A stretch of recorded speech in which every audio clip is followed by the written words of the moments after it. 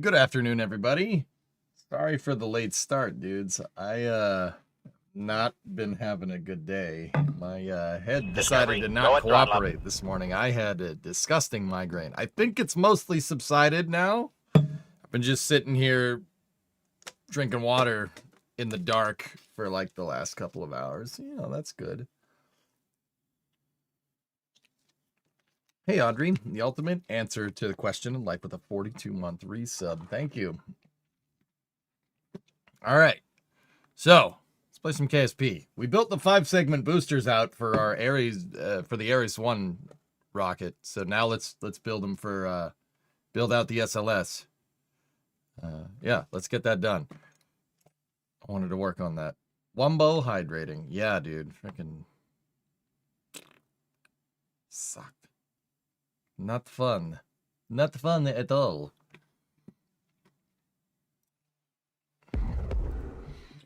Anyway, hope you're feeling better now. I'll be all right, man. Yeah, dude, I can stream sick. I can stream when my voice is going. No problem. I can't do it with a headache. I just can't do it.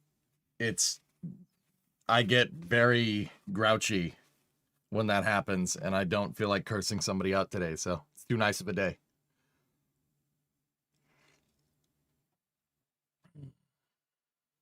I got coffee. We're good. When is the Nancy Grace Roman? With the Roman launch, it should be September, or last I heard, NASA was discussing August. August, maybe, potentially. It's a Falcon Heavy flight. So, yeah. Turn the lights off. I'm all right, dude. I'm good enough to work with the lights on. Work with the lights on. You know?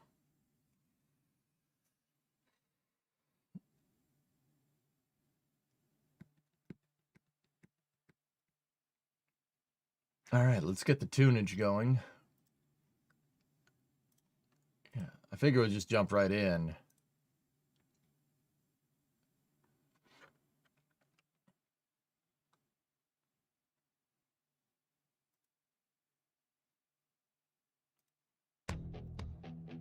All right, let's do this.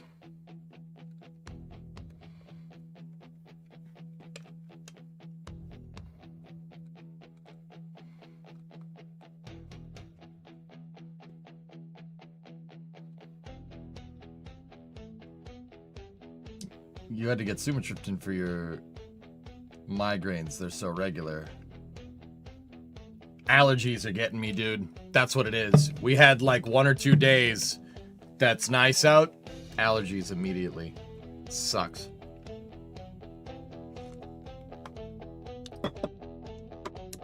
Discovery, go at throttle up. Napalm, is that good for migraines? No. Jojo, I don't think it is. Hey, Make, what's going on? YouTube chat, how you guys doing over there? Go at throttle up. Core stage is in the VAB. Yeah. Yeah, it is.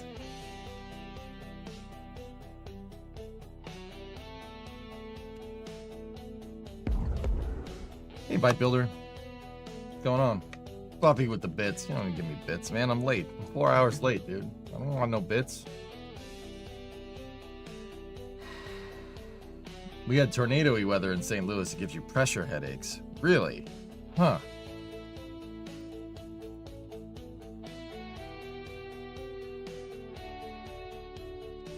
Doing fine over there, Dan? All right.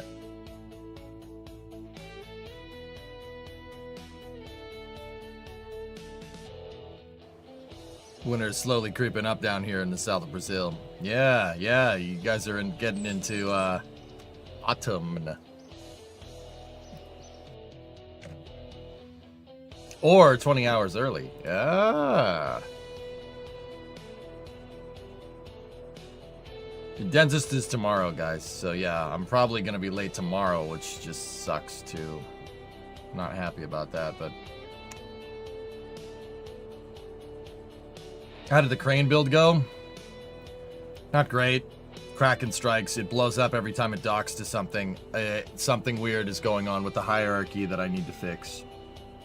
So, you know, that's nice.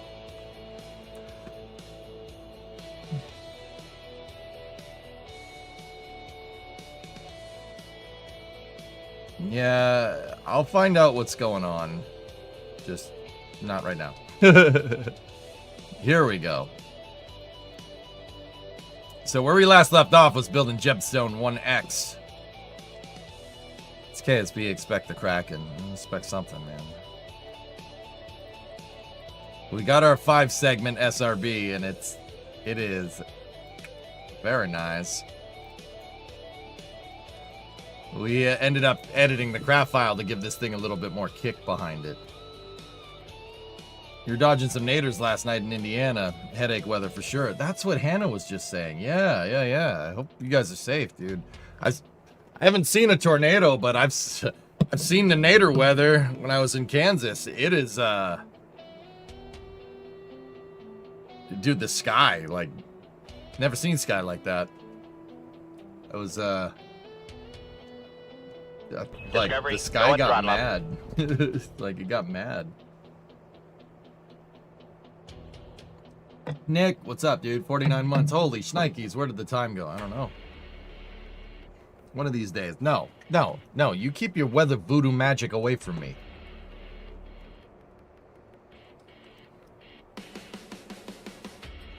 Trey, what do you got? So glad Jared in the budget hearing said SLS is going to be extremely likely to continue, just under a different regulation, commercial contract to speed up and cheapen SLS launches post Artemis 5.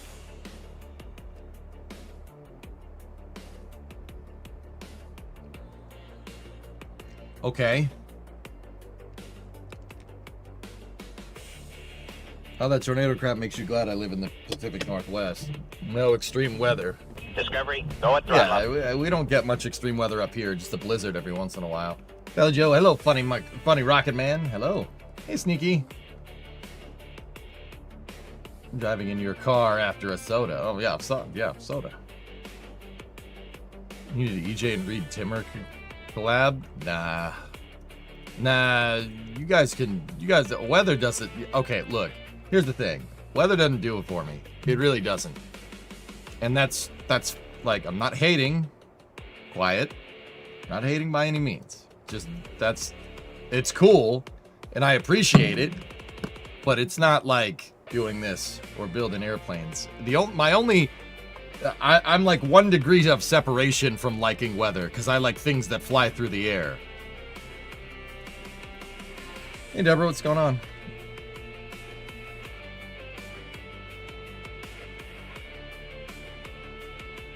No, I didn't get that flavor, Shaw. It's all right.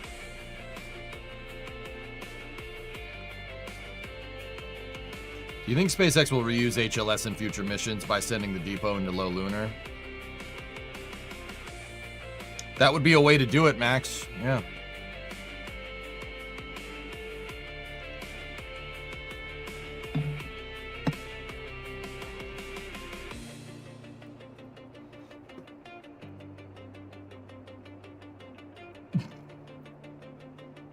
All right, so we have our 5 segment here, and we built it out, and it's pretty dang good. I'm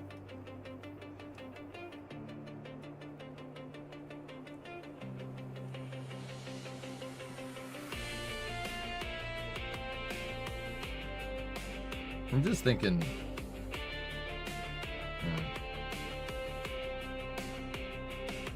Yeah, I want to build this into an SLS. You gave Orion googly eyes. I saw it.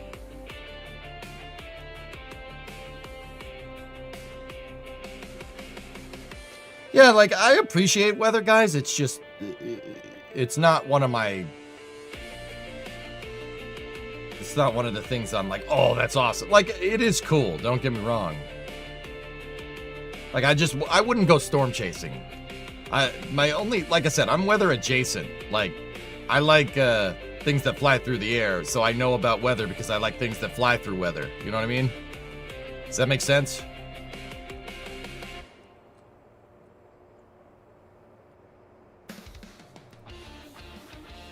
Here we go. Now, we're going to take my Collins HLV, Heavy Launch Vehicle, Stack Prototype 2, and we are going to start putzing around with this thing.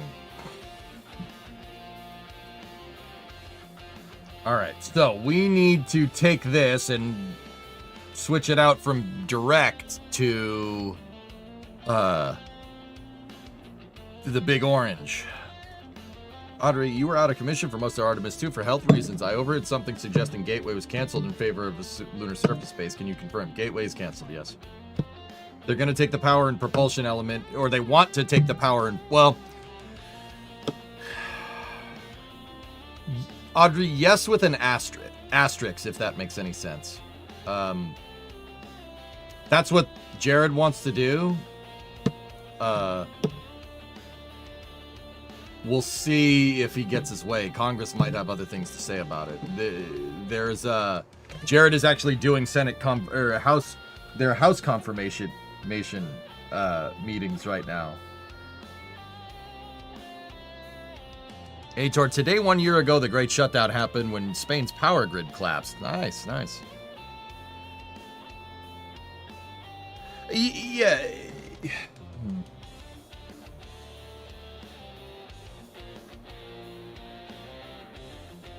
Hey, Rob, what's going on? All right, we need to get rid of these. Gotta get rid of those. Now, we have to set about converting these to 5-segment SRBs, which should be fun. I'm just thinking about how we're gonna go about doing it. Why not just build another power and propulsion element and just do Gateway? Matt, Gateway is dumb. There, I said it. It's dumb. Like, the idea of building a lunar gateway is not dumb, though. Like, if that makes any sense. And here's my thing, okay? The way I look at spaceflight, dude. Look, if I don't like Gateway, but if Gateway was going to be built and it was up there when they said it was going to be up there, and you know, I get it, stuff takes time, I understand that, right?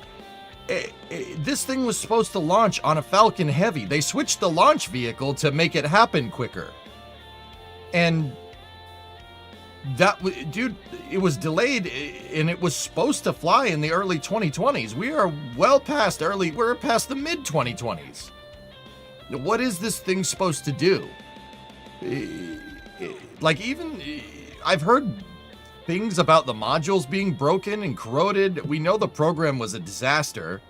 It wasn't managed very well, which kind of, I'm like, okay, because the guy that's managing it is now managing the moon base program, right? But I would like Gateway if it launched, if it was out there, like, but it's not. It's not even close. Like, and it's interesting because you could make the same argument about SLS, but I'm cool with SLS. That's fine. I think SLS needs to be built out more. I mean, SLS first delivered in 2022. It was scheduled to go in 2017. And a hurricane did screw up Michoud, to be very fair. So it was delayed. Natural weather, freaking weather, delayed it by about 1.5 years. So, you know, if you really want to take that into account, right? Like, okay, it took about 4 years. It's 4 years behind schedule. But it did eventually freaking launch, which is good. And now we're kind of getting into a rhythm here with it. That's fine. There's none of that with Gateway. There's none of that. They've been those modules, like, okay, look, I understand it's going out to the moon. I understand that that's hard to do, right? Like, and I'm not trying to like be like, it sucks, but like, dude, how long does it take to make that thing? What does the funding for Gateway look like? We know from the Office of Investigator General that the project was not managed very well. They forgot the wire harness. I'm serious. When doing mass calculations for Gateway, they forgot the wire harness. They forgot to figure wire harness into their mass calculations. So they went to weigh it and they're like, oh crap, we're like 3,000 pounds too heavy. And they said, oh, well, we forgot that. It's like, what? No, I'm not making that up. That's not an exaggeration. We read the freaking OIG report. That's what happened, dude. It sucks.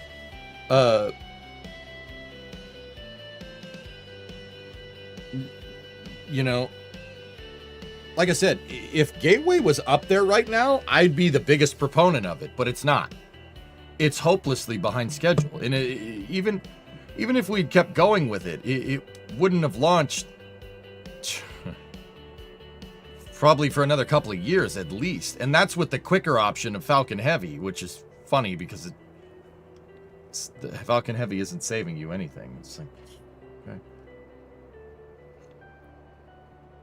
okay. You know, like, I'm very rarely, it's very rare that you'll get a scenario where I'm like, no, stop that. If it's built, if it's almost there, just keep going. It's better to finish it. There's no sunk cost fallacy with space flight architectures. There really isn't. I don't, you know, people like, man, sunk cost fallacy. Like there's a competitive market for rockets that go to the moon right now. Sure, keep coping. There isn't. And so, like, I don't mind a lunar station. I really don't. A lunar station is a good idea. Just the reason why we made Gateway because we wanted. Long story short, the Gateway is made out of the leftover parts from the asteroid redirect mission that NASA tried to do in the early 2010s.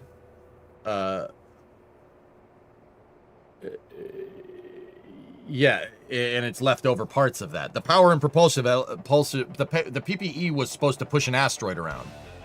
And we modified it to be a lunar station when we decided we didn't want to do the asteroid redirect mission anymore, and then went back to exploration mission 1, 2, 3, and then decided we wanted to go back to the moon sometime in like 2015 or 2016, somewhere around there. So the Gateway is made out of leftover parts. Like, and the funny thing is that now we're taking those exact same leftover parts and using it for a nuclear tug. Like the PPE is supposed to be rescheduled to be working as a nuclear tug prototype, which is kind of cool. That's kind of neat. I think that's pretty cool. But yeah, it's very rare that I say cancel it, get rid of it, because, you know, we don't have the, like, even when the hardware's made. Like, I'm staunchly against scrapping ML2, and I'm staunchly against scrapping the EUS. I don't think that's a good idea. Shelving it, if you wanted to do that, is going to be fine. But the EUS is not having the EUS is removing the ability to co-manifest payloads on SLS. You know what? I'll explain it when we build it in Kerbal. You're removing the ability to co-manifest.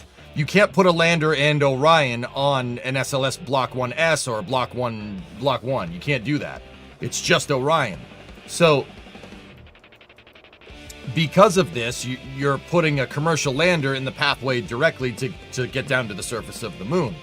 And yeah, I don't think that's a good idea. I'm not cool with that, if that makes any sense. Hey, Lava. Do you think Starship Depot should have fins and tiles to be able to refill HLS in low lunar? I don't know, Max. It's a good question. Trey, what did you say? The respect the Senate has for Jared, they will ask what he needs, and they seem open to it. They were basically making the budget with Jared in committee. Yeah, that's not a bad idea. Apparently he got yelled at for canceling things he wasn't actually allowed to cancel. Hellfish, that's always been my argument, dude. That's been my thing for the longest time. You're not going to get around the committee to get stuff done at NASA. You're not going to do that. That is fundamentally against how NASA operates. I've always been an advocate of working with the system. If you went to these congressmen and women and said, look, I want to increase NASA. I want more money for all your districts so we can actually do something. If somebody went around doing that, I'm pretty sure Congress would say yes. I'm pretty sure it worked for the Apollo program. Why has nobody tried this? I mean, my mind's going to, you know, most people are smarter than me. There's probably a good reason why nobody's done that. But I'd say that just canceling stuff willy-nilly is just going to get us more, it's going to get us more of this. A repurposed thing for a repurposed thing for a repurposed thing that ends up being a half measure to our lunar exploration program. That's why I don't like Gateway. It was a half measure. The Gateway was made out of leftover asteroid redirect parts, right? And the reason why it was put in the near rectilinear halo orbit, or they wanted to put it in the near rectilinear halo orbit that it was in, was because Orion doesn't have a service module that is good enough to get into low lunar orbit, right? It doesn't have a service module that's good enough to get into LLO. So they put a station in an orbit that it could get to, which basically means because you skimped on your capsule design, right? And you made your Orion capsule like good for exploring Mars or something. They gave it the MPCV as an anemic service module. Like it's not designed for lunar exploration. Orion's designed for Mars exploration, which I still think is a farce, to be honest with you, but that's another story. So because of this, because we really designed it for more like Mars transfer vehicle stuff, sending it out to the moon and using it to explore the moon, it gets to be a little complicated. So we put a Band-Aid on top of a Band-Aid on top of a Band-Aid on top of a Band-Aid. That's why I'd never really liked Gateway. I would like it if it exists and we could send people to it right now, but we can't. Similarly, I think we should go to the Europeans and think and talk about an uprated service module for Orion. You already have to redesign your pressure control assemblies in your service module per Amit Krishia, so might as well, like, staying. You know, the Europeans want to freaking work with us. They're not like, no, we do not want to do that. No, that is stupid. They're not like that. That they want to explore space too. Nice, Nova. Yeah. You seem to be buffering. I am not dropping frames on my end, Rarb. So if you uprate the service module for Orion and let it do its thing, I wouldn't even be against building a station in low lunar orbit. I'd be cool with that. I personally think that Orion is the space station in low lunar orbit. It's a space station that you get back if you really want to look at it that way.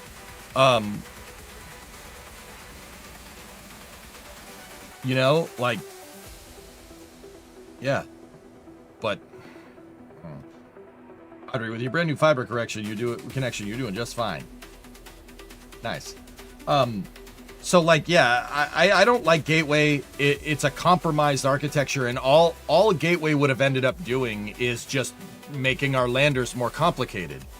If we had decided that we wanted to design Orion service module to get to low lunar, it makes co-manifesting a payload on SLS way easier, and that would have made the lander complexity not nearly as hard. Right? There's a reason why both of the landers if you look at both of the commercial landers, and this ain't nothing against Blue Moon Mark II, I think that's a good design. Nothing against Starship, but they're complicated. They're complicated because they got to refuel. Not saying that's impossible. They'll absolutely do it. I don't think refueling is an insurmountable thing that nobody's done. There's been no market for on-orbit refueling. There will be in the future, though.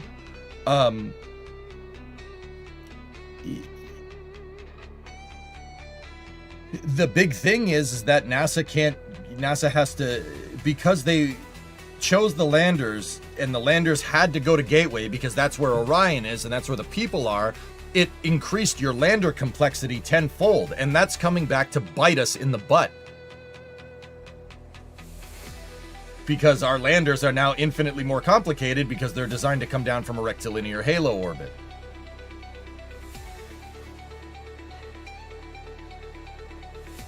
Like, that's really important to understand.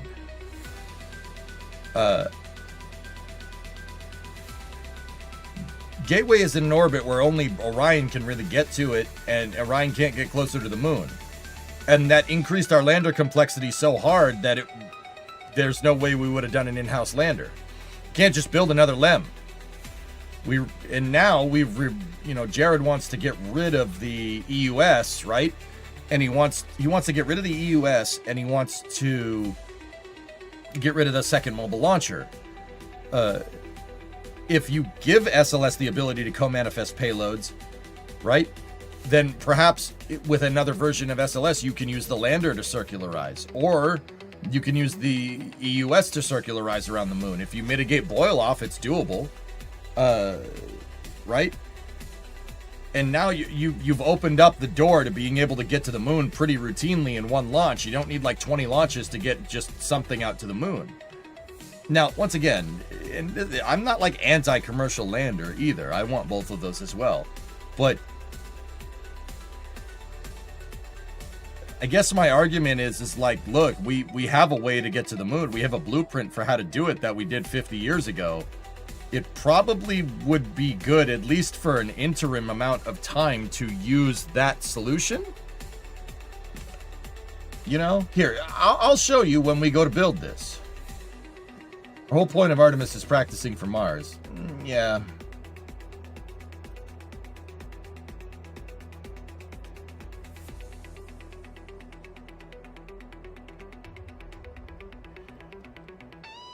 Yeah, Oculix, I know the conversation that you're about to have with me, so just stop for a second. Stop. Hear me out. Look, uprating Orion's service module so it can do lunar and Martian exploration is not a stupid thing to do. Do not even sit here for a moment and try to tell me that it isn't, all right? That's incorrect. That's wrong, all right? We jumped the gun on trying to go to Mars, all right? You got to go to the moon first, you know? And once again, this all goes back to just NASA not having a good concrete plan. We haven't had a good plan since Constellation got canceled. Hey, Stevie, what's going on? 16-month resub. You're not saying that. Ooh, all caps. You sure? I think you were going to. We've had this conversation before.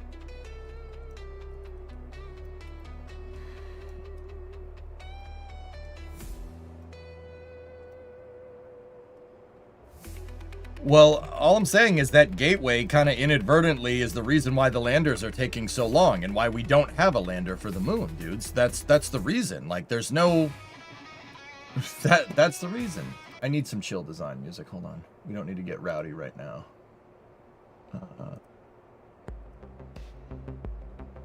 Like, that's our Achilles heel in the end. It is, whether you like to hear that or not. Because we decided to build Gateway out of leftover asteroid redirect parts, right? That increased our lander complexity to the point where where the landers are going to take incredibly long, and it takes an incredible amount of time to get them out there. No one rocket would be able to put a lander into space. You'd need a 3-stage solution. Like a transfer module, ascent and descent module, and that's part of the reason why Starship got picked as a lander. That and NASA couldn't afford it. But yeah, dude, like, it is what it is.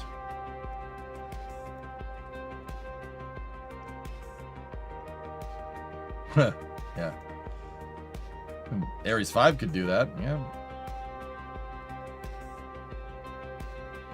Andrew, imagine being able to co-manifest a cargo module that could be used to resupply your lunar landers. There's another option, yeah, another idea.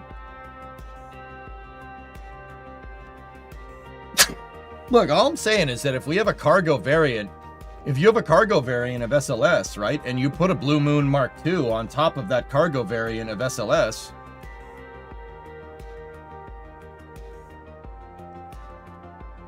that'll get a Blue Moon Mark II out to low lunar incredibly fast. If we could somehow have a way to co-manifest it, so like if you could do a Blue Moon Mark II lander with the Orion capsule in front of it, and even have the EUS get that a good ways out to the moon, right? To the point where like Blue Moon Mark II could do your translunar injection, right? Because it's designed to come back from Gateway. Remember that. It has the Delta V, it has way more Delta V than it needs. So does Starship, right? You could use the EUS for TLI injection, for translunar injection, and then you could use Blue Moon Mark II for circularization in low lunar, because it's designed to come from Gateway, which is more or less near escape velocity for the moon, right? Circularize in low lunar, bring Orion down to low lunar, use Blue Moon to get to the surface, come back up, redock with Orion, Orion goes home. And then a future SLS payload, you just send a tanker out there to refuel it. 2 launches gets you to the surface. If we had the EUS. And if you could co-manifest. I don't think you could co-manifest the Blue Moon Mark II lander. I need to see how big it is.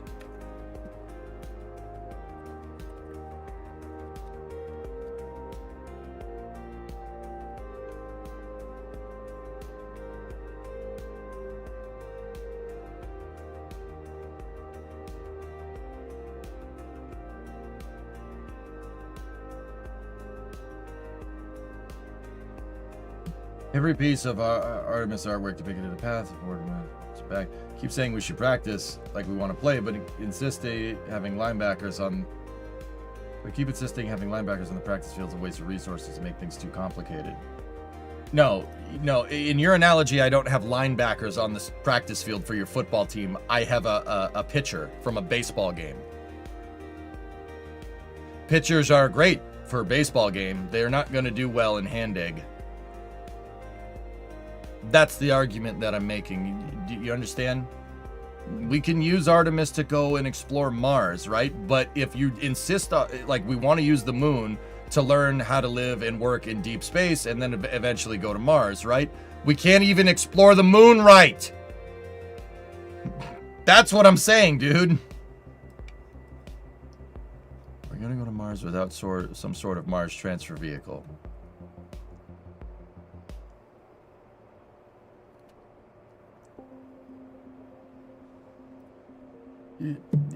I don't know where you're going with this, but you're missing. You're obviously not listening to what I'm saying, dude. Like that has nothing to do with it. Who gives it? Like frick all that, dude. Like if you can't explore the moon, what's the point of going to the moon to learn how to live on Mars? You're like 3 steps down the road. Like answer that question, and then we'll go.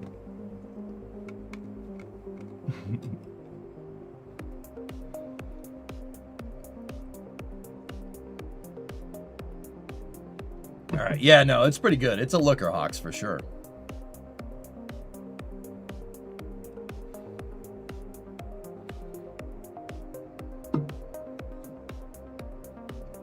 Yeah, I'm kind of with you, Sea Kraken, but yeah, whatever.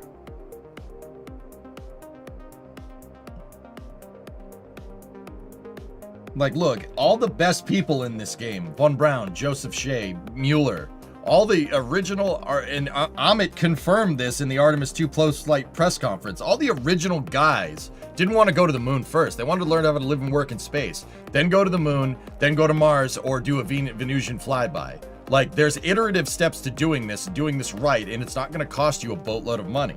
If you can't explore the moon, you don't even have we have a fragmented architecture to explore the moon. It's all over the place. The argument that I'm making here is that if your architecture is not built out here to explore the moon sufficiently, and ours is not right now, what's the point of even going, like, practicing for Mars? You can't even explore the moon right.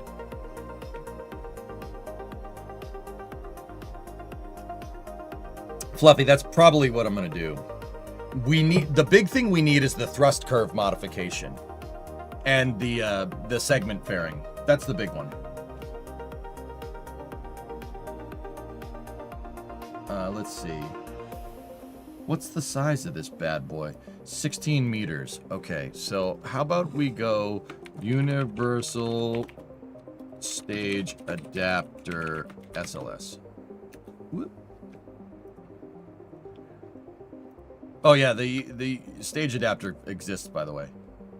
Yeah, we decided we just didn't want to do that. What's its usable payload capacity?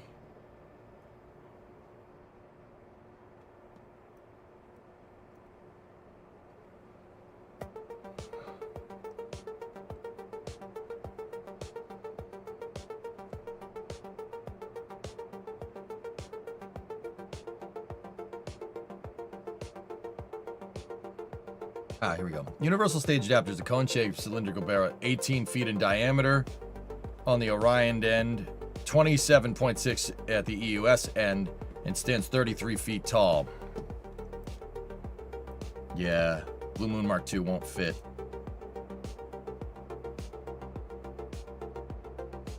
Mark I would, though. Damn. JP, you work for the company that built the universal stage adapter. No way, dude. Is it still Teledyne? Well, you don't need to answer that. Don't worry about it. So no lander for Artemis 4? No, Rob, that's not what I'm saying at all.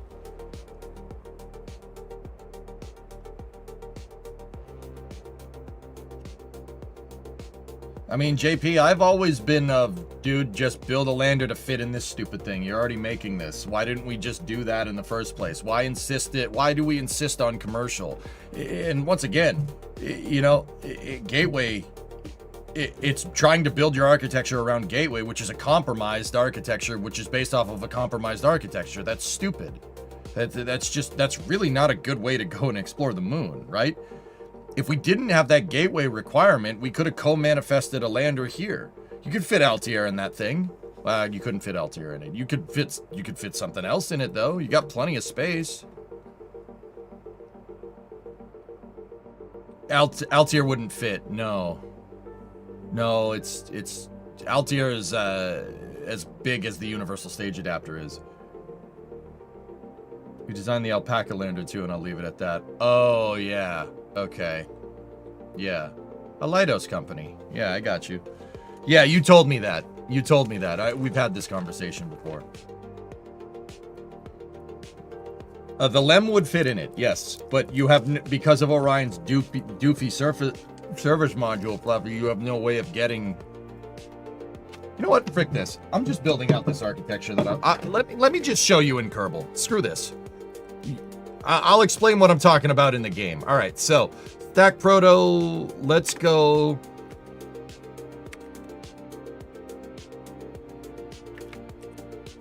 SLS. Let's just switch this. 5th generation shuttle-derived heavy launch vehicle.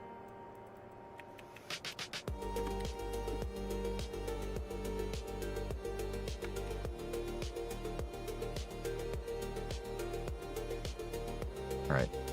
Updated 4/28/26.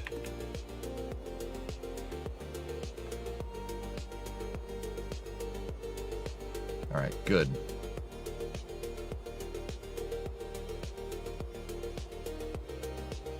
Is there any way for KSB to calculate how much your launch vehicle can bring into orbit?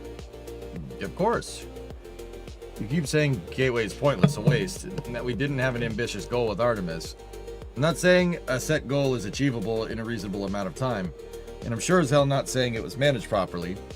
Okay, fair. What I am saying is that it has plainly clear purpose, and I'm getting quite aggravated at you saying we should just use the moon to learn how to go further while bashing the thing that lets us flesh out a critical path of the mission, hence the linebackers. The mission has changed, though, dude. If we're talking, this is what I mean, dude. If we're talking 2020, I would agree with you. We were in agreement on this, but the mission changed. Now it's go back to the moon by 2028. So the stakes are changed. Gateway is an impediment to landing on the moon.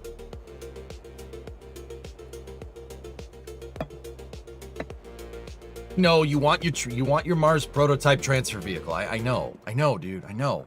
I want it too. I don't want it like that. We disagree on that. I don't think Gateway is going to get us anywhere near it, but I want something like the MTV or even honestly Starship. You figure out a way to get Orion to dock into a Starship and then just use that as your transfer vehicle. Is there no radiation on the moon? Oh, there's absolutely radiation on the moon. That's why it's a good training ground, Russ. The moon teaches you how to work in deep space, and that is an argument for the Gateway, right? That's an argument for the Gateway. Having a space station that's in deep space that stays out there, right? That's beyond the radiation belt is a good way to learn how to work in deep space and not, get fried while you're on a trip to Mars. That's a good idea. All right, get rid of this. I don't want that.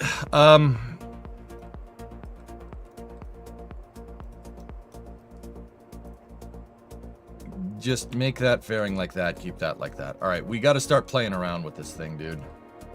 Use the gateway as a storage depot? No, I would argue if we're going to use something like that, it's better off in low lunar.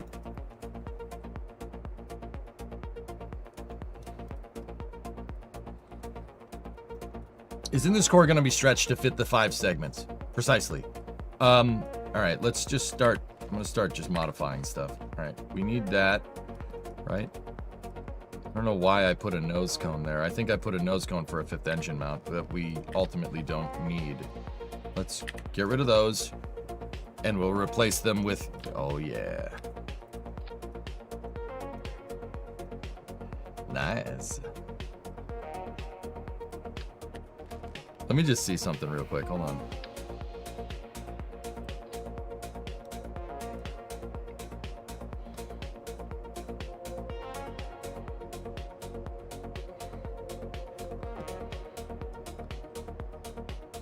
If it didn't stop the Apollo programs, we'd be living in 2001, and I'm angry about it. Hey, Bleeps, here's the thing, dude. Don't let it bother you too much. And I'm saying that as I wholeheartedly agree with you. But dude, look. Here's the ultimate thing here, guys. You want to learn the big lesson of this. The big lesson is that, look, with SLS, we got a viable pathway back to the moon. I'm saying use SLS to build out the entire pathway on top of commercial. But either way, we sent people back out to the moon. We proved that we could do it again. All right? That's a load off, dude. I'm telling you, man, these past couple of weeks are the happiest I've been as a spaceflight fan in a long time. And don't forget that. We sent people back to the moon. We increased the amount of people overall that have been out of low Earth orbit, that have been beyond low Earth orbit. That is a big deal. So, look, like, whether we end up using Starship, Blue Moon, whatever, however this ends up, right? We prove that we can make the journey, which is a big deal, dude. That's a big load off. So don't let it piss you off too much, you know? I don't let it piss me off as much anymore. It's a huge step in the right direction, a giant leap in the right direction. It rectified a lot of stuff that just made me very angry as a spaceflight fan, you know?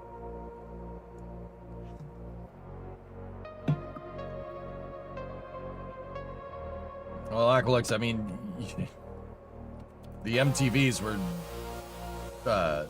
it's freaking, I don't have to worry about that, because Gateway's on its way out, dude, but yeah. I see what you're saying. I understand.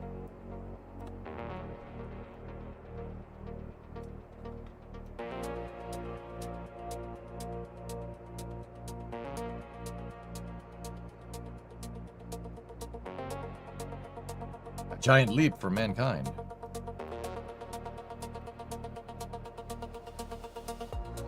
What is the diameter of the center core EJ's building? It is a scale, it's a Kerbal scaled replica. It's designed to fit in with the scale of the SRBs. So Max, what I did was I looked at the SRBs in KSP, the Clydesdale, because that's clearly a 4-segment shuttle booster, right?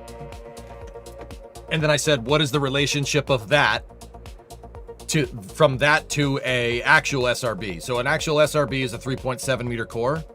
That's a 2.5 meter core. And I figured out the relationship there, and I made a core that scales to that, that's scaled to it. I actually ended up with this core diameter from my shuttle program, dude, because the HLV originally is supposed to be direct, but we're going to make it into SLS. It shouldn't take much. Let me go here, open up that fairing extension, and I just have to kind of look and see how I put all this stuff together. Can Gateway honestly be used with the corrosion that they found? Yeah, sure. Why not?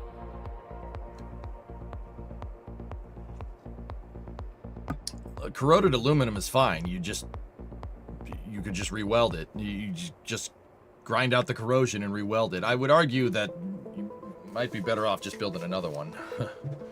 But are we using Gateway after all? Not sure. It's hard to say, dudes. All right, so let's go over here, save this.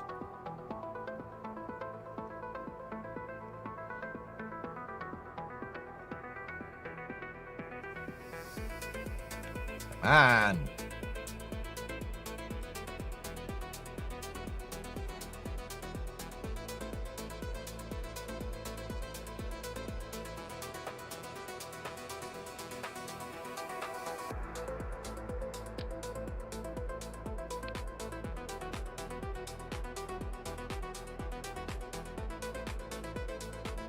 Okay, so copy that curve, right?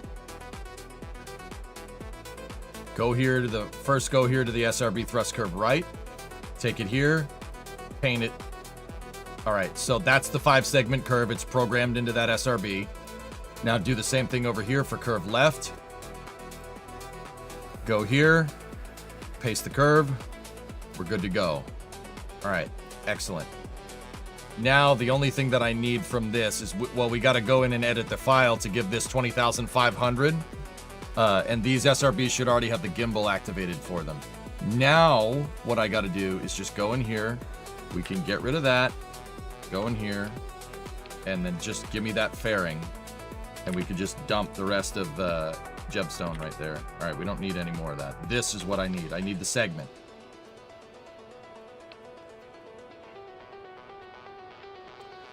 Now, let's take some measurements here. That's the attachment point for the MPS, right? So that's where our aft attachment point should be. I'm gonna put one of these bad boys here.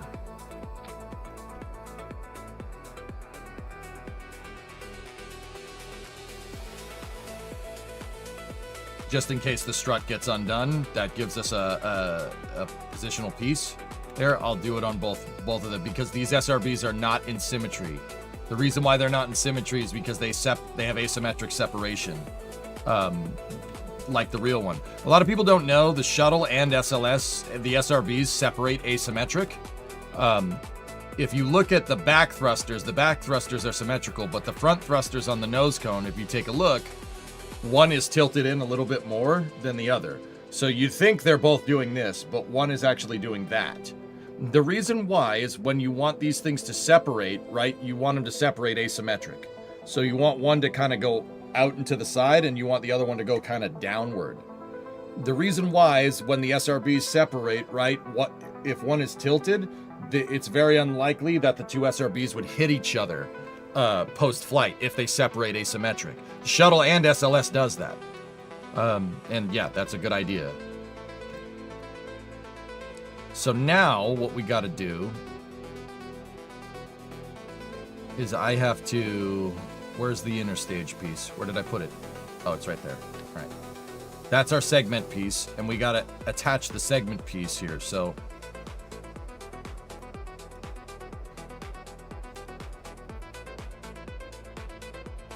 oh no.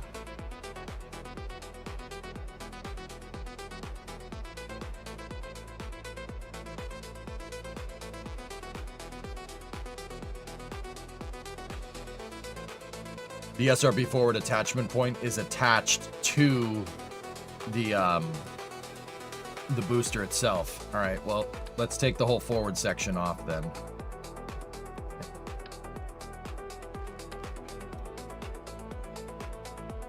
Attach the forward segment piece.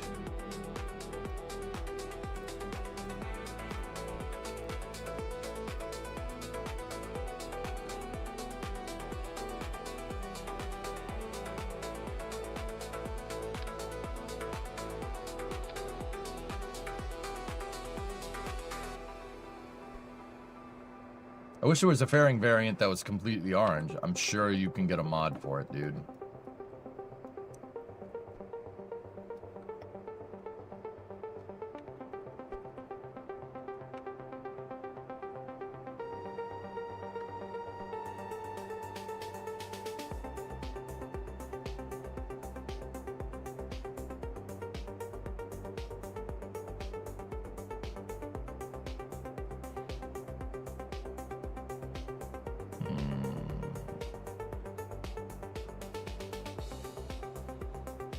Yeah, we could use flag pieces to paint it to have it orange, but the problem is that it's a custom diameter, Pigzig. It's not any of the core diameters that are in the game.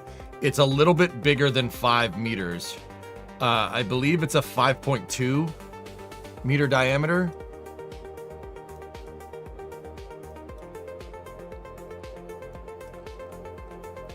Has anything been said about when Northrop Grumman will test another Bolay booster? No, but they have time, dude. They have until 2029 to really get that into the groove. How partially reusable New Glenn could be competitive with fully reusable Starship?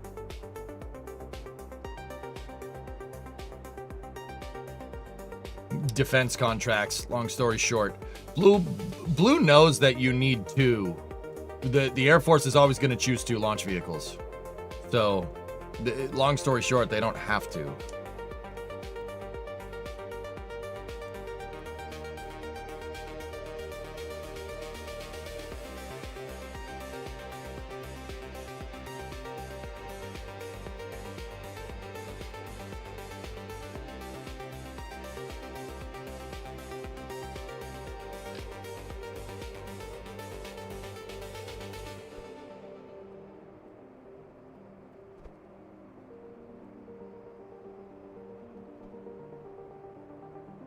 Just need to clock that. We need to separate this. The reason why I want to separate it is because the parachute's here.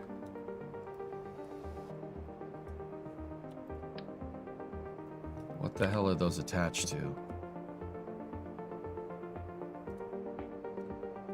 Okay.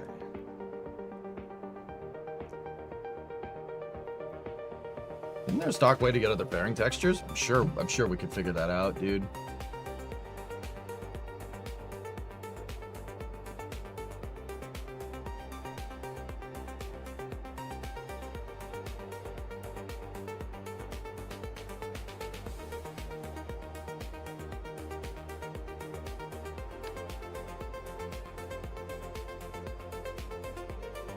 I attach the parachutes to the inner stage nodes on the fairing. Okay, so what I want to do with this design, dudes, is there should be a drogue chute in there too. All right, there is. This design never really did what I wanted to do exactly. So let's reattach it. And while we're here, I'm going to redesign the nose cone just a little bit. The idea here is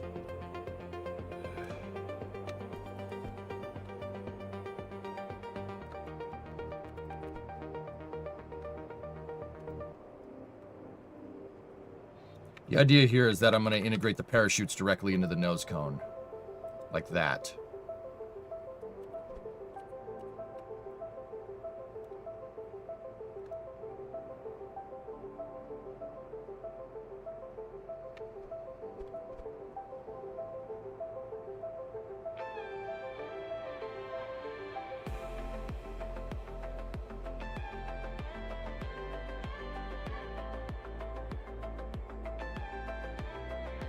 And I will try to get my 5-segment boosters back, dudes. Hello from Germany. I'm directly in the lurk stream. Have a good stream. Danke schön, Joker. Auf Wiedersehen. Enjoy your lurking. And thank you. Thank you for watching, everybody. I do appreciate it.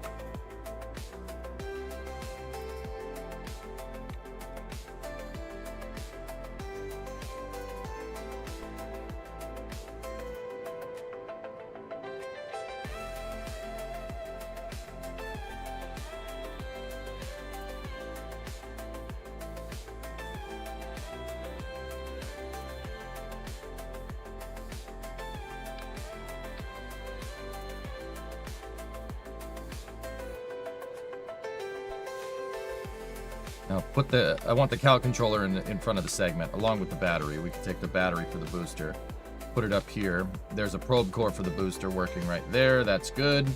Good. Good. All right, that is all fine and dandy now. Now what I need to do is reinforce this. Now. Meow. Right, meow. I gotta reinforce this, meow.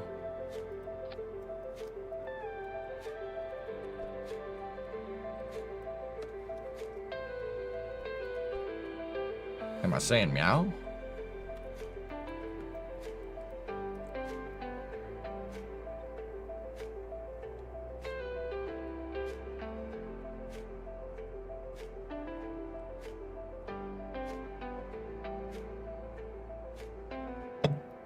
Stop laughing, right? Meow. What meow? What is so damn funny? Do I look like a cat to you, boy? You ever see me rocking around all wibbly-bibbly from tree to tree? Or do you see me drinking milk from a saucer? You stop laughing, right? Meow. Meow. I'm gonna give you a ticket. No buts, meow. That's a law. Not so funny, meow, is it?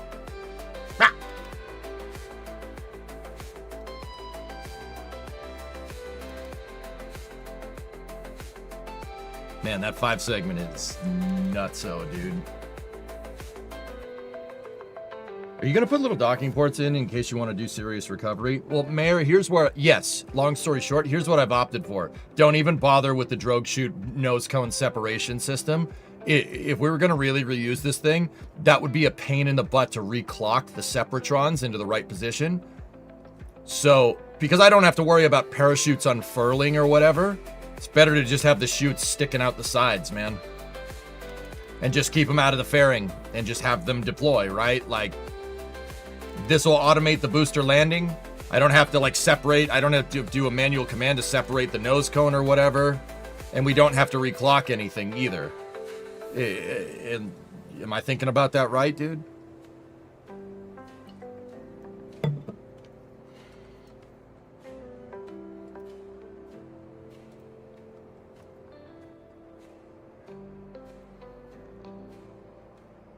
Or should I make it sub-assemblable so you could take it apart? You gonna drive out there with a crane and pick up the booster? Well, with a recovery ship, we could just tow the damn thing back. How strong are monopropellant thrusters to separatrons? Could you use mono for refueling capability? I can refuel SRBs, Force. Monoprop is nowhere near strong enough. The best the Vernier engine is the best thruster. That makes 12. The separatrons make 18.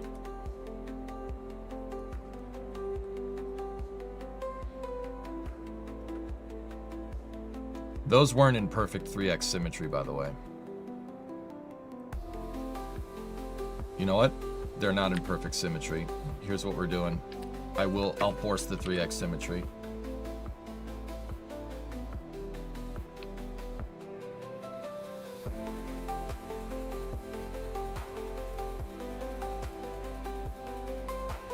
I changed my mind. I don't want to do that.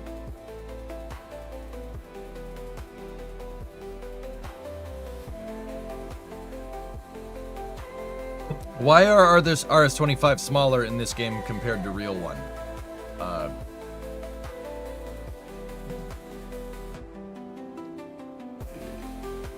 Gameplay purposes.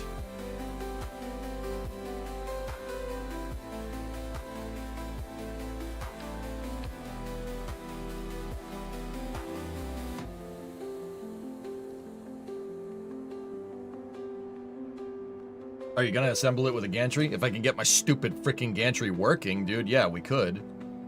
That's what I was trying to work on yesterday. For right now, though, I'll build the reuse capability into this because this booster uses the exact same attachment mechanism that I know works with the shuttle. We proved it before Artemis, right? I know that this system works, so I'm gonna use it. And theoretically, it shouldn't be a big deal to just stack this thing, right? Like, it should be okay. EJ, wow, does this small details about small details. I never noticed this symmetrical detachment. Yeah, drama. Big deal. Tyler, EJ, if I made a B9 part switch config for the max thrust and added propellant for the 5th segment so you don't have to do any file editing, would you use it? I'd prefer to show people that I'm editing a file, Tyler, rather than abstract it. Because the reason why is I don't want to not look hypocritical. I don't want to be hypocritical. Like, I often say, like, oh, I don't use mods. This is all stock. This is all stock. I make it so if I am editing a craft file, I make it very clear that I am. And I prefer to have it out in the open and show people, like, look, this is what I'm doing. if you wanted to make this, if you wanted to download this craft file, like actually, dude, to be honest, if we just change the attributes in the local craft file, people could just download this and it'll work. Like you could put this on Kerbal X and you'd be good to go. But I want to make it very clear that I'm doing that, just so nobody gets confused.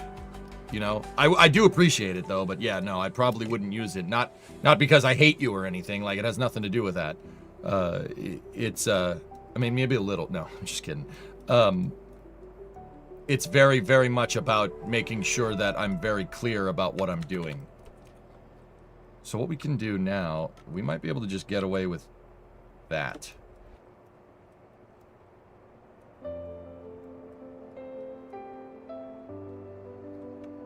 Hey Vulcan, what's up, dude? Fun update from Boeing for the new core stage processing flow in the VAB. Yeah, they're using that Futuramic jig, dude.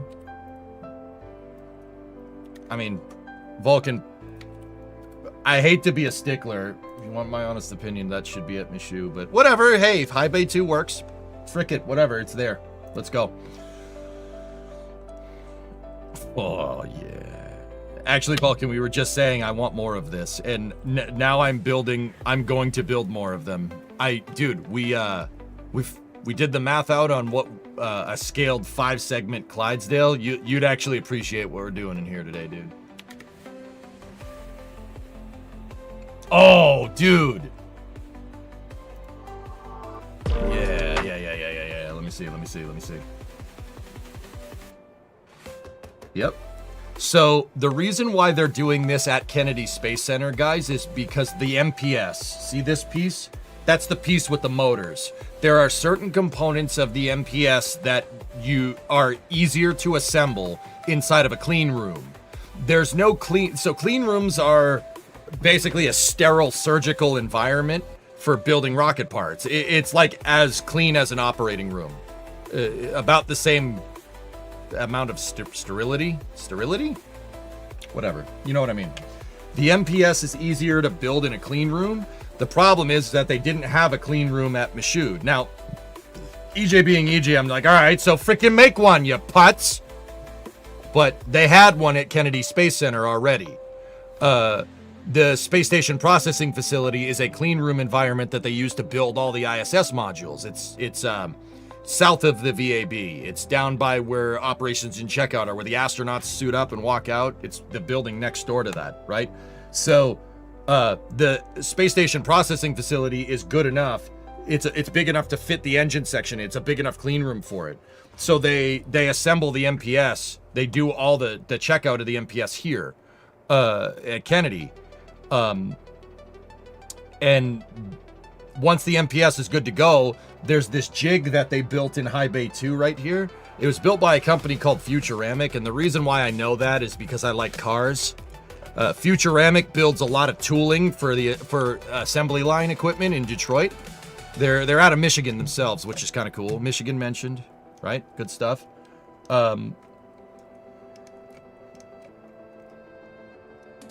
Yeah, I mean, you'd have to build this thing. They were trying to do that, and then Jim said, no, build it horizontally. I know the story, dude. Yeah, yeah, so that's why they're building. That's why we had SLS shipped there today. Wait a minute. Whoa. Hold up.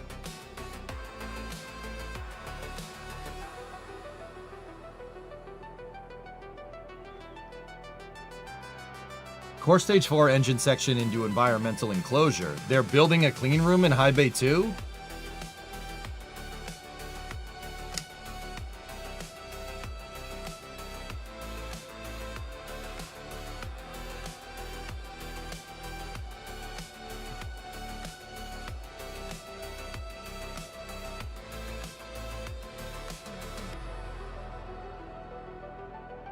There's the jig.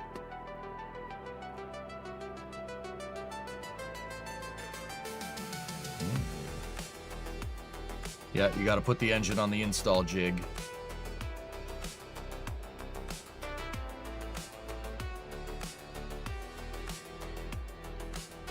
That's a way to do that, dude. I mean, how else are you going to do it? I get it. Like, RS-25s are meant to do that, and then you get a finished core stage. And they got a core stage storage pen. Oh, very nice. Yep. And there's your aft bow tail. The aft bow tail is the last piece to go on.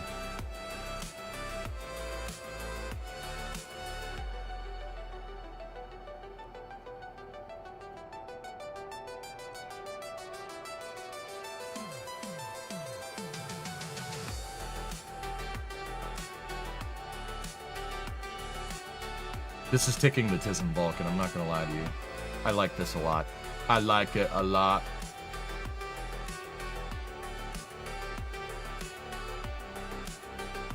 Wait, why are we breaking it over? I'm sorry, what's going on here? Hello? Hello?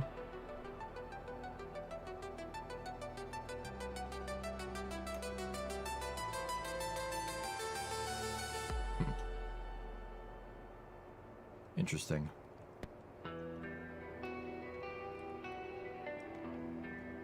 On-site clean room, huh? I mean, like I said, I always so. This is the spaceflight TISM flavor that EJ has. I hate that it's in a high bay. I don't care, but I hate that it's in a high bay. You know what belongs in high bays? Mobile launchers. Mobile launchers belong in the high bay. All right, maybe we should have built this at the factory. Like, did nobody think about this? Like, maybe we should have built this at the factory where we build the rest of the stupid frickin' thing. It's fine. I don't care. Hey, Stubborn, what's going on?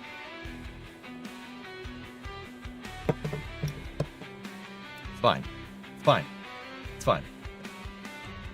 Clearly you do care. I care a lot, all right? I care a lot, okay? I just want to be able to support simultaneous processing of 4 SLS cores all at once, all right?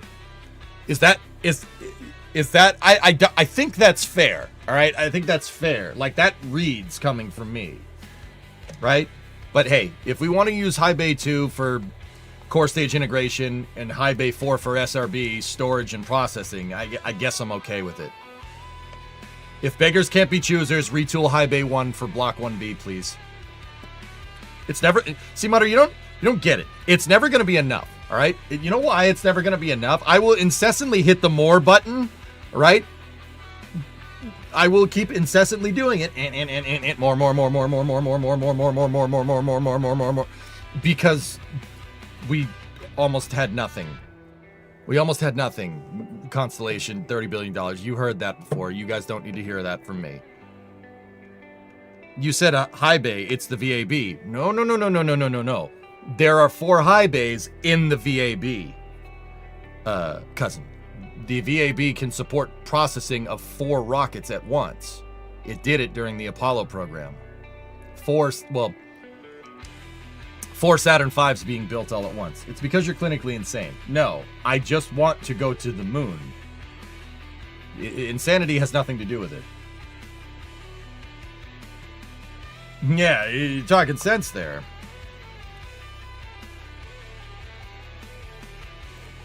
So, check this out.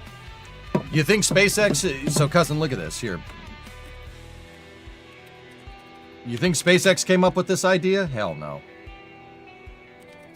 Those renders are inside of the VAB, right? So check this out. So this is a top-down of the vehicle assembly building, all right? It's in shuttle configuration here, but that's another... whatever. The VAB has at the center, it has this thing. This thing is called the transfer aisle, okay? The TA for short. You store stages in the transfer aisle. So this was designed for the Saturn V. So S1Cs and S2s are designed to sit in the transfer aisle. That's the whole idea here. You can stack a bunch of, well, not stack, you can lay a bunch of them here on their sides. The cells over here, 1, 2, 3, 4, 5, 6, 7, and 8, those ones, those are S4B processing. So the Saturn V third stage. You can outfit the Saturn V third stage here.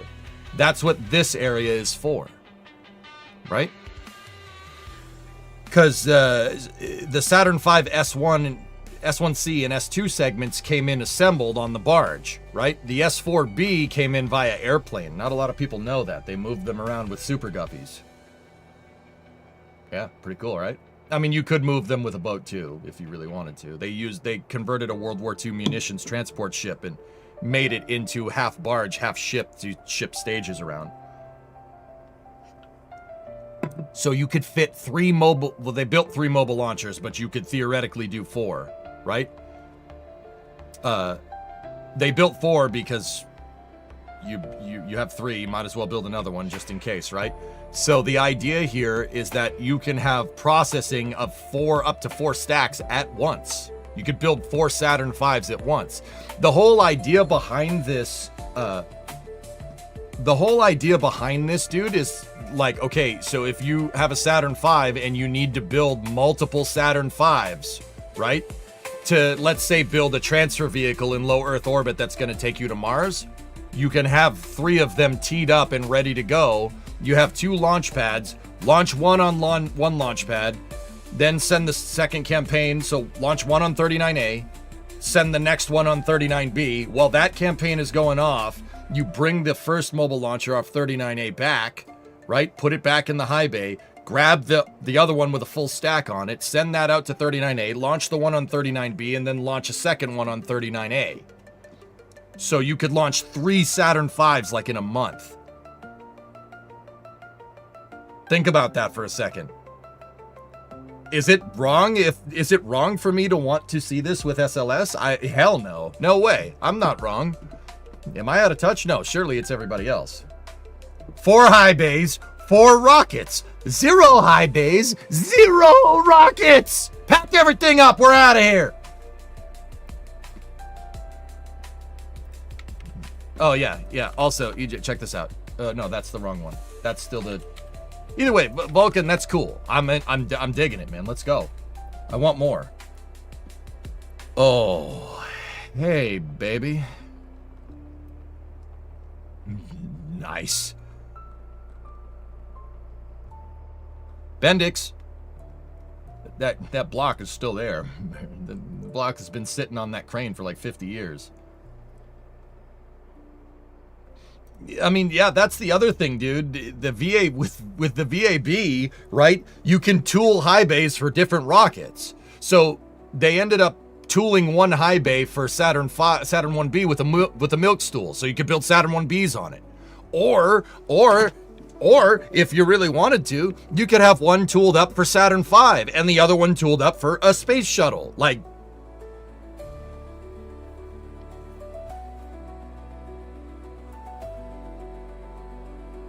And you could have 39A tooled up for a space shuttle and 39B tooled up for a Saturn V. So you could have reusability and heavy lift, super heavy lift launch capability like all at once.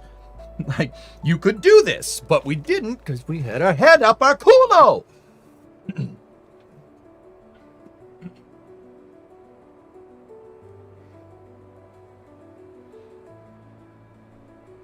Chat, I need every rocket.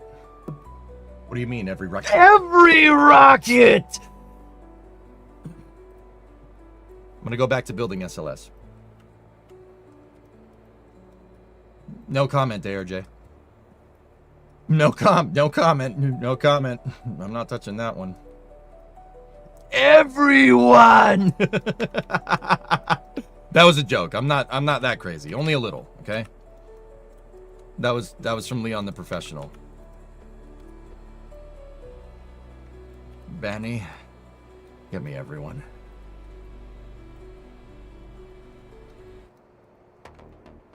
Hey, Alleviate. I'm doing just fine, man. How are you? You know, it's like Ruby Rod in Fifth Element. I don't want one rocket. I want all the rockets. Mr. EJ, you're gonna have to field one launch vehicle to get to them. I don't want one launch vehicle. I want all the launch vehicles. Mr. Johnson, oh, you can call me EJ. You know what I'm saying?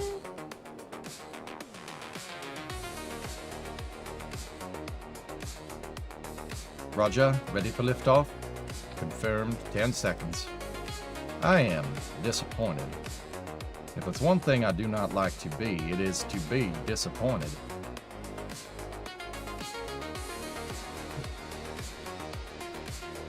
like they offered, that's what always gets me, dude. Like the VAB, we spent all this cash to build that damn thing out, right? And it just sits there. Like, bro, we could do Gigabay. We don't need a freaking Gigabay, dude. We don't need that. We got the VAB and we have Michoud. Make these things do things. Like make it do.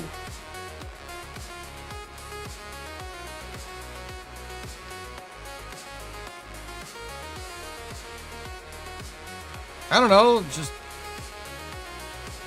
putting it out there.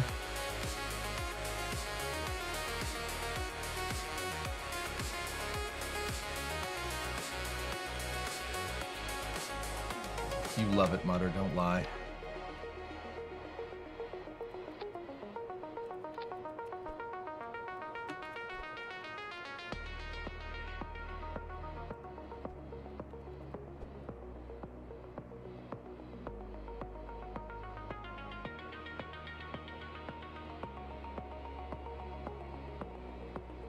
I mean, like I said, I'm happy that we're using it, but that's what I mean about the spaceflight. The spaceflightism. I'm like, no, like it's good that we're building rockets in there, but build more rockets in there. Like we could be building more rockets. Oh crap! Didn't mean to do that. Like, can we build more? Like more?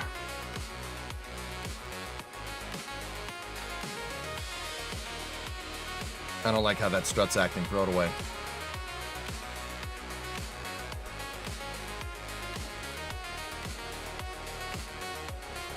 So this is part of the sling and separation system, but this is also part of the integration system that we built out here.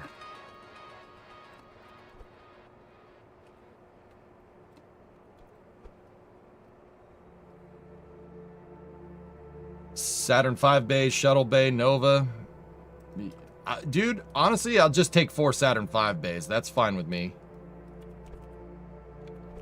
4 Saturn V bays, like, oh, maybe, you know what? Maybe 3 Saturn V bays and a space shuttle. Like, I'll take that. That's fine. You just need Michoud to be able to crank out external tanks and S1Cs at the same time. Like, that's what gets me about canceling Apollo. We were like, oh, we can't afford it. No, we absolutely could afford it. It's like building the things is not nearly as expensive as the, that's not nearly as expensive as the price we paid to freaking build Michoud in the first place, or Stennis, or Kennedy Space Center. Like, that's where your big costs came in from the Apollo program, guys. Like, I don't know. Why did you get a job at NASA? Make your way up to administrator, and you could have as many rockets as you want. It's easier to vicariously do it through KSP Singularity.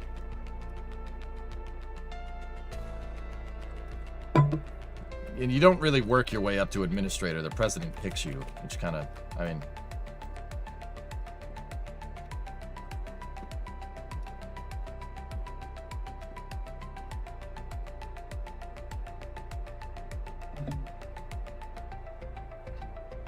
If somebody gave me the chance Singularity, yeah,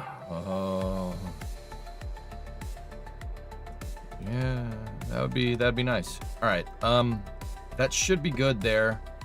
Now, what we have to do is I have to move the MPS and the hydrogen tank, quote unquote, backwards into their right positions. There we go. That's where that needs to go. Oh my goodness. Yeah, buddy. Oh, that's a monster, dude. Look at that thing. That other booster looks so tiny and small and insignificant. What a piece of junk. So become president, nominate yourself, and you got at least 555 votes. That seems like a very roundabout way to just get NASA to do things. But, I mean...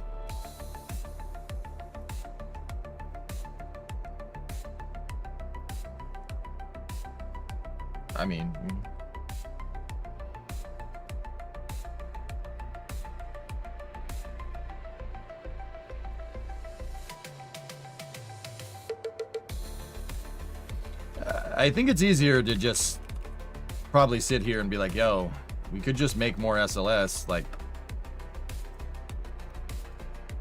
that'd probably be a good idea. What's up, Deep Deep? What are you saying? Am I planning on going to straight to Mars? No. Here. I want to make this right here.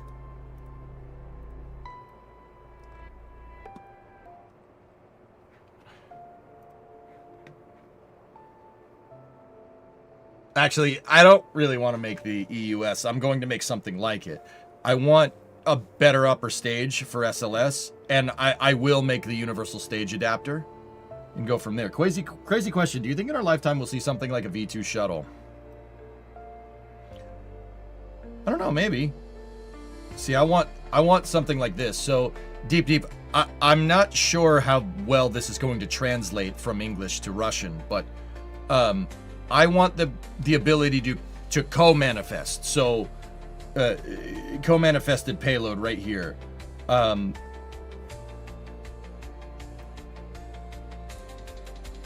on, I gotta translate. To the moon. That's normal.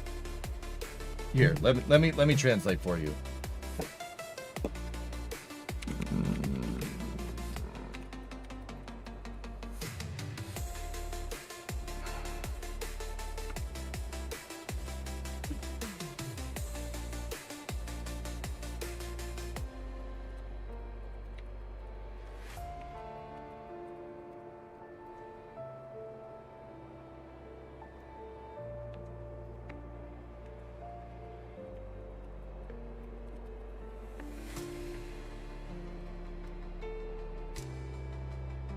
Here, I'm gonna see. We'll put this sucker into the translator and then go.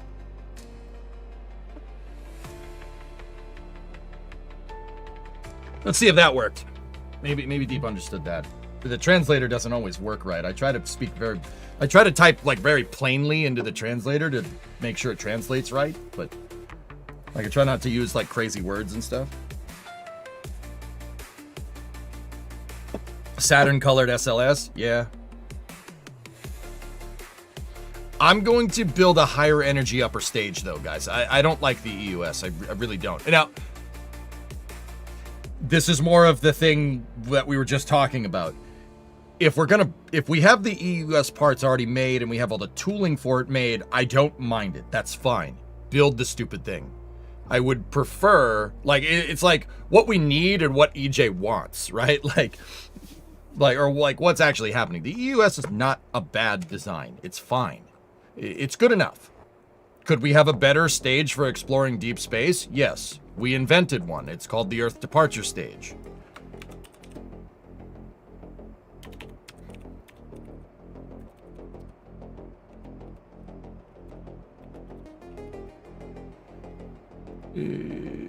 The EDS is way better. It's a high energy transfer upper stage that could throw a crazy big lander out. 10 meter core diameter. You can't put that on top of SLS. I would argue that if we made a common bulkhead, if we made a common bulkhead 8.4 meter upper stage and put like a Raptor behind it or something, like a vacuum Raptor behind it, and made a Methalox upper stage, I mean, it's not really the best way to do that, but we could.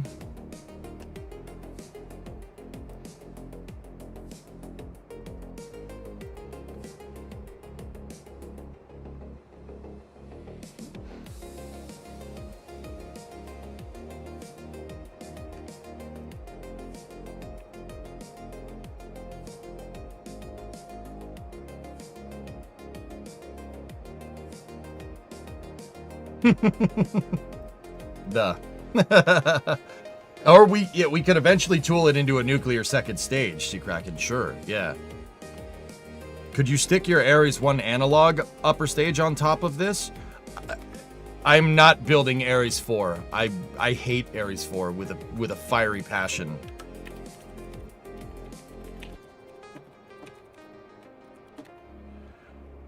I hate that thing. That thing sucks. Compromised design. Stupid. It looks terrible. What 3 books would you recommend for reading about rocket science? What do you want to learn, Rob? Depends. So, Rob, like, the thing with rocket science is what you just asked. It's like, I want to learn car. It's like, all right, what do you want to learn about cars? Everything. Everyone. All right, so you know, okay, I will precurse this dude with this. This is a ridiculous rabbit hole, and you're never going to get out of it.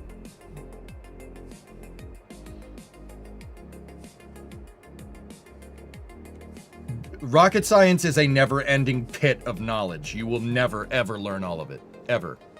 Ever.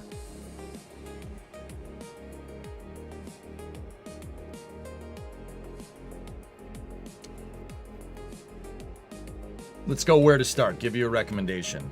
How good is your math skills? I mean, Mutter, does the books command still work, dude? Do you think it's a good idea to use a whole SLS for a LEO mission? What's the alternative, Tyler? If the moon is an expedient goal, yes. If we weren't going to go back to the moon in 2028, by presidential decree, I would say there's probably better ways to do that. Yeah. Okay.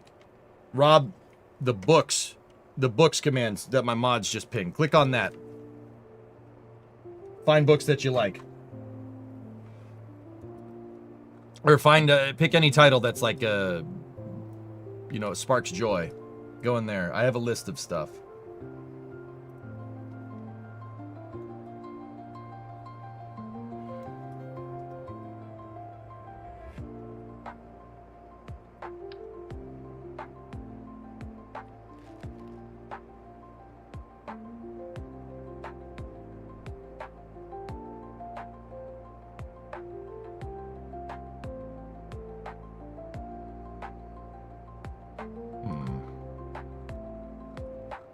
Now I'm wondering about something.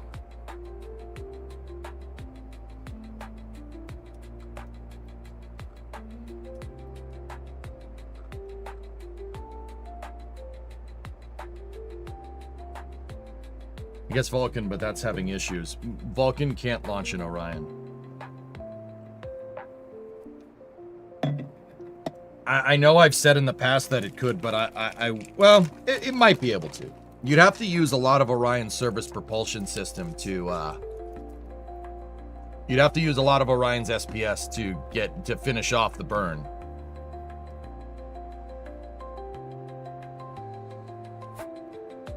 Have you not read Ignition? I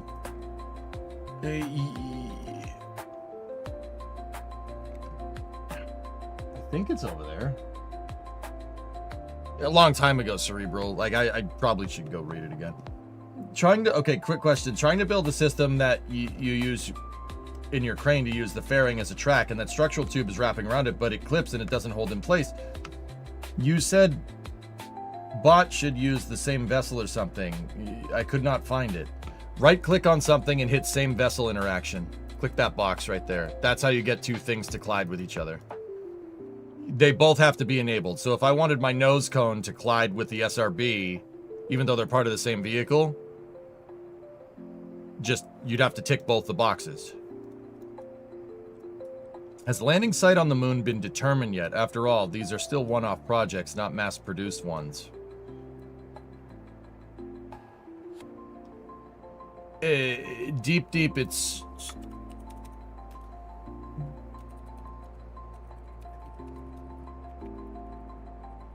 somewhere around the South Pole. Here, I'm typing it out so you can translate it.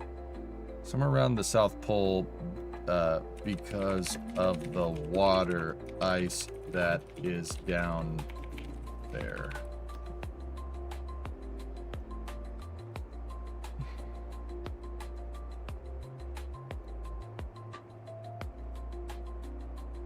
See, okay, what I'm wondering here is the LOX tank size here.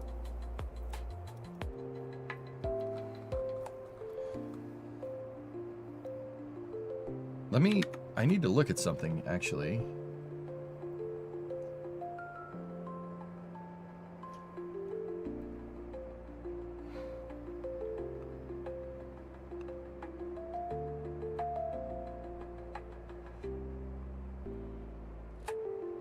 Yeah, Oculus, yeah, okay, he saw it. All right, cool.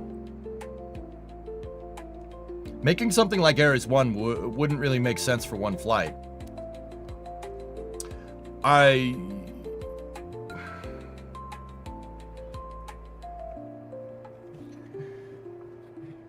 Look, here's the thing, guys. A one-off Ares 1 style rocket would be fine. I really don't have a problem with doing that. In fact, I think that's a good idea.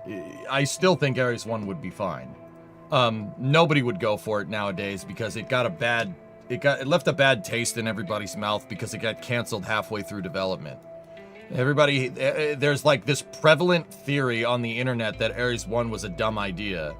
And it's not. It's not a dumb idea. It was just canceled midway through development. Every rocket is going to have weird development problems that are going to take time, all right? Think about how useless, like, Falcon 9 would be if they, went to attempt a landing, like, and it didn't work, and then SpaceX was just like, nah, never mind, we're not going to land boosters anymore, right? We tried to do it once and it didn't work. Then Falcon 9 would have had this reputation as this rocket that was supposed to be reusable but never was. Kind of like the space shuttle, right? And somebody asked me a little bit earlier, do you think we'll ever see a shuttle again? Probably not, for that exact stupid reason, which is dumb, but whatever.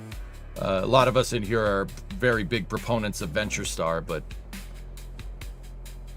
it left like some certain rocket designs give people the ick not because it's a bad idea, because the project wasn't managed well, but that's another story. Yeah, if anything, Starship would be the new shuttle. That's exactly right.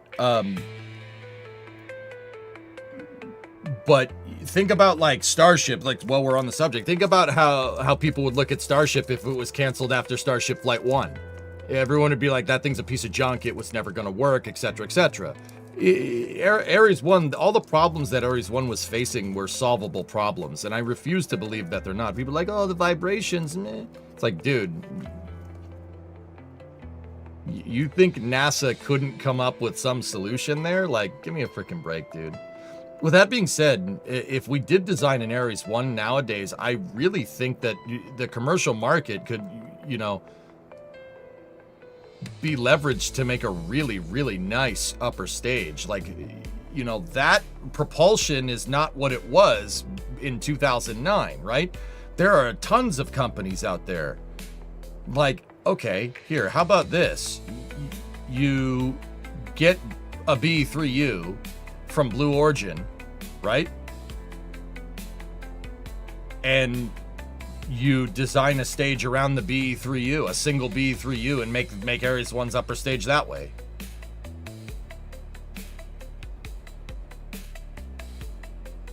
A GS2 on a 5 segment would be way too big, Pigzig. Now you've piqued my interest. Hold on.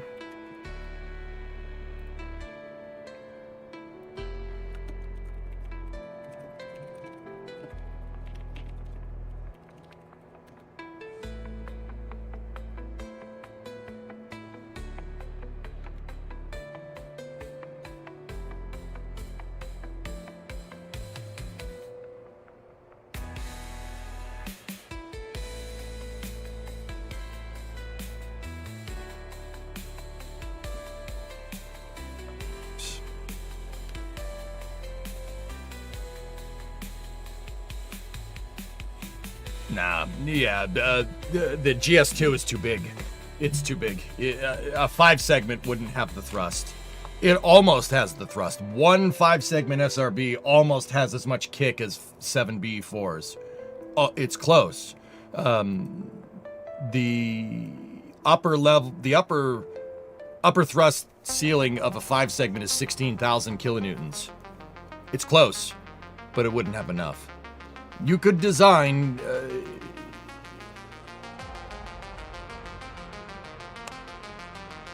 see, here's what the other thing that I was about to say is, like, you could design You could design a 5.4 meter version of a GS2 with a single B3U in the first stage, but why? Why do that? Why do that? How about we do thing one and just put Orion on that?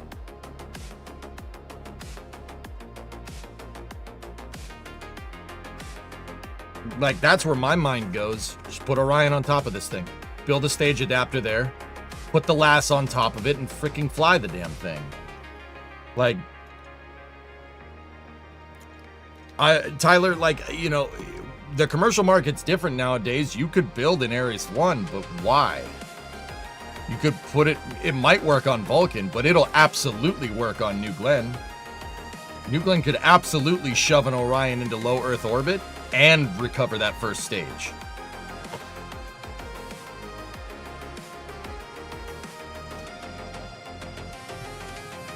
A New Glenn with 2 5 segments on the side? Man, that would go so hard, dude. Dude, 04's, I'm doing some quick math off the top of my head. I'm fairly confident that 2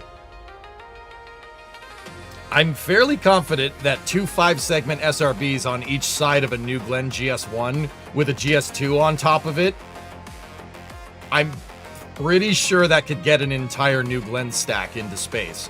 Albeit with the core stage kind of depleted, but dude, that'd be something. That would be something to see. I'm just thinking about this for a second. Yeah. If you sent a New Glenn, right, and deep throttled your B4s, I mean, I don't think you'd be able to get your core stage back at that point, but the only other solution there is you could take a New Glenn 7x2, put the 9x4, the New Glenn 9x4 upper stage on top of that, and then put like 100 tons of payload on top of that in a 7-meter fairing. Dude, that might be able to get you your core back, possibly. God, that would go so freaking hard, man. That would be ridiculous to see. It would probably wreck New Glenn, though. There's a reason why the core stage is as big as it is, because it needs to be able to handle the thrust from all these stupid things. Go at throttle up. I mean, most likely, if you just took a New Glenn, made an attachment point up there in the interstage and sent it, the SRBs would light, and they would most likely just rip the interstage off of the top of New Glenn and just keep going with the upper stage on top of it.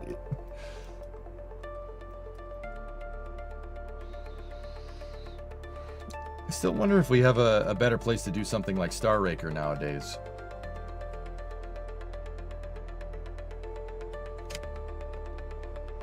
I mean, hypersonics is all the rage, Aqualux, so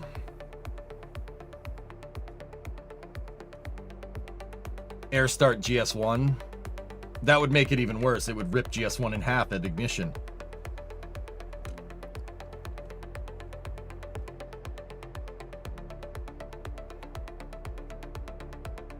But yeah, like I don't know why Jared doesn't shop around for a low Earth orbit access version of Orion. Like, maybe he will. Who knows? I know, I'm sure he's explained it, but it is the reason one is shorter than the other. I'm not finished. I have to modify this one in the same way that I modified that one. Yeah, the 4-segment looks weird compared to the 5-segment, for sure, dudes. Yeah, it definitely looks strange. We got to finish modifying this thing. Hold on. Let me just pull that off. I have all the connections and everything figured out. I really am wondering structurally how this thing is going to fare. Where I was at, guys, is, okay, so we lengthened the hydrogen tank. What I really was looking at in terms of development here, and this is why I didn't move to the other SRB just yet, is, okay, so my HLV rocket is direct. I don't know why I put that in all caps, but so it's the direct rocket.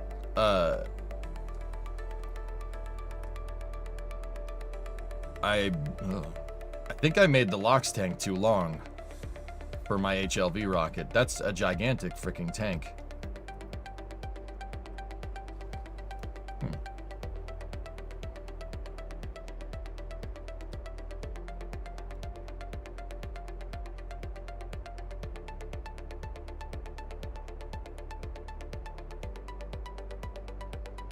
The same vessel interaction is only available if you have advanced tweakables enabled on the settings. That's why I could not find it before. Oh, yeah. Yeah, that's right, Starwalker. I always forget that, dude, because I don't know why you wouldn't have advanced tweakables enabled. The devs just should have made that the default. But yeah, I apologize. All right, I need to look at something here. I need to make sure that... Yeah, see the LOX tank right there? It doesn't look to be that much bigger. I think I already made it big enough with my HLV design. That looks right. That looks like the core stage length, and the proportion of tank to tank looks correct. I mean, obviously, I gotta build the fairing, right? And it looks like Direct was using a cut-down version, cylindric version of the ET, so...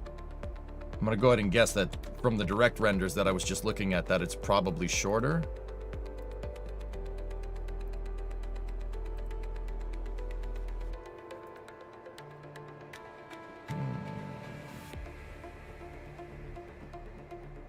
Yeah, Starwalker, I should know that though. Sorry.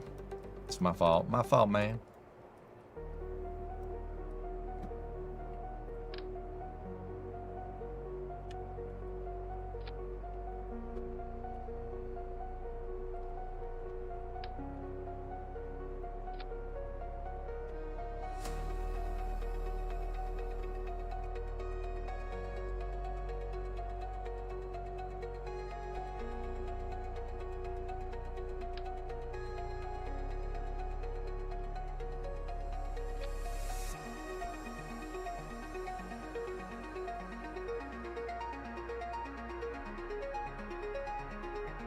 Yeah, that actually looks right. It looks like my HLV design had too big of a freaking tank.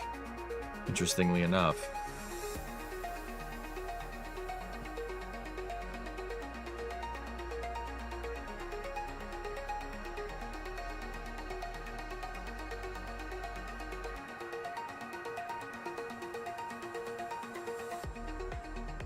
I'm not going to modify the fuel tank design, I don't think. I want to see what this does.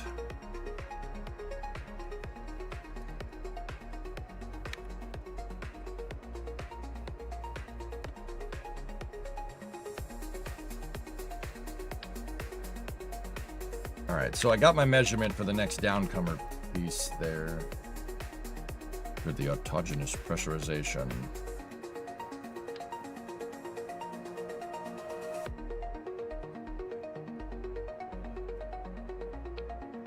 Oh no. Frick.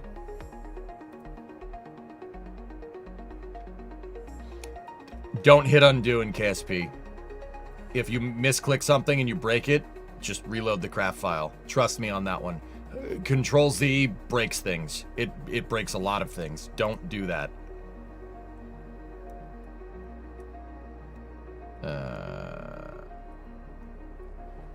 Right, how far along was I? Okay, did that. Do they have the right programmed curves? Yes, they do. All right, cool.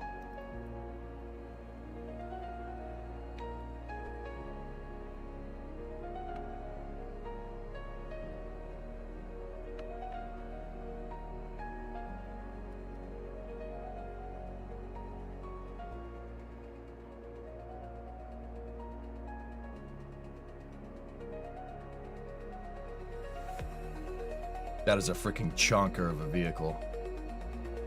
All right, let's, I'll rebuild the fairings now. Let's move the right side SRB.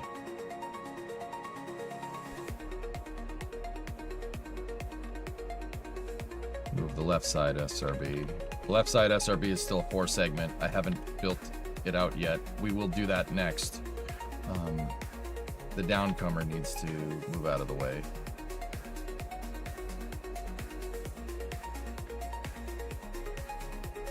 And then I can take that fairing.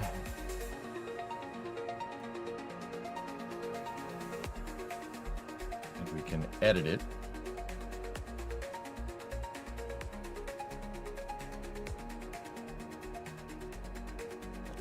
Got to move the AP lines out of the way too.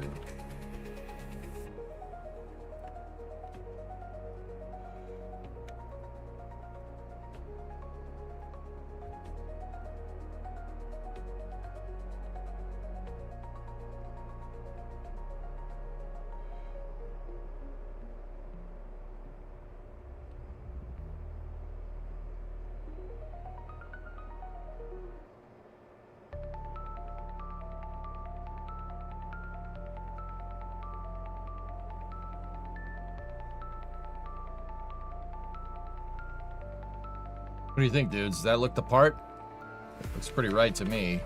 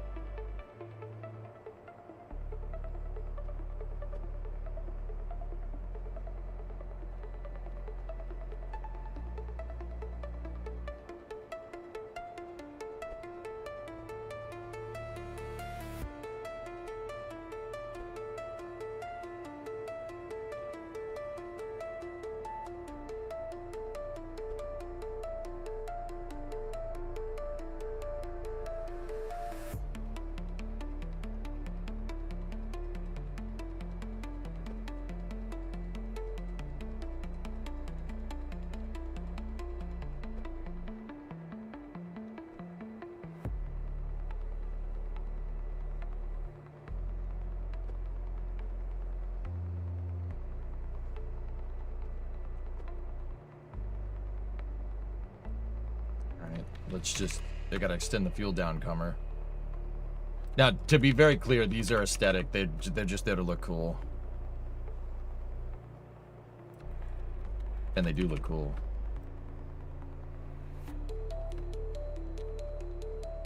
That wasn't enough.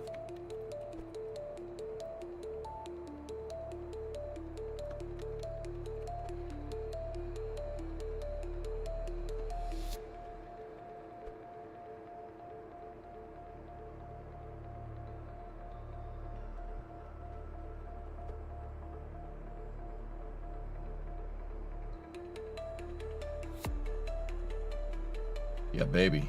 Now, technically, I don't know why I didn't do it, but there should be another downcomer on this side.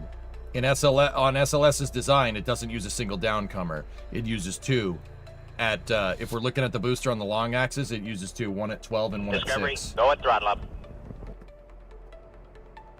I might be able to just copy the entire subassembly.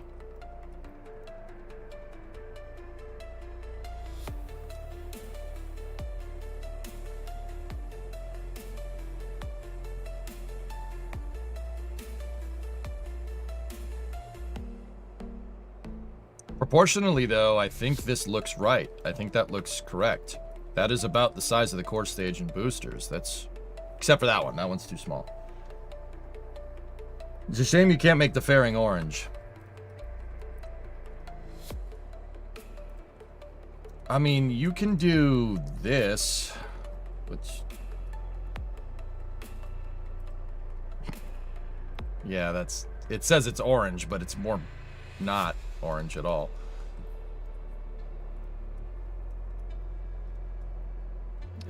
You could do orange with flags, dudes, but the thing is soy orange, yeah. Lloyd, 36-month resub.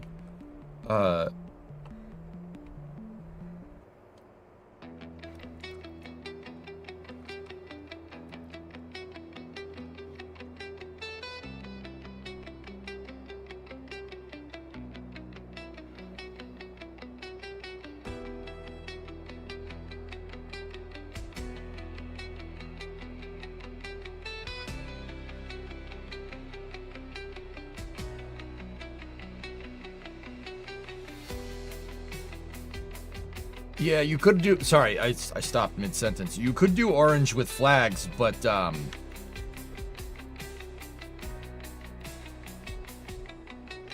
Sorry, just let me finish this, then I'll explain it. It's a custom diameter. That's what I was trying to say. Sorry, I couldn't spit it out. I was trying.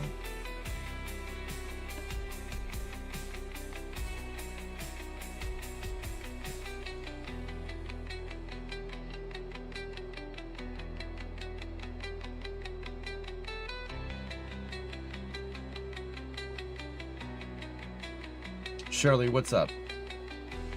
When an SRB is spent, does it simply unattach and fall away? Mine has ejector engines because they're based off of the real one. They're smaller ejector engines, yes. They're called, in Kerbal, they're called separatrons. In real life, they're just called separator motors.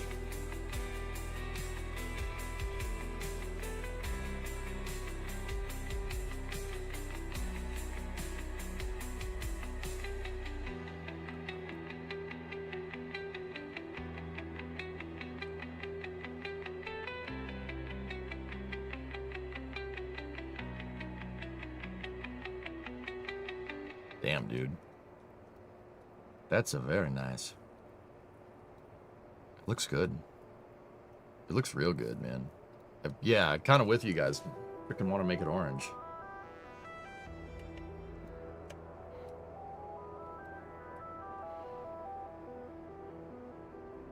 Or at least make the tankage orange, you know?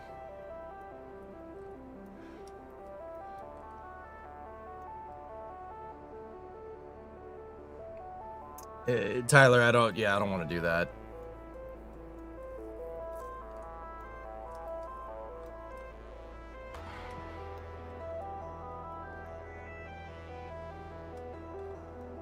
All right, let's modify the other SRB. Hit save.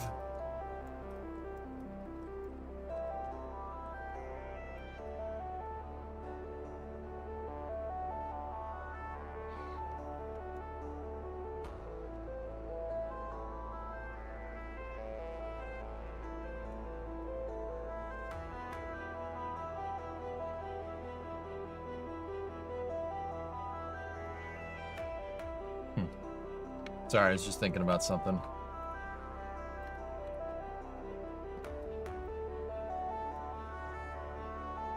Alright, let me get another gemstone.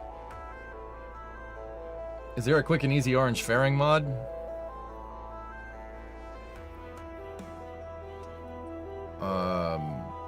I'm sure there is. I'm sure there's something out there.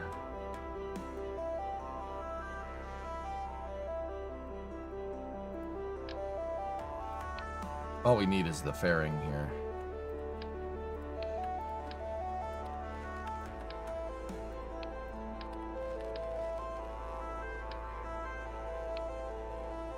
All right, so how did I do this?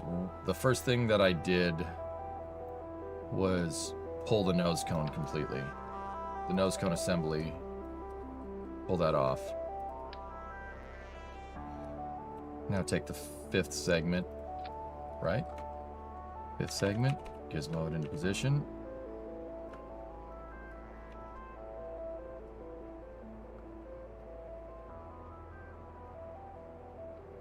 And then what I did was I took this segment, right, and we moved that up into position there. There we go. Right, now it's just changing the attachment positions. I also took the separator off.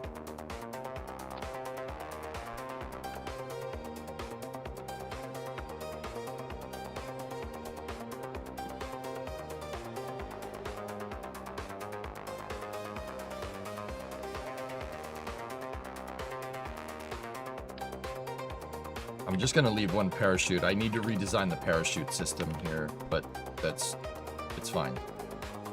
I moved the plate back to that position there at the top of the segment. And then Discovery, go at throttle up. I took the Cal controller, reattached it up there, took the battery, reattached it up there. There we go. I'm gonna have to figure out another placement mechanism for those. And then I ran my strut design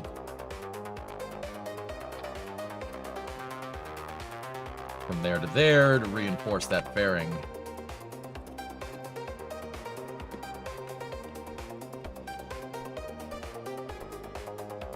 There we go. Hey Chuck, what's going on? How's the family? Everything's good, man.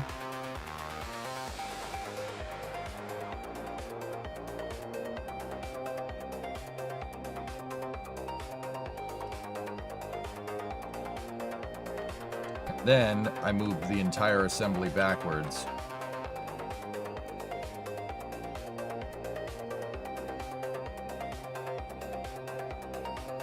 Lock that in the right position.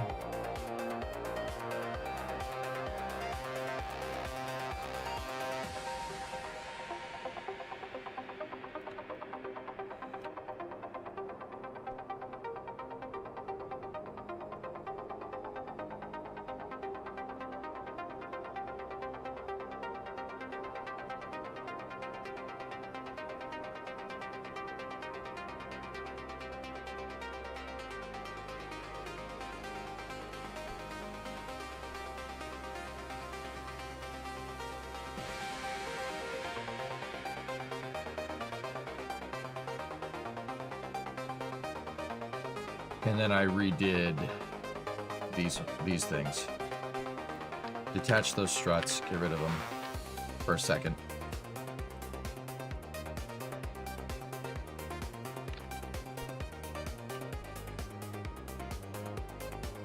Take the entire booster. Move the whole assembly.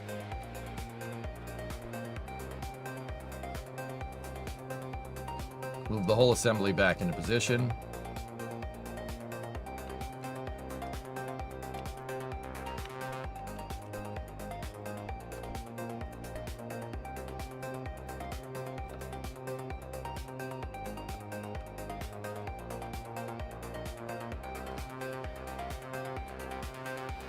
Make sure the alignment struts are lined up.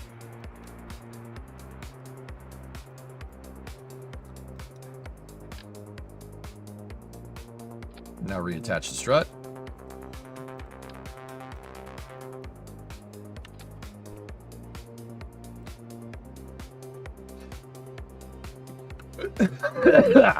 Excuse me.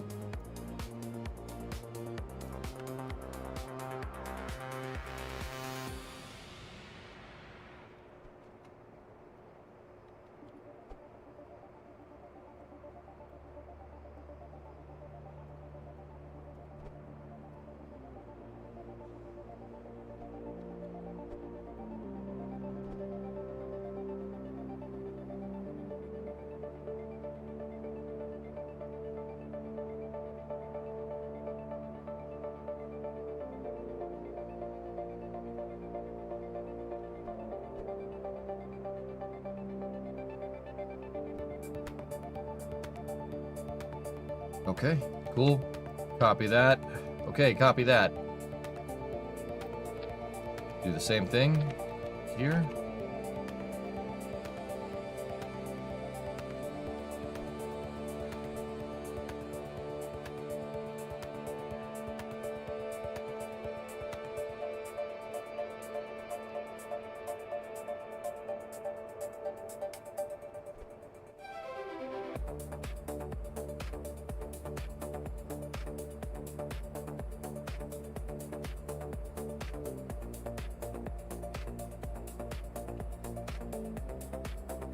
Hang on one moment. There's something I gotta fix.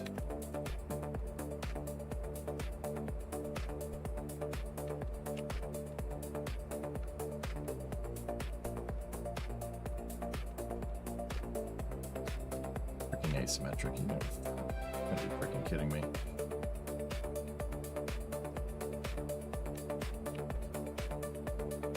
In my original design, I never made these completely line up with the attachment points. Now they are.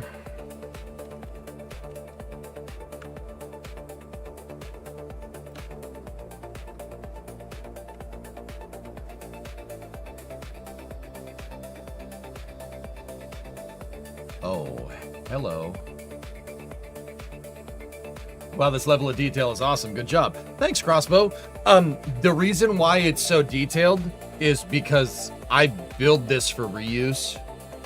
The SRBs, I have to redo the parachute mechanism in it a little bit, but the parachute mechanism, I could reuse the SRBs. Yes, you heard that right. Reuse the SRBs. No, not clickbait, not bullcrap, dude. I could parachute them down, I could go get them, and I could bring them back, and we can refuel them. There's a way to do it if you do some hacking with a Cal controller. You can refuel SRBs. I proved that it could be done.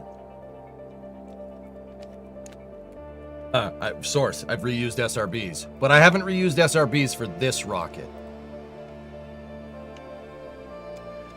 We proved the workflow. I didn't actually fly the SRBs on 2 missions, to be 100% honest with you, but I proved it could be done with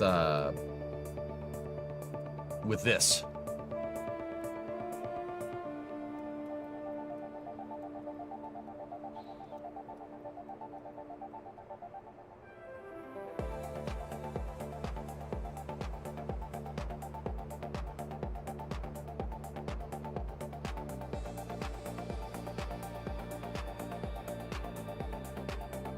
And I'm actually working on a project to make that happen.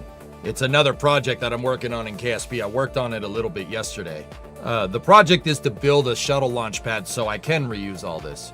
Because, yeah, you got to do that. If you want to reuse your shuttle, you need to build a reusable launch pad with it too.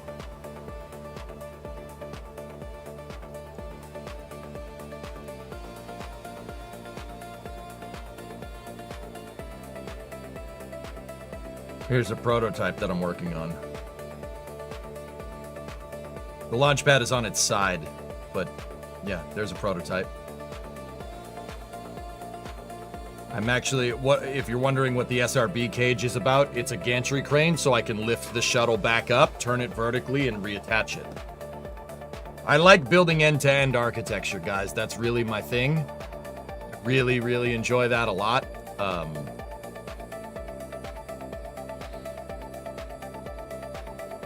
And I don't know, I think it'd be cool to have a space program where we run SLS, Ares 1, and the space shuttle all in the same thing. Have you ever tried any of the near future mods?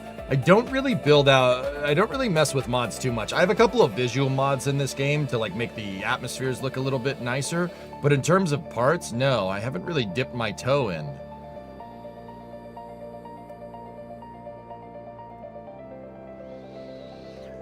I love this. What's up?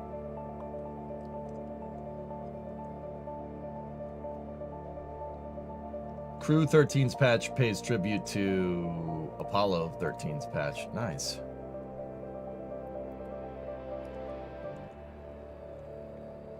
Near future stuff is cool. I don't hate mods by any means.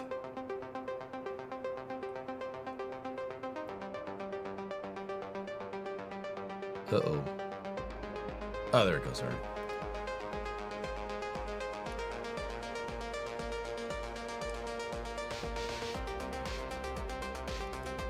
Hello?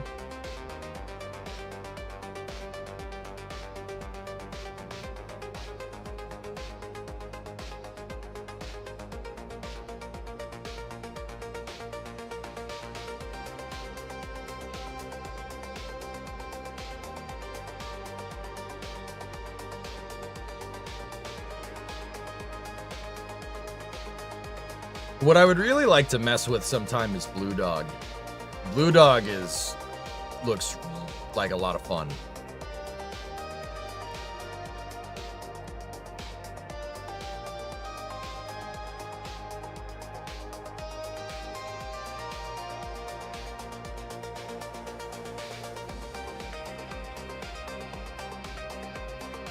And also, I wouldn't be necessarily adverse to plane parts for mods.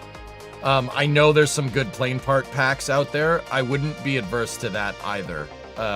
Because, yeah, the parts are really lacking in the plane parts department in stock KSP.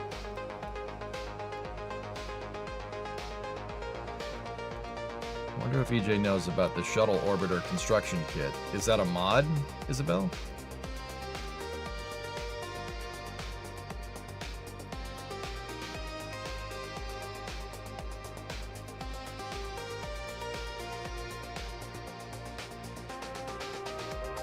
All right.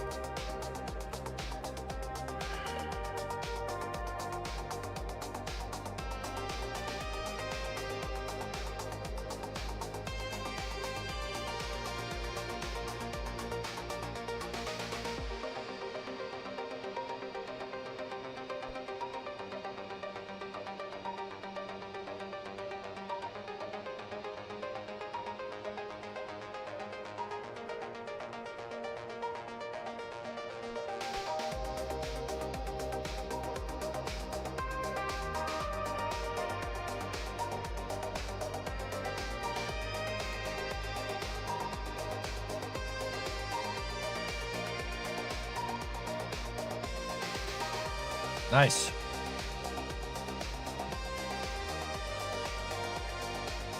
Real life JNSQ is still good too. Yeah, I heard people speak very highly of that.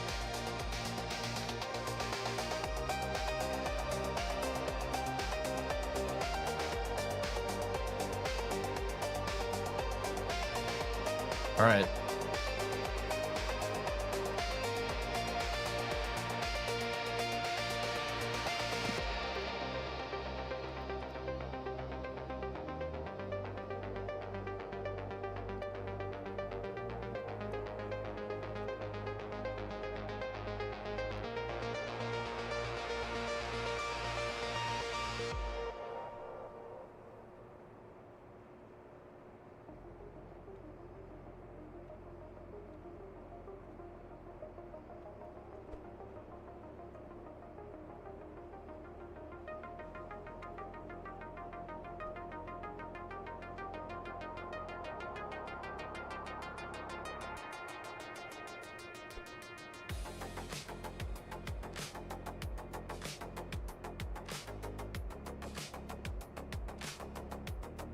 I'm just looking around for any struts that are out of whack.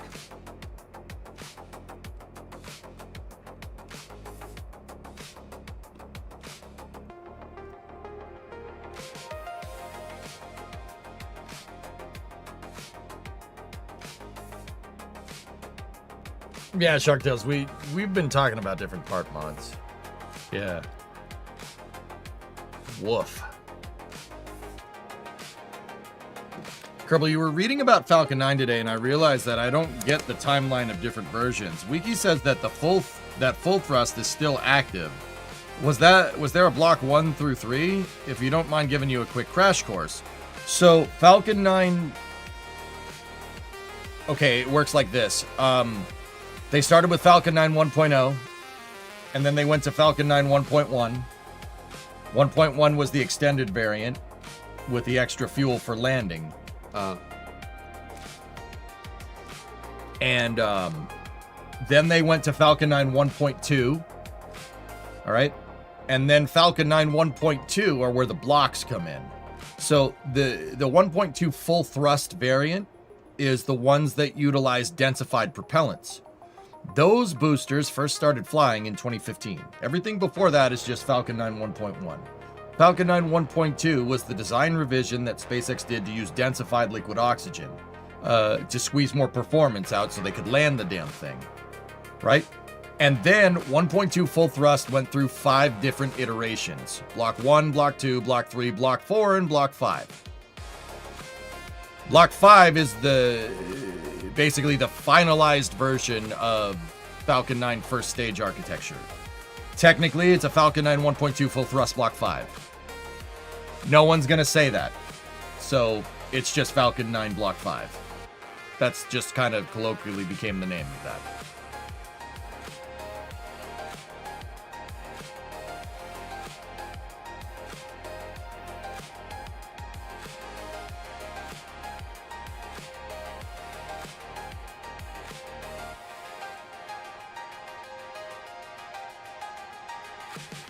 Hey, Bob.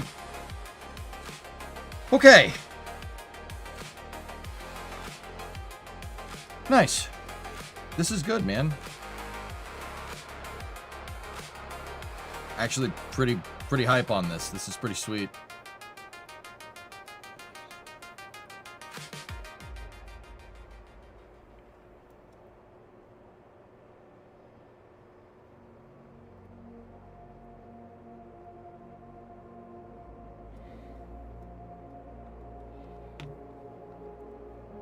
All right, so now what I need to do is go into Notepad. And this is where I'm going to modify the SRBs. The easiest way we figured out to do this is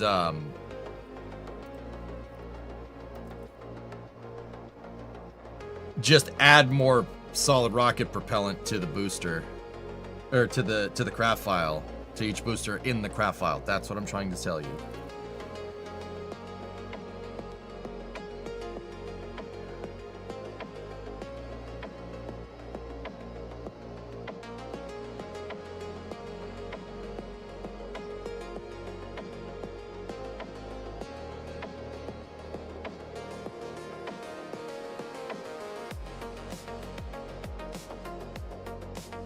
There we go. We need to switch that number to 20,500 and then find the next one. That's a Sepratron.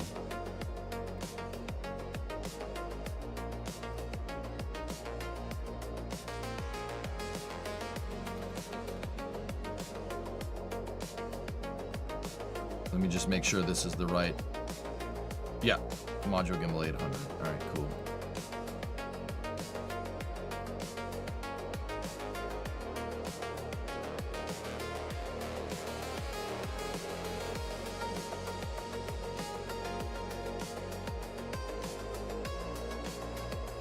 Yeah, Chris, sorry about that. All right, so save the craft file and then reload it. Reload it in Kerbal.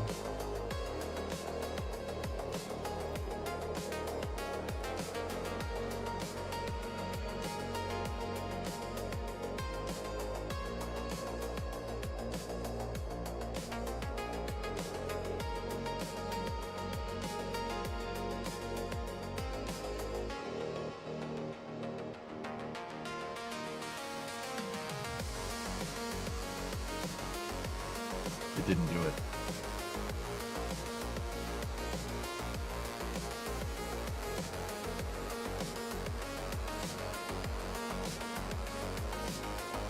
All right. Give me a second, see Kraken. I do not want to modify or say, like, yeah, give me a second.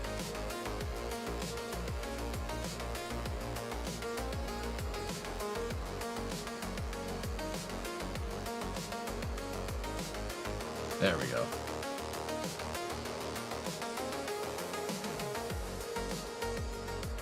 Congratulations, guitars. I'm approaching my 3rd in June.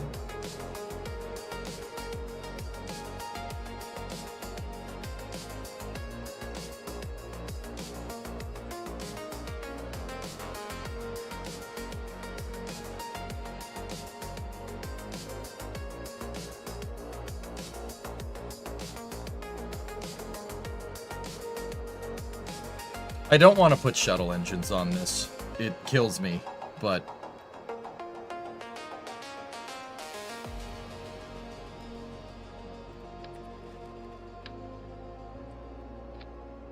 I hate it.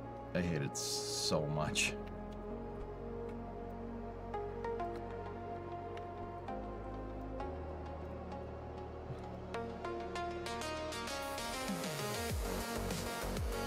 There we go, dudes. Is there any other engine with similar thrust and no shroud? We could overclock skipper engines to make it more economical. I mean, look at the price difference here. If we put skippers on there, it's 180,000. If we put these on there, I mean, granted we get way more performance, it's 231,000. You know what? I said we'd do SLS, so let's just do it. Poo-poo. Doo-doo caca poo-poo.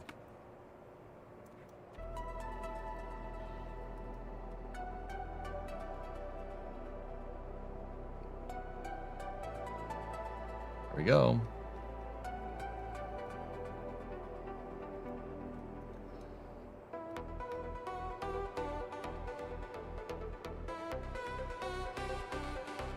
All right, so instead of putting a poopy doopy vehicle staging adapter up here, the hell with that. I'm not doing that. Let's like a staging adapter for like a Block 1B. The hell with that. The hell with that. I'm playing for chubs. Let's figure out something else we could do here. What about Apollo engines? You want...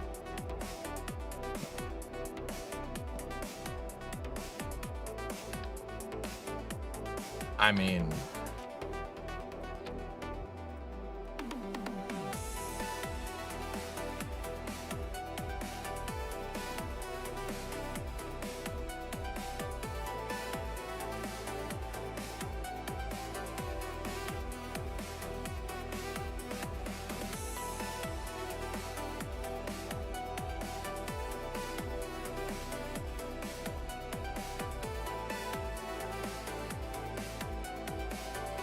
I don't hate it. I don't hate it, but it doesn't look bad. You could definitely do something. You can make a good vehicle, but it needs the shuttle motors for the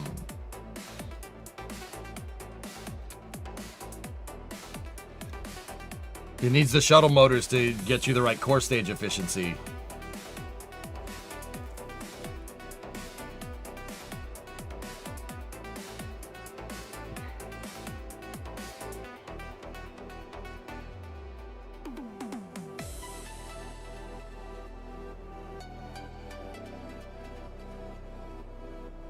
If only you could cal tweak the specific impulse, yeah.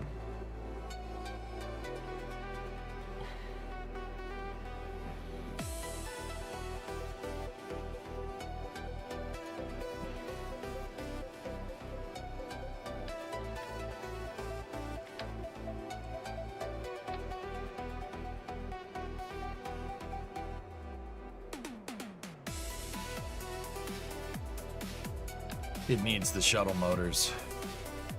That's what it was designed for.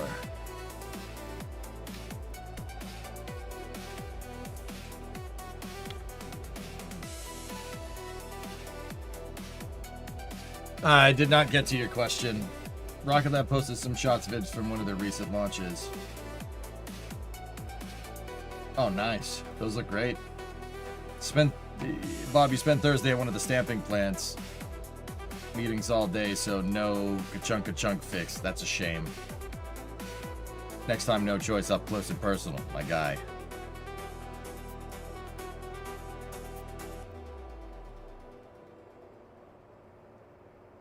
This looks good, dudes. Pretty happy with that. It looks like SLS. If only we could paint it orange. It's orange.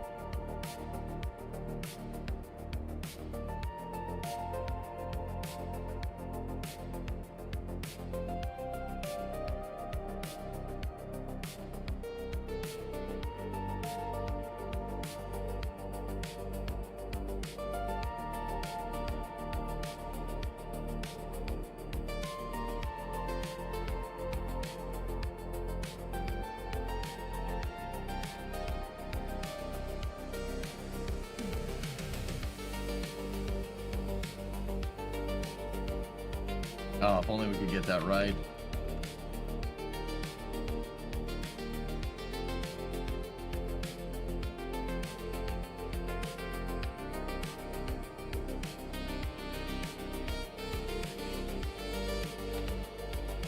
I'm just gonna do it just to see if it looks any good.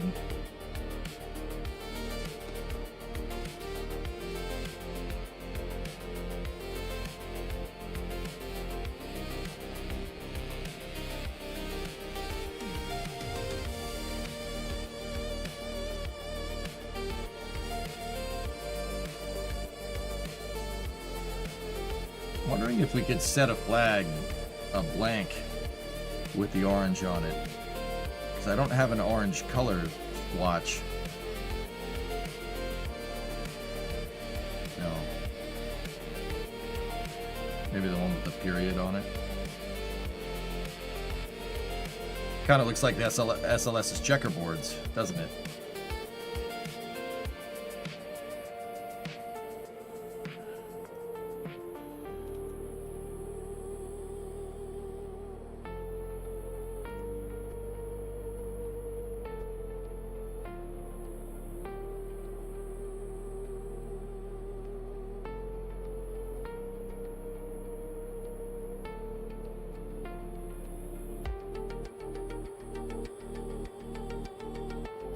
Line up the gaps at the raceway. Yeah.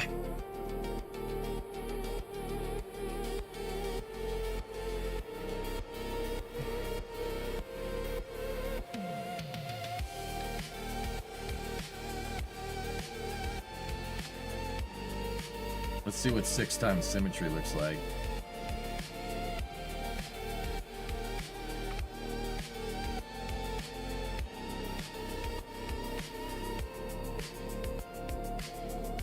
I mean, it honestly, it looks a little funky down there, but what if we set it to...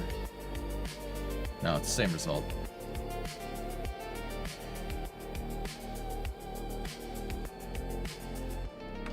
Do flags affect arrow? If they're set to a panel part, if they're set to orange panel, yes. If they're set to just flag, no, they do not. They're physics-less if they don't. If you don't make them a panel piece.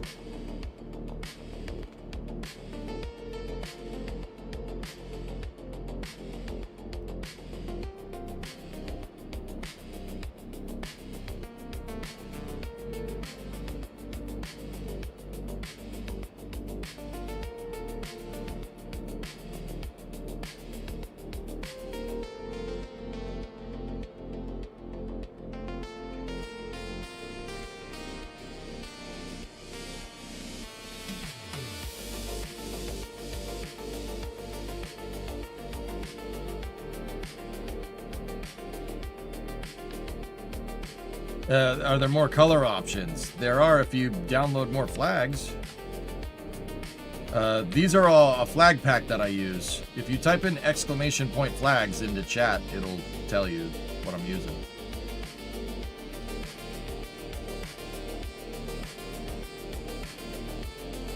Oh, if only that didn't Z-fight.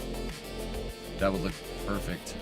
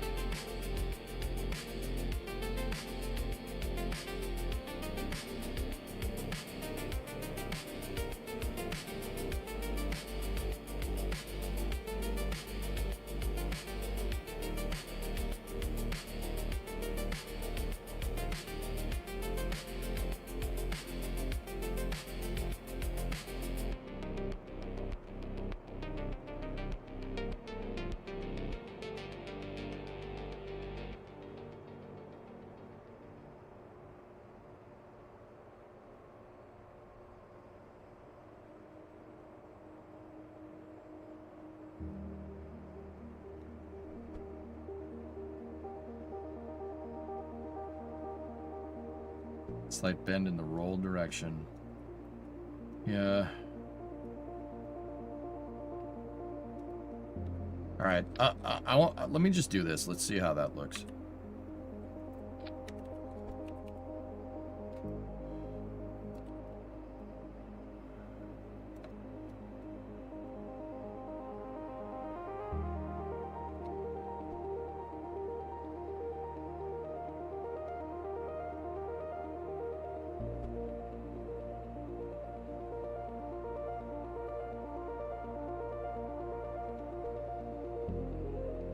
Makes it look a little funky, that's for sure, but...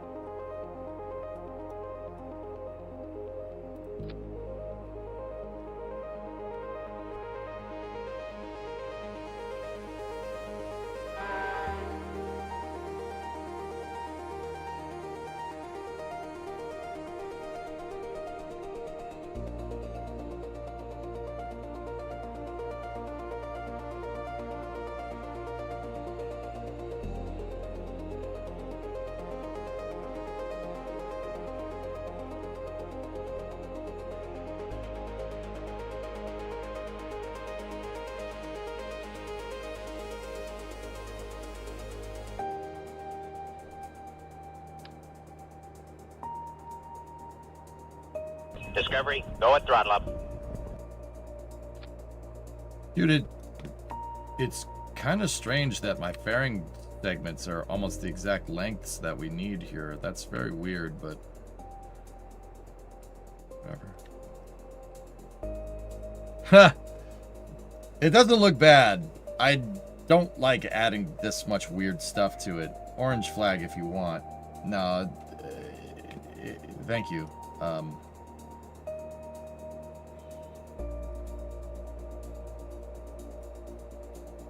That's right, Rares. That's kind of the plan. That's kind of what I'm teching to. That's cool, but I don't like it. I'd prefer to go and find a fairing texture that's orange. If we were going to do that, or make my own fairing texture that's orange. But yeah, this does look nice. We would need an interstage texture, and then we'd need a tank texture. But other than that, yeah, this looks fantastic.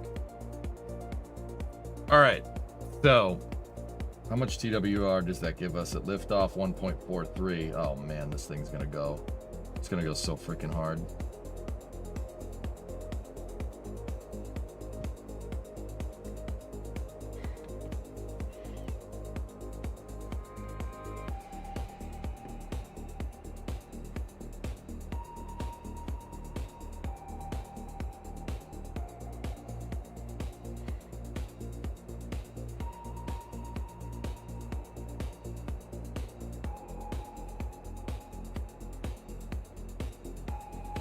All right, now we got to design the upper stage that it needs.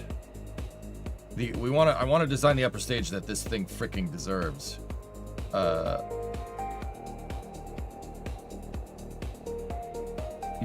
Rares, you just got Paul Stillwell's Complete History of the Battleship New Jersey book. It's definitely worth your time. Oh, I'd believe that. Think their center of gravity should be moved for those SRBs, or do you think it won't affect flight? It won't affect flight, dude. I think we're all right.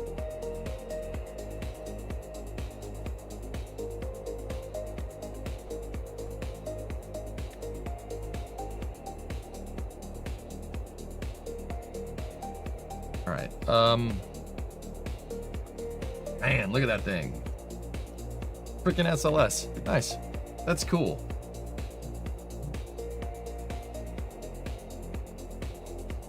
Oh, the parachutes. Forgot about that. Yeah, we need those. We're gonna do this way. Hey, Snarfer gifted 50 memberships over on YouTube. Oh. Jeez. Wow. That's okay.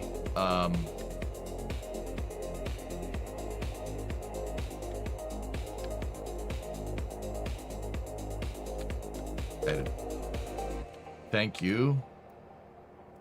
Dude, you're too kind. You guys don't owe me nothing right now.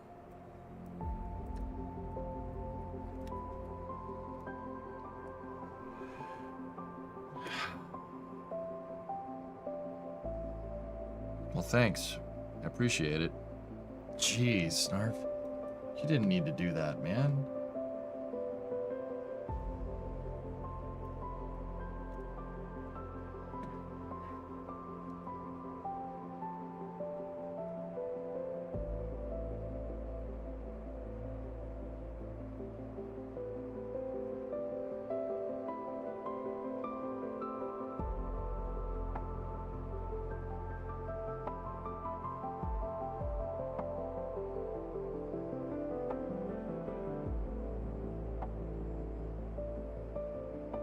So, what is our liftoff thrust currently?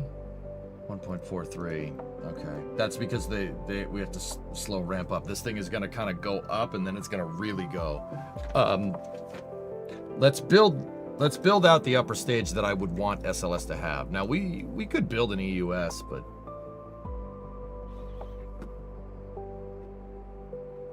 it's kind of dumb. It's kind of dumb. Let me think. Honestly, the frickin' an S4B would be fine up here. You were part of the unlucky 16. You do what you can. Oh, I appreciate it, man. Thank you so much. Yeah, Alpha, I was thinking an Earth departure stage. An Earth departure stage with a J2. One of these bad boys. Definitely do us right.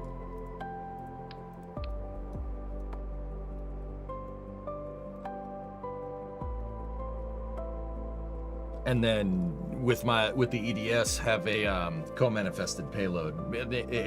Be able to do the co-manifest thing that I'm telling you guys about. I think that'd be a good call. I kind of want to test this thing out just to see what it does, but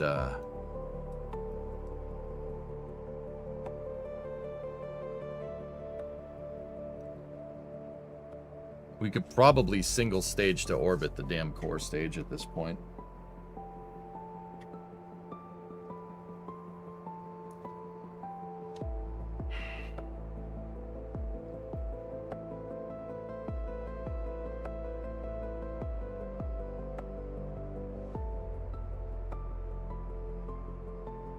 Yeah, the J2X would have been great. The baller move would be to put a freaking S2, a Saturn V style upper stage on this with 5 engines. I think that actually would be kind of overkill. Because with SLS's design, anything that's north of the forward skirt core on the core stage is going to get into space. SLS has kind of an upper capability. I mean, and this is another thing that's going to grind people's gears. Part of the reason why, you know, I'm like, oh, you got to have the EUS, you got to have the EUS, you got to have a bigger upper stage. SLS is designed for a bigger upper stage, guys. We know that from their destructive pressure testing of the SLS hydrogen tank. The SLS hydrogen tank is rated for 300% load.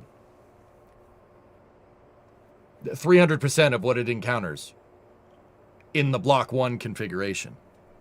It is the SLS core stage is absolutely designed to have a bigger upper stage on top of it. We're just not flying it like that.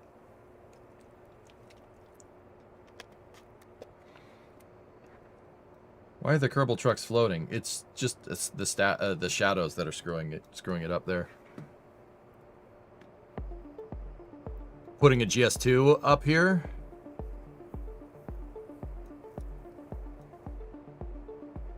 Putting a GS2 up here would look probably somewhat like this. No.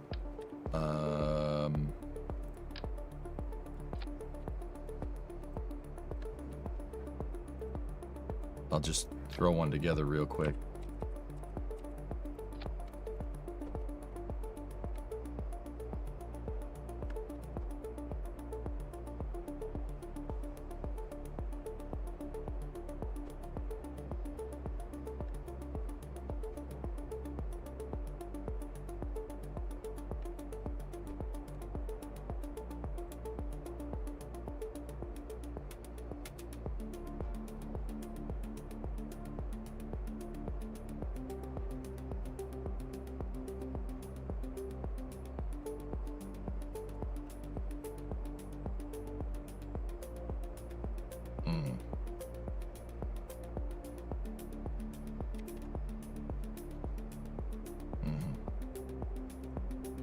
That's actually too big.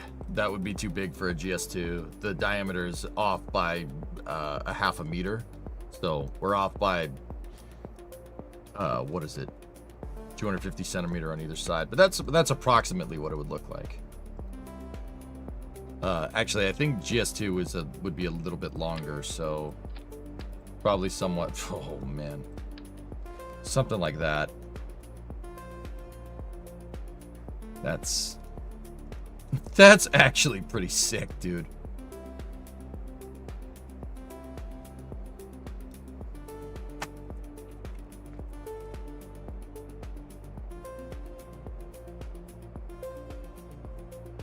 Rarest, I saw that in 2022, the J2X test mule and other J2X components were sold at government auction. Yeah.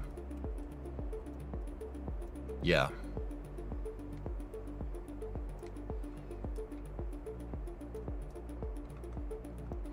Yeah.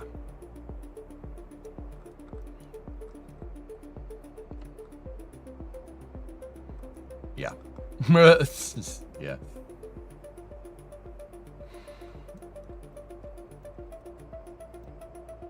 SLS is Ares 5. Yes and no, Alpha. Different core diameters and stuff. The SLS is much more shuttle derived than Ares 5 is. But yeah, I mean, yeah.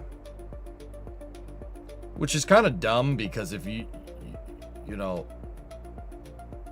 they had to redesign at the 8.4 meter core diameter to make the core stage and stuff. It wasn't just, oh, make an external tank a cylinder instead of point it at the front and call it a day. You know, these things were used, SLS is using milled aluminum, so it's using ortho grids, right? And yeah, the external tank had internal stringers that were not welded. They did that to make it simple, right? With SLS, they switched to the ortho grid and a billet friction stir welded design. And if you're going to do that, it's not even shuttle derived in the first place. Like, that was one of the reasons why the core stage is so damn expensive, because you had to go redoing all your freaking engineering. Hey Philly, what's up, dude? How do the proportions look with a 4-engine GS2?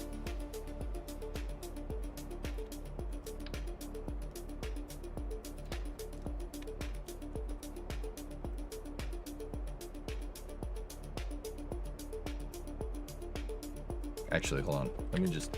It's easier to just make it in 4x symmetry. Oh, man. I don't hate it, dude. That's actually pretty cool.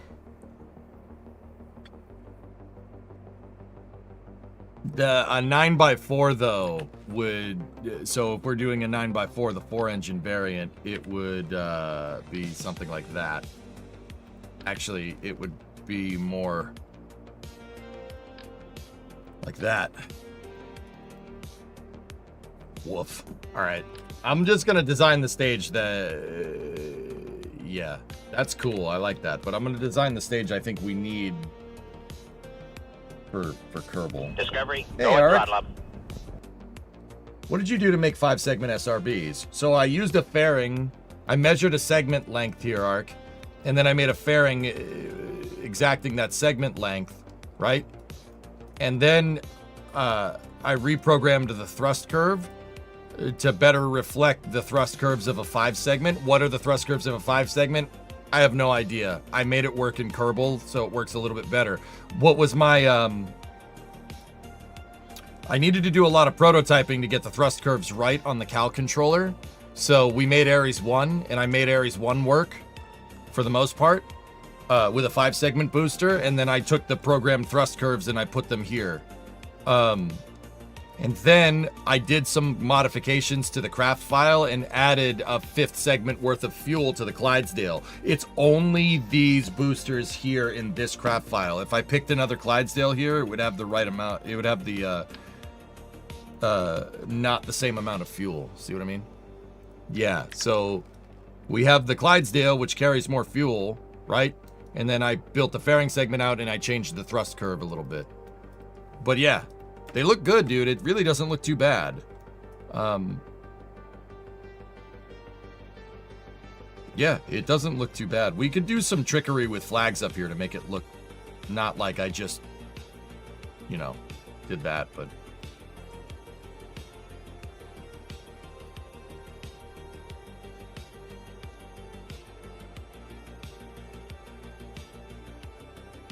Bunja, you'll be fine.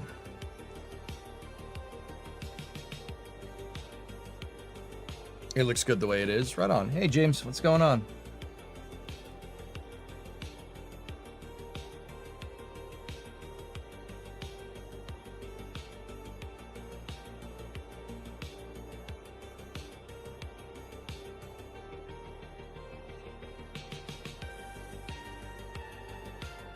Yeah, I cover the whole booster with flags. No, it would... It would be good to just do some trickery with the 2-5 flag here.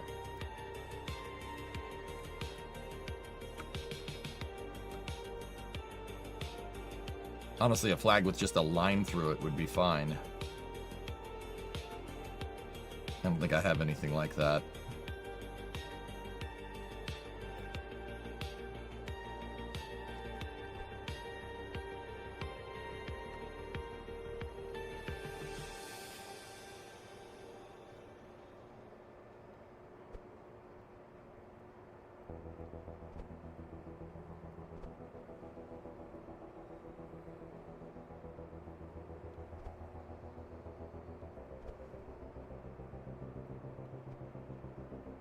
It needs to be a little bit larger than that.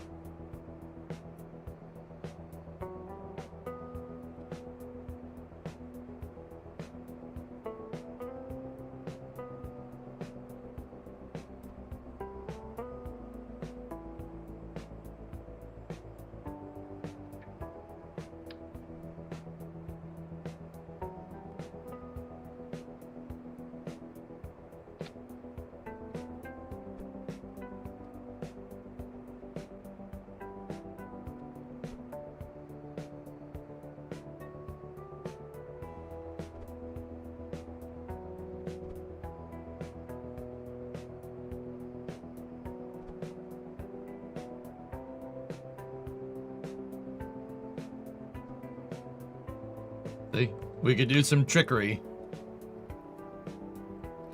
Trickery with flags. And the flags are inside of a fairing, so I wouldn't worry about them being like too wonky anywhere.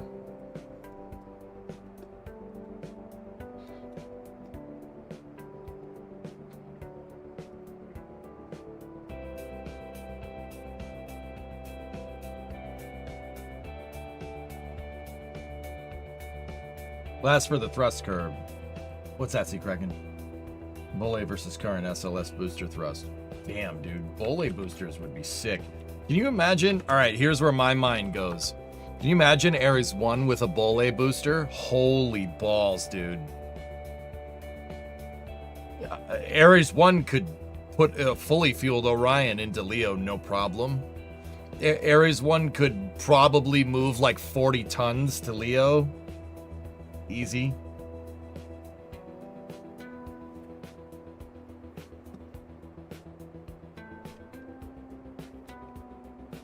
Damn, dude. What a freaking monster.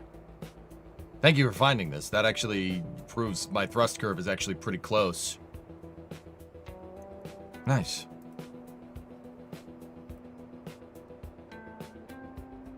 A carbon composite wouldn't survive recovery. No, Pigzig. No. Unfortunately. Now, how do we make that little ridge in the center? How do we do that? What could we do? How about we take this. I take one set of flags.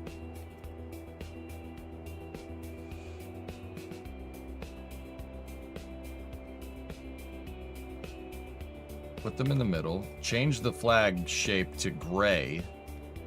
See if we can find like an off-white, like that one. No. Too white. This one.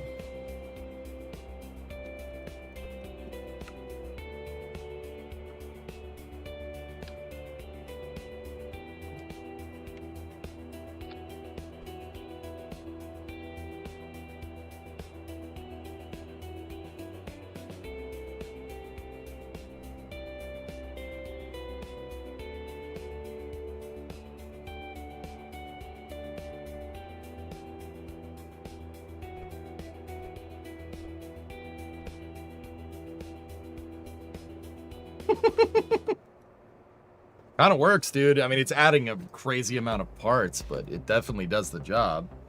Have you seen the new city builder, city-state master planner? Yeah, I have. Mint, yeah, Brahman. Whoever made these flag packs really knows what they're doing.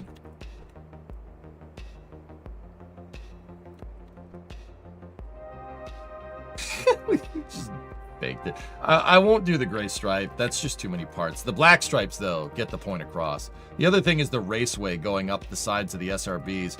I don't know how we're going to duplicate that and have it look nice. Kind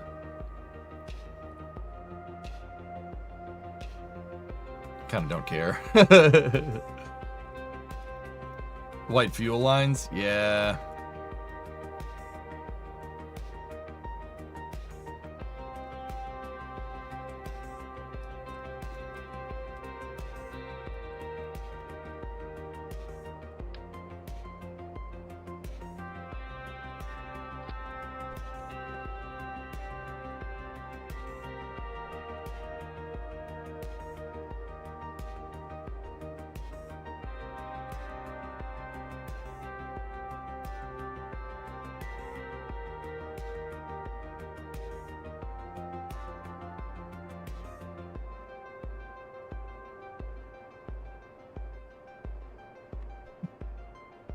I can't believe that actually makes it look right.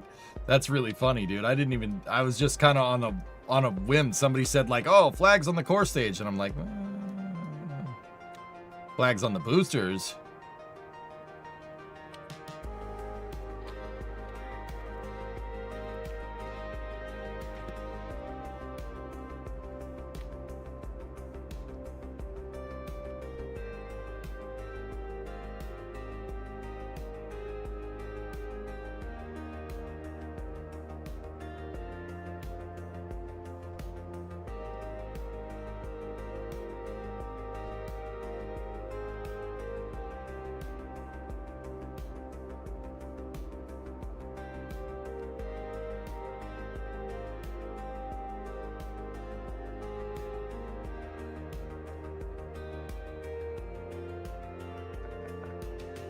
Maybe if we paint that way. Nah, that looks funky. Flag-based O-rings. Yeah. All right.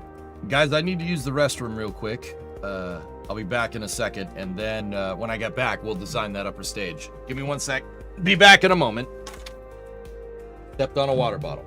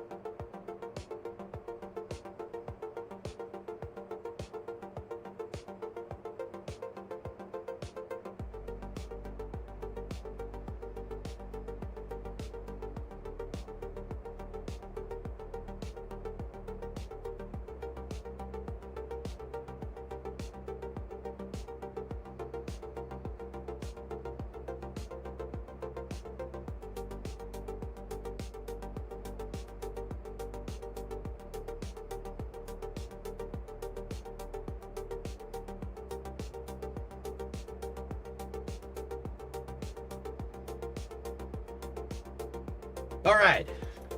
Waste tanks are evacuated.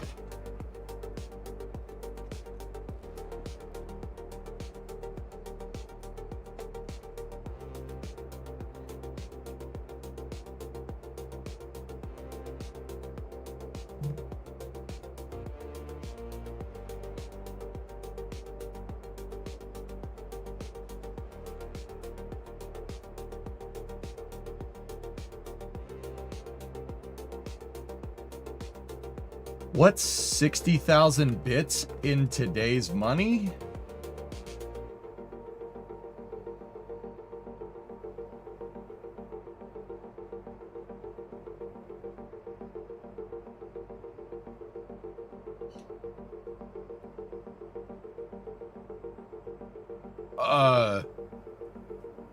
Yeah, 1 bit is more or less equivalent to 1 penny, dude. So, if you had 60,000, divide that by 100. Yeah, that would be 6 grand.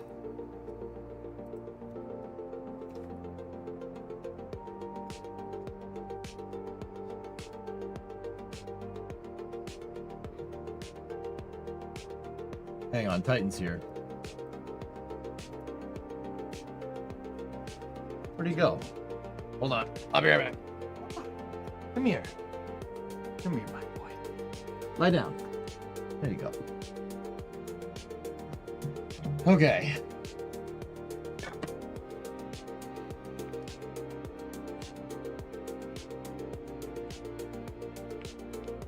You've given me 6 grand. Oh, well. Thank you.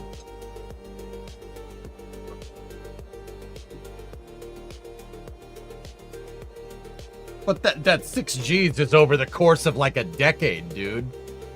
I'd say pretty good bang for your buck in terms of the entertainment, right? Like, Papa! Oh my boy, oh my boy, come here. Give me that ball. Give me that ball, Titan. Come here. Say hi to them. Get up here. Come on, up, up. Come here. Come on. I'm not gonna throw it. Come on up here. Get up here. Come on. Come on. Get up here. There you go. There you got your ball. Is this the ball that you want? Is this the ball that you want, my boy? Is it chroma? Yeah, it kind of is. Some of it is, at least. Watch, ready? Whoop.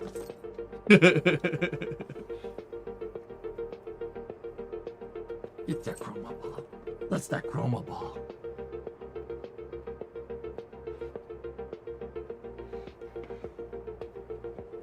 Wait.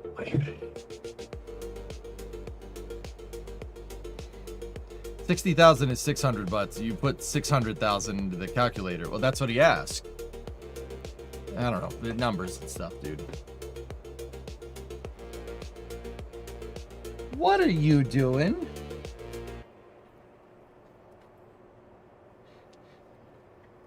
I have Titan with me because Bree isn't home right now. She's out with friends. What the? I found him alone and sad in the house, and he needed to come with me. There you go, my boy. You now have my dog sitting up at the TV expecting a ball. Oh no. Come on, up. Oh. There you go. There you go, my boy.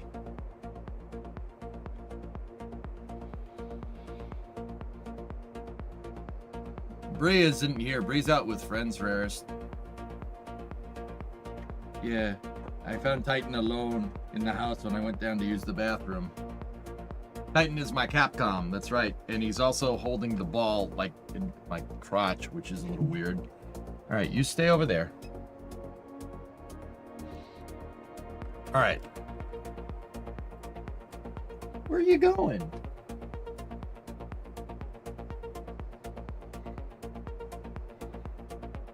He needs a place to lie down. Give me 1 sec.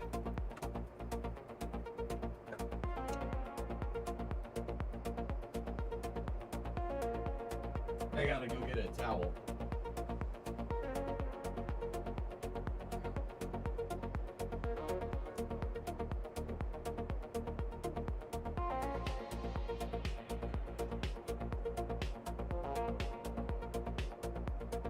Where'd you put the ball? Where'd you put the ball?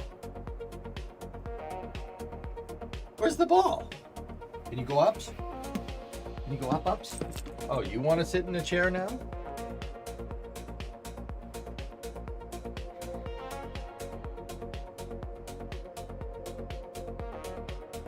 Now I'm gonna sit in the chair too. Hi. Hello. Hello, my bud.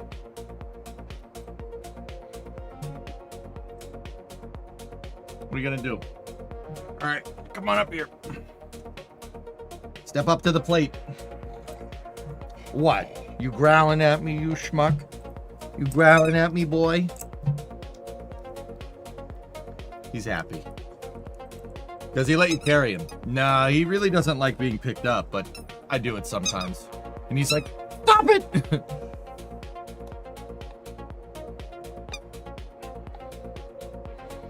All right. I'm gonna attempt this.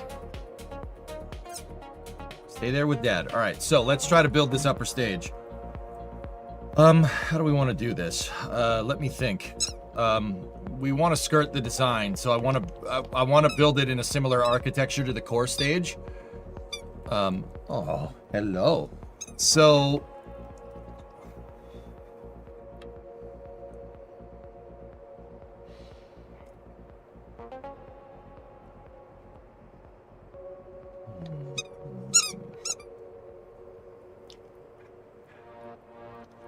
it would probably be better to get a baseline capacity here for this before we do anything.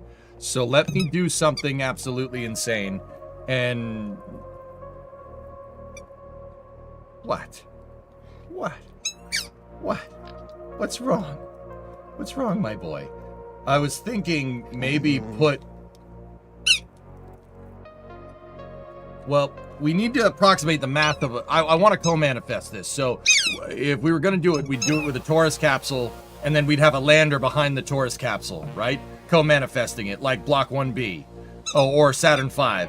I'm kind of going to make our own kind of hybrid cross system here. I mean, the absolute right way to do this would be to just take an S4B, a LEM, and a CSM and just put it on top of this. Like, in all seriousness, but... He's got his paws up on the desk. What are you doing? What are you... This freaking dog. Look at this. Hold on. Look at this. What am I supposed to do with this? Oh, he's happy. He's happy. We can't put him back in the house. What are you doing?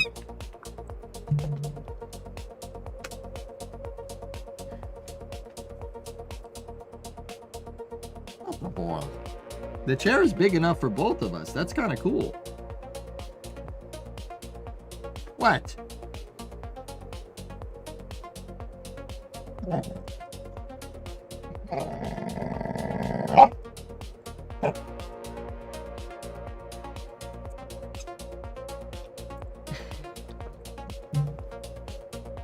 Okay. All right, he's under my arm here, so, you know, whatever. It'll work. It'll work. It's fine. All right. Yeah, Sty, it's pretty good. I mean, you guys built it at this freaking point. What? What? What's wrong? What's wrong? Go down. Go get the ball. Can you go get the ball?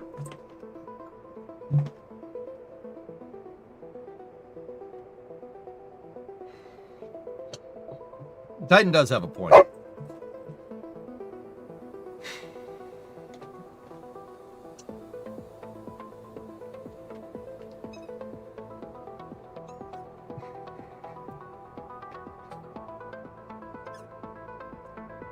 right. How are we gonna do this right?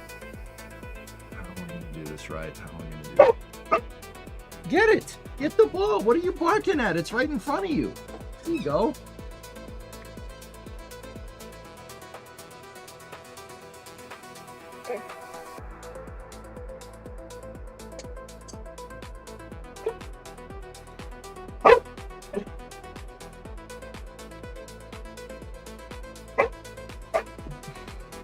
Okay. All right. I was checking to see if you could come out here and not be a schizoid on me, but it's not working, pal. Here you go.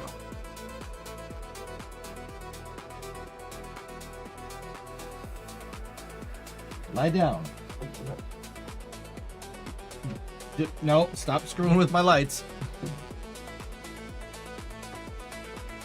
So here's what we should do. We want the capsule, we want a lander, and we want the stage. Here's what I want. Let's put 140 tons up here, up at the top. And what I'm gonna do is we'll run a test flight here. Let me edit the fairing, and then we close the fairing on the stack like that. And obviously X that out.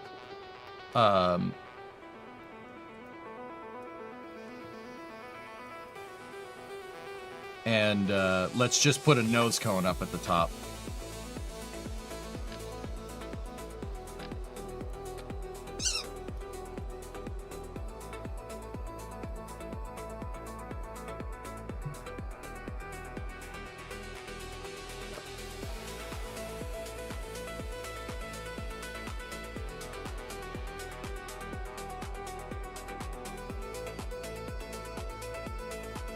You dropped it on my amplifier, not the guitar, bro. The guitar, man. Anything but the axe.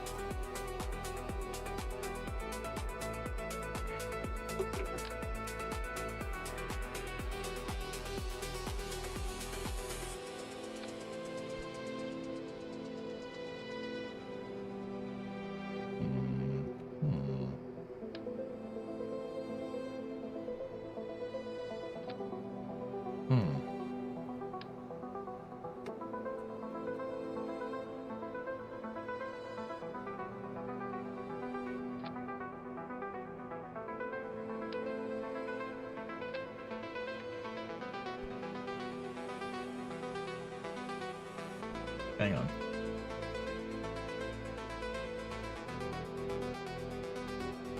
Where'd he go? Let me just make sure he's on the couch. Give me 1 second.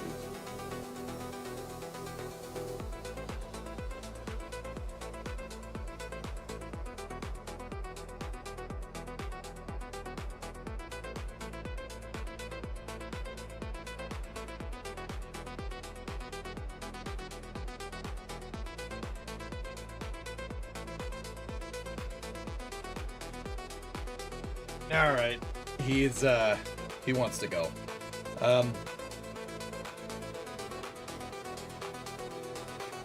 Guys, I'm gonna take him back down to the house, and then we'll test this with the payload. I'll be right back 1 second.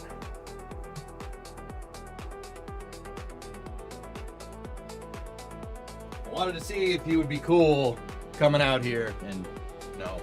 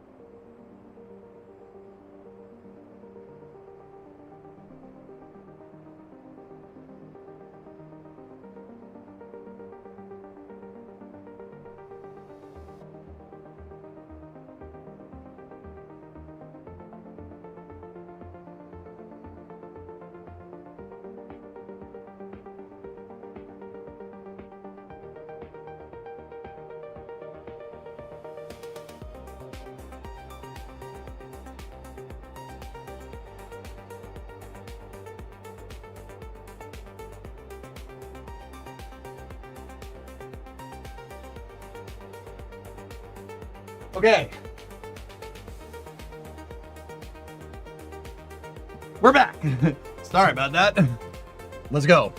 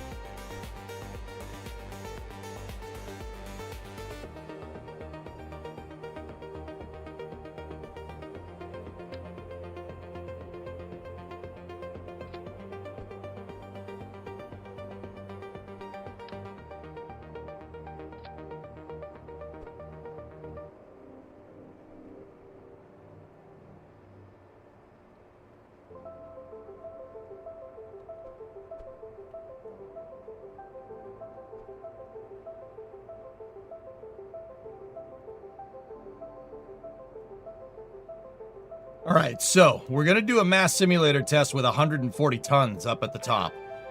I want to see where this gets this into space. Hey, Yarg, what's up, dude? All right, so switch it out over here.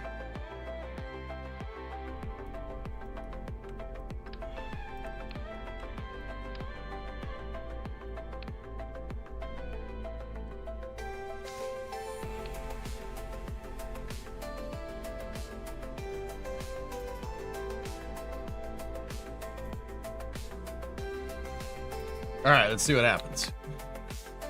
I may not have gotten this right. It might just blow up when we put it on the pad.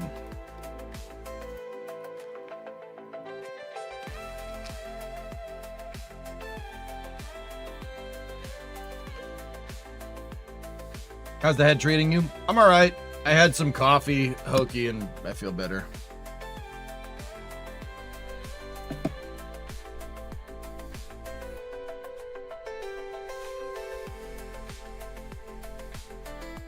Well, it stands up. Let's see what happens. Let me just equalize the sound so I don't blow your eardrums out. Okay. Let's test it. Ready? Good.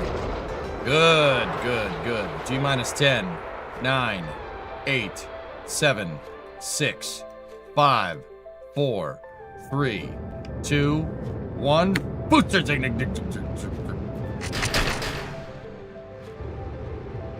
Got to lift off.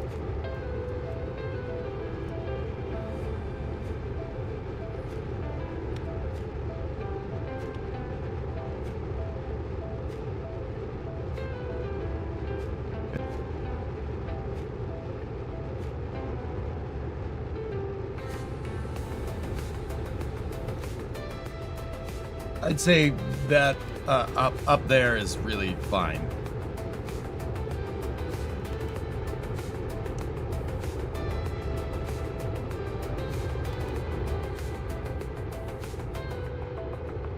That looks sick.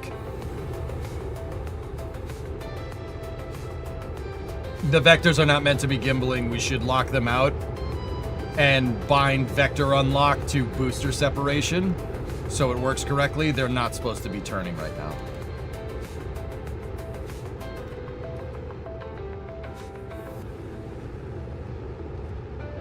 Clouds, no longer.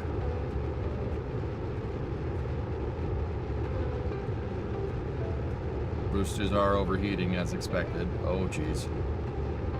Come on, stay together, baby.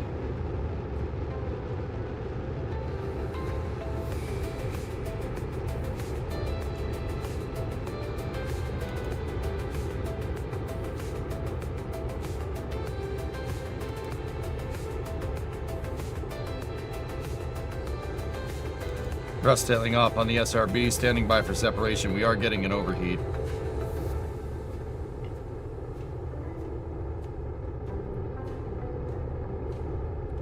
These separate, these have a little bit longer burn time. Okay, ready?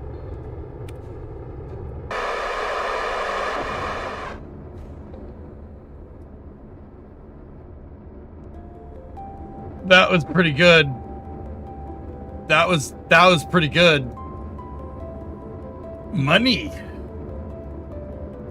That was pretty good. That was pretty good. You didn't throttle down, yeah.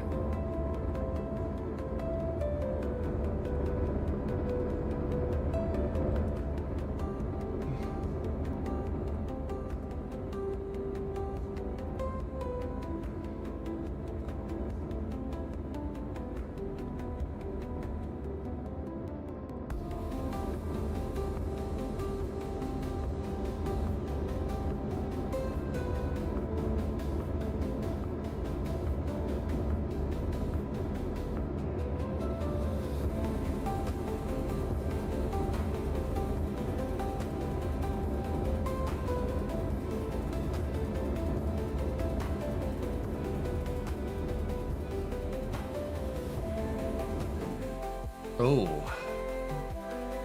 Oh. Well, that's not great. 1680. Oh, man, we're about 400 delta V short. No, more than that. About 700 delta V short.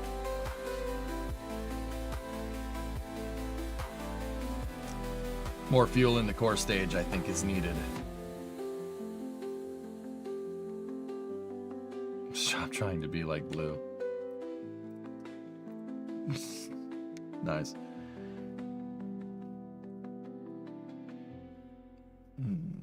I did not actually add any fuel to the core stage. That's why I wanted to do that test. To see where we're at.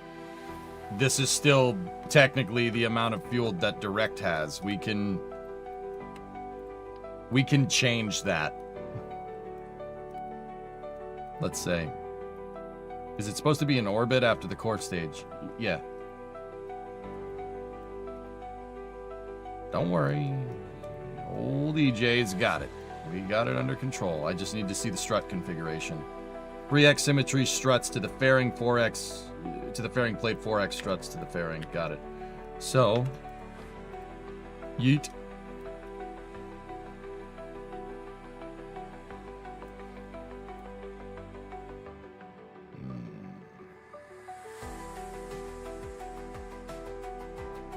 Oh. 1.08.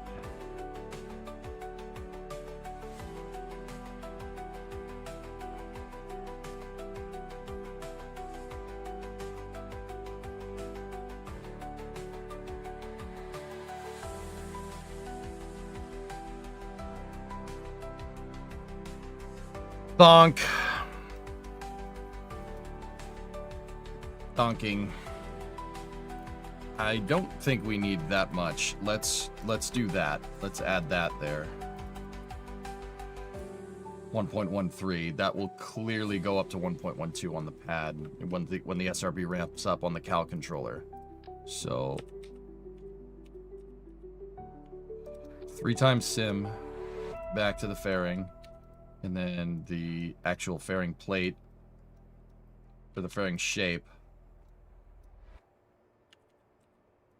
4x sim to the plate like that. There we go. Cool. Other than that, guys, yeah, she performed really nicely. That just gave us a lot more fuel for the core stage. So let's try it again. Oh, no. I gotta go back. We gotta do some more tweaks. Yeah, the core stage.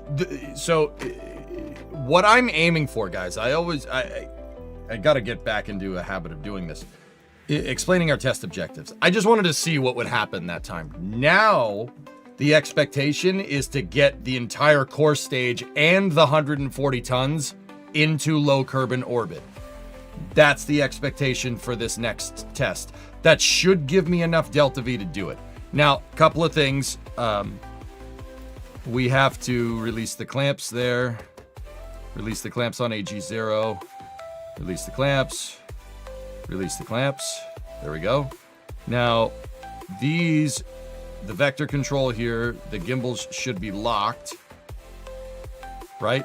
And then action group 4 should be freeing the gimbal, and they definitely don't need 8 degrees of control. Set them all to 50. That should do us right. I think it's 140-ton payload mass. No, Yarg. I don't know what it has. I just built it. I have no idea. We could sit here and do the analysis, or we could launch stuff. What I would normally do, dudes, is sit here and do all the math out to make sure we have the right amount of delta V, but that gets a little bit tricky with the thrust curves that we have programmed into this design. So let's just launch it. Let's just launch it and go.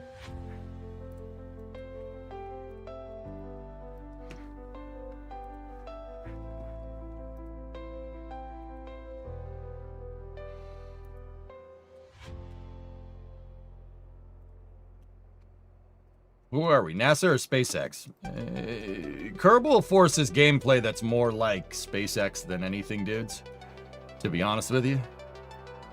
What are you preparing? You're always preparing. Just go. Just go.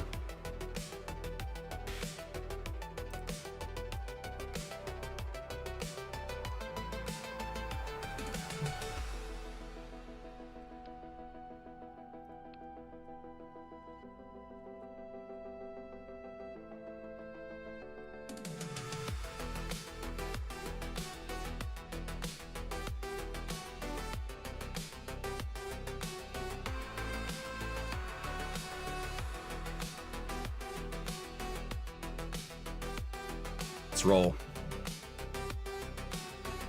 Have you seen Spaceballs 2 yet? Is Spaceballs 2 out?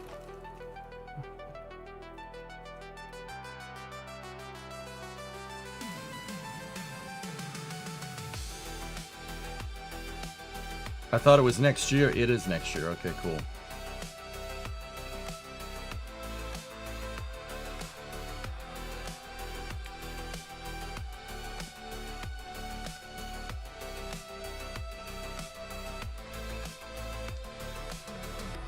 Okay, T minus 10, 9, 8, 7. Hold.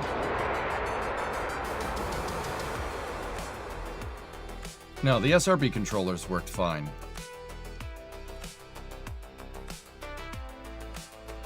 SRB controllers worked fine. I think I got everything figured out. All right, so let's resume count. T minus 10, 9, 8, 7, 6, 5, 4, 3, 2, 1. Booster detected.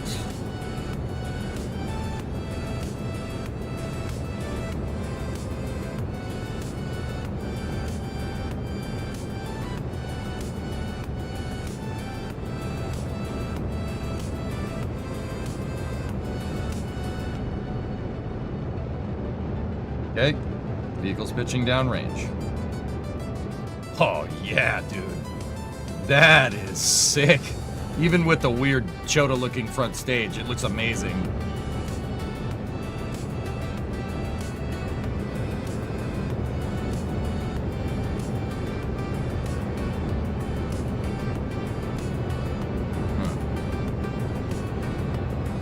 It's not really amazing when one of the SRBs is a little bent, but, you know, it's fine.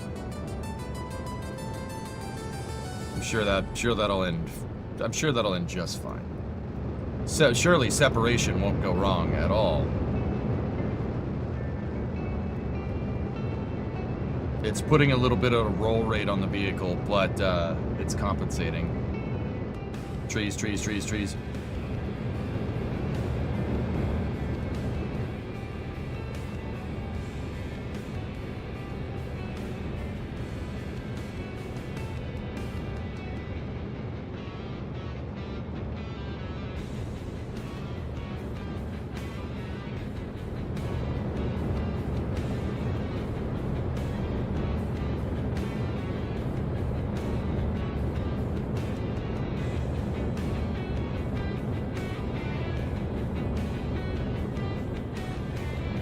Thrust tailing off at SRB. Stand by for separation. Hopefully we don't break.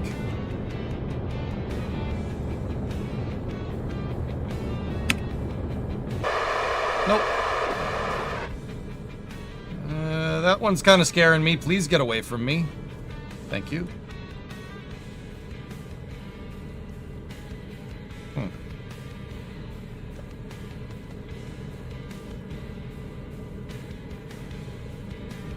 Something weird happened with the struts. We should just check them before we lift off next time. Make sure that's all working.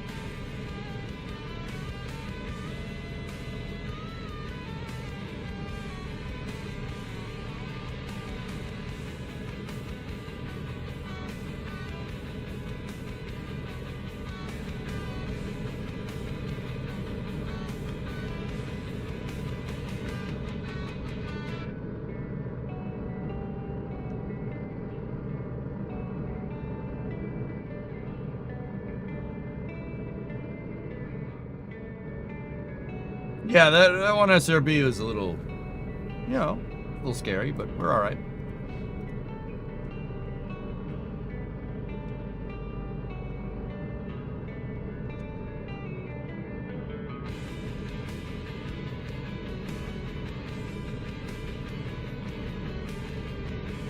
Yeah, Yarg, I don't think she's gonna make it.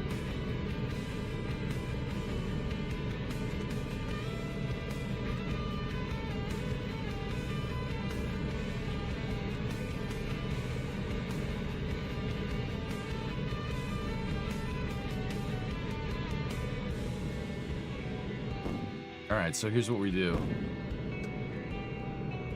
Start dipping into the payload fuel just to see how much fuel we absolutely need.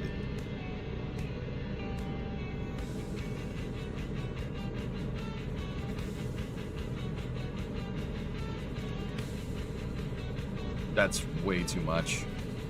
That actually should be, well, call this an overestimation.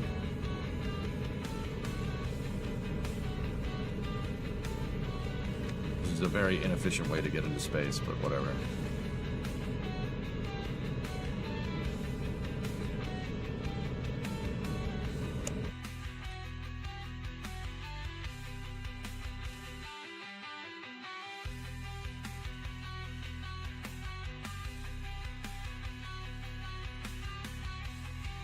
That's 144 tons of fuel in tank, and we used about half of it, so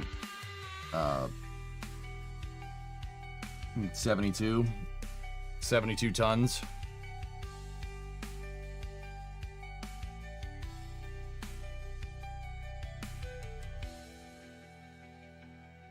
Keep in mind that was a horribly inefficient way to circularize, so it's probably a little bit more. I would ballpark us at like 80 to 90. Which ain't too bad.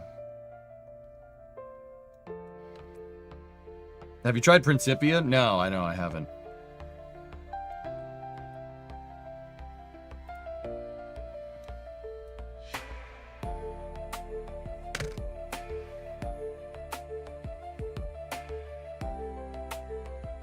Did the wobbly SRB have contributed to the underestimate? No, that was just me not making sure it's secure.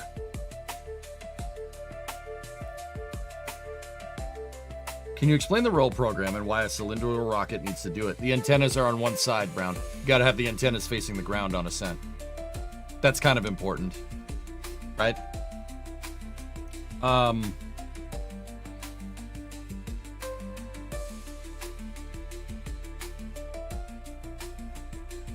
The other thing is that despite a rocket being a cylinder, a rocket still does have it still has positive axis. It has yaw, pitch, and roll. There's still a top to the vehicle. Rockets have an orientation system that's similar to like an airplane. You have, you know, pitch, you know, you have yaw, and you have roll, right? Yeah, the vehicle orients itself like this. Now SLS flies like this. SLS flies upside down into space, so you know you'd have to turn it. You have to roll it to the right roll program. But keep in mind, the other thing, Brownfield, is that rockets don't always fly to the same orbit. So sometimes the roll program is like a 70 degrees. Sometimes you roll 70 degrees. Sometimes you roll 90 degrees, right? The vehicle already needs to be able to roll. So it's easier to just have it roll off the pad. And then, you know, obviously have the antennas facing down towards the ground. So this thing would if like I said, if it was a plane, right, it'd be flying like this up into space, right?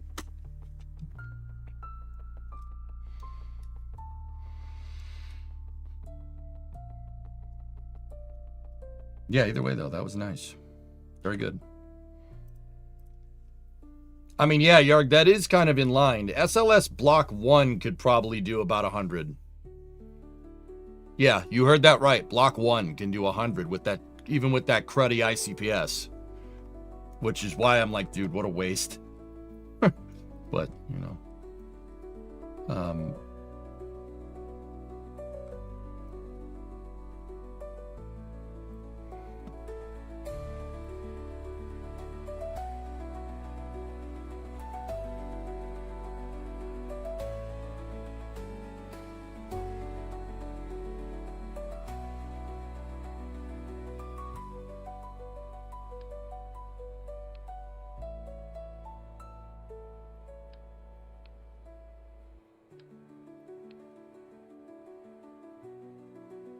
I mean, Block 1 can put a fully fueled ICPS in Orion into orbit with just the core stage.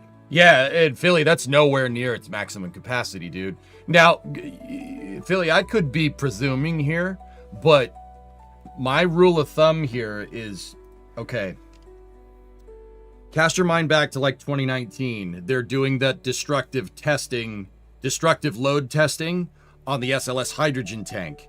If I recall the results from that test, I do believe they had the tank stay at 300% load for 3.5 hours and predicted the failure mode. They predicted the failure mode with like a 98% accuracy or something, which is bananas to me.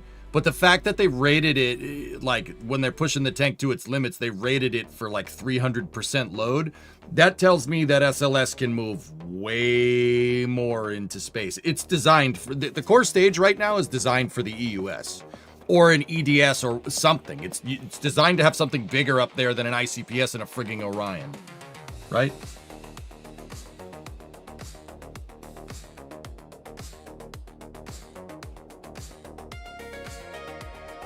Yeah, the struts should be okay, Sharktails. So, yeah, it can put that thing fully fueled up there, dude. It could put. I bet you it could get you could get a fully fueled EUS and a co-manifested payload and Orion up there easily, like easily. That's probably not. That's not a big deal. I did see it, Panta. Yeah.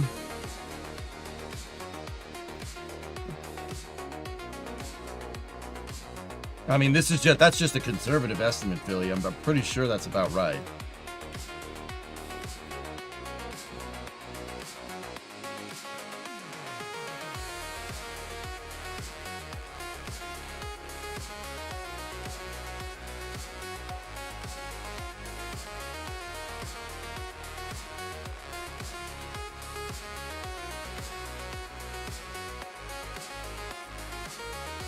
There's a mod called State Funding that lets you play more government-like careers. That's kind of cool.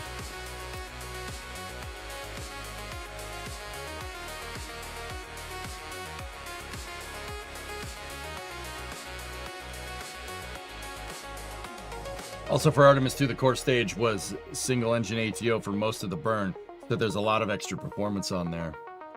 Yeah.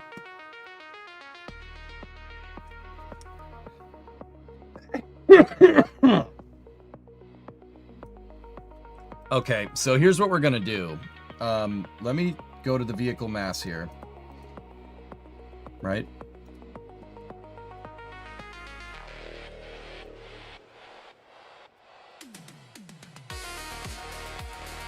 $840, 79. Okay. Let's set this payload to half the amount. Let's see what it does.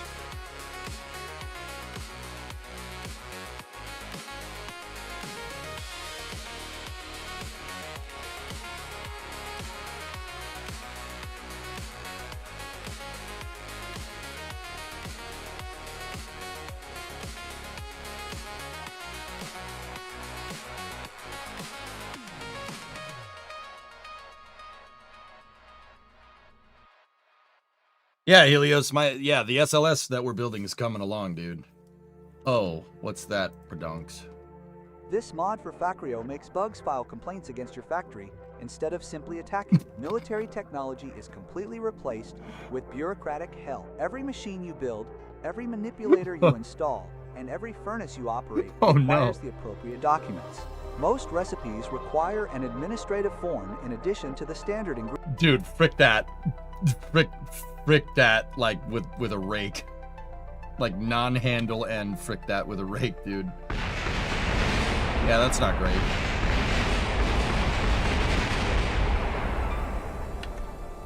That's, what happened there is not ideal.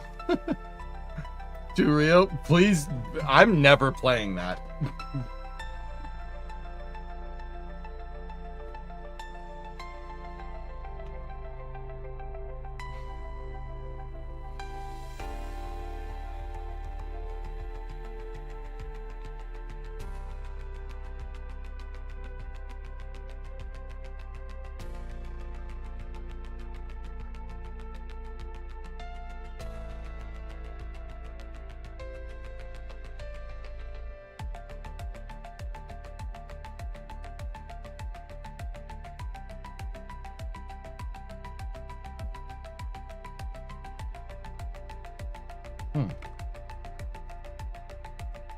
That should work. Yeah, even the rocket noped out of that. What was that audio? It was a YouTube short that Graham Weldon linked. What was that a video for? It's a mod for Factorio where you have to file administrative paperwork every time you want to build something. I just looked at it, Jackster. Yeah.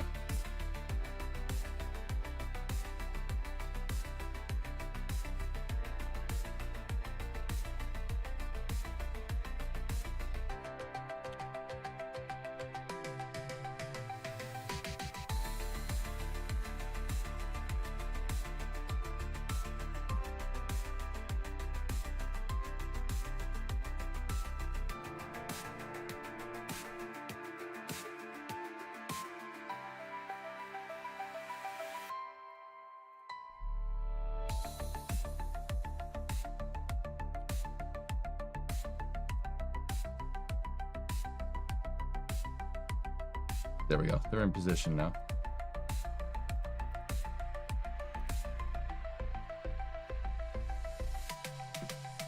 Remember, I borrowed the SRB design from my shuttle, which has the reusable SRBs. So the whole attachment system is the same, just like SLS. So yeah, you have to make sure the pins are locked in. Sometimes when you put the vehicle out, it doesn't lock the pins. You guys just saw that. So I toggled vessel collision back and forth until it slipped into the pin.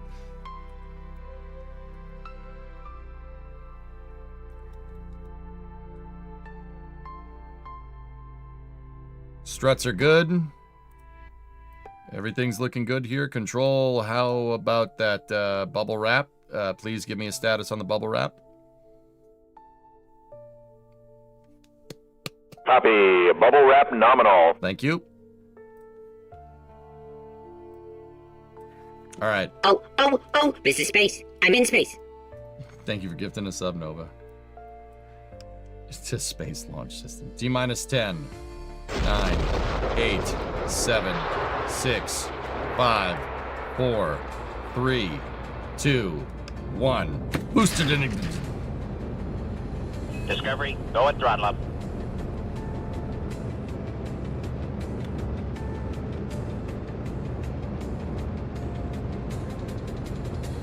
Roll program complete. That's the wrong way. We gotta roll it the other way. That's fine. It's fine. It's fine. You rolled in the wrong direction. Okay. Everything's good. We have the control to be able to do it. It's not gonna affect performance too much.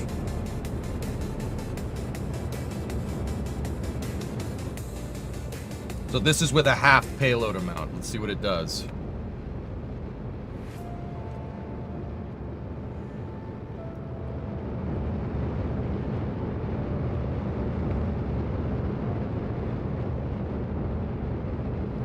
SRB wobble at the top. It's not supposed to do 180 degrees of roll.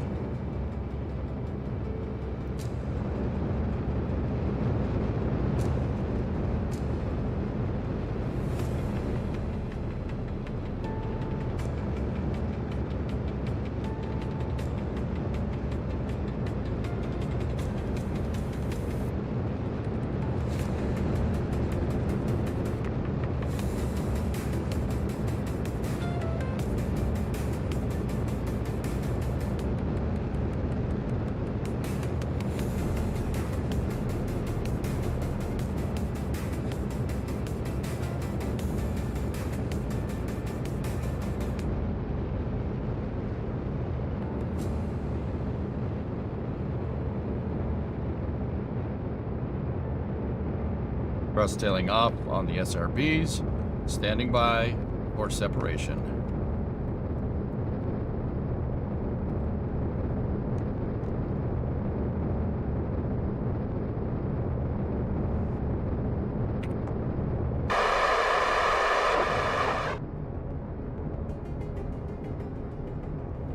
Nice. That wasn't exactly what we were looking for, but it was good enough. They did get hung up on the pins again.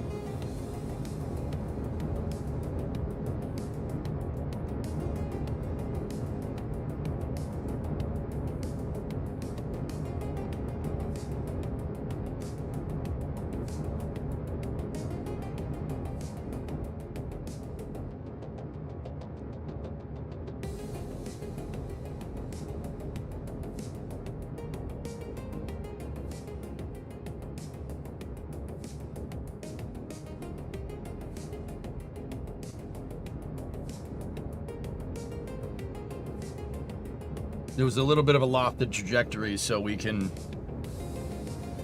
kind of ease it up a little bit.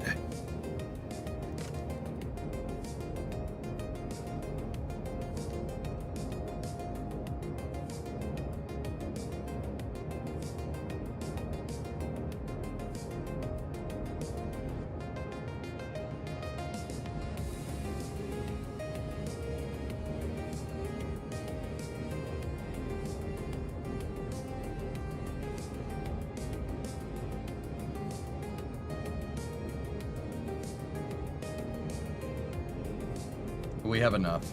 We just got to make sure we fly a decently efficient trajectory here. Lopo, that is the scatterer, waterfall, and parallax. And astronomer's visual. That's yeah, that's what I carry.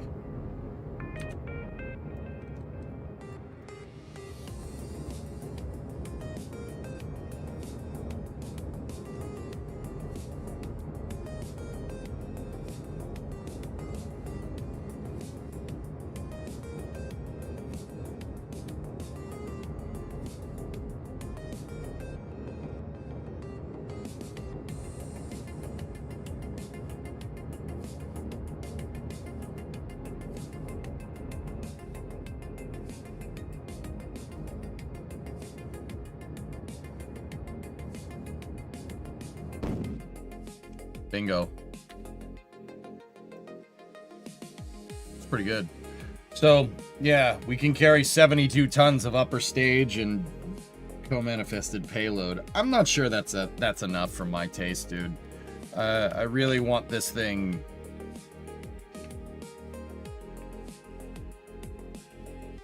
Yeah, yeah, I want more than that.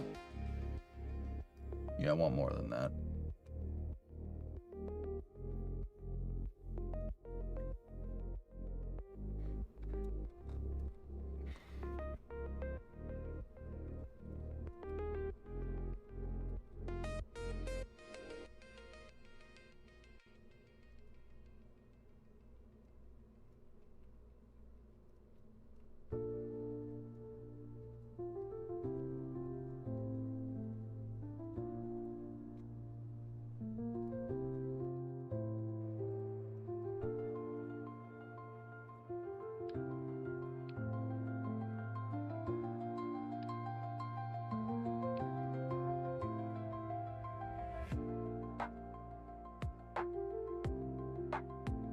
Clearly, it's time to switch to the advanced liquid booster with 4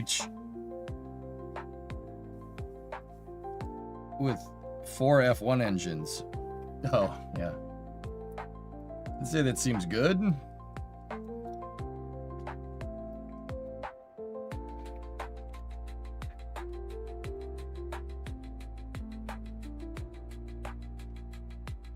Yeah, it should be able to do a little bit more than that, Yarg.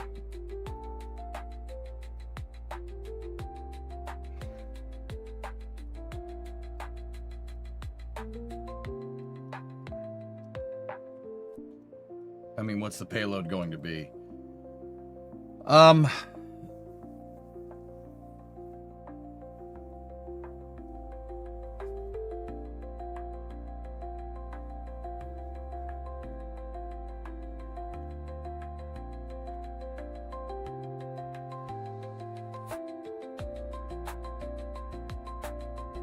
Well, I know we design around that, Philly. Like, I know that's what you should be doing, but I don't have a lander technically for this thing yet. Well, it's not 72 tons, Yarg. It's the upper stage too. So that's the margin for upper stage lander and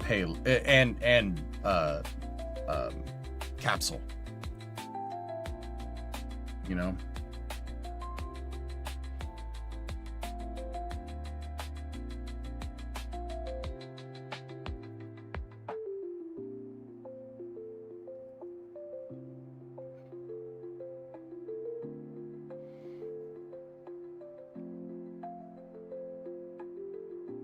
Yeah, I want to co-manifest. I want to build that capability into the vehicle, yes. I've been saying that the whole time, dudes.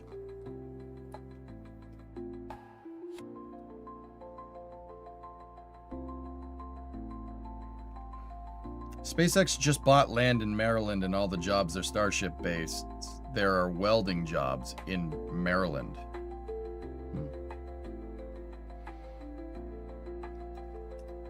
I mean, if it's a bigger upper stage, you'd just finish the circularization itself.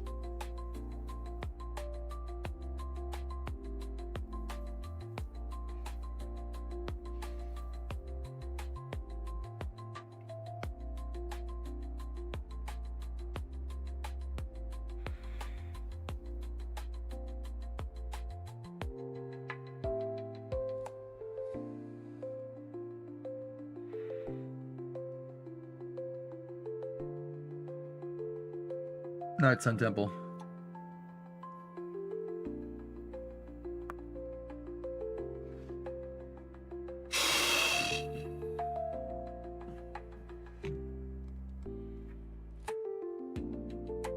I'm thinking if it could do this whole thing, I'd be pretty happy.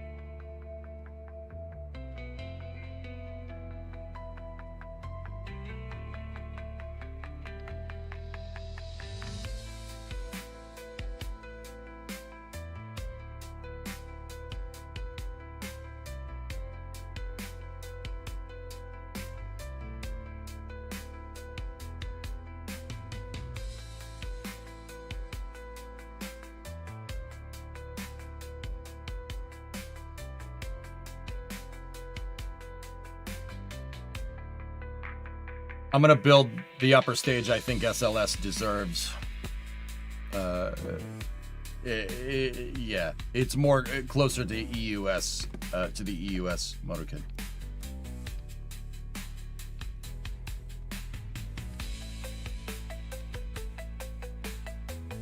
This thing's going to be a little sluggish off the pad.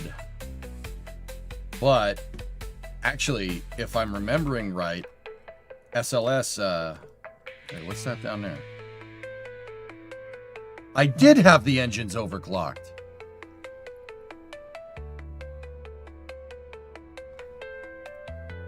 Excuse me. Yeah, I did have them overclocked. I knew I did.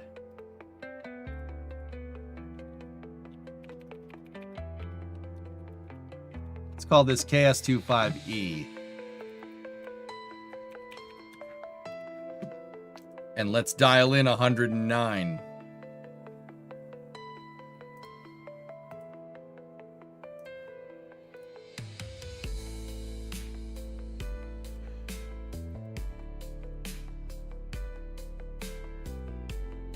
No, not 178. That's too much.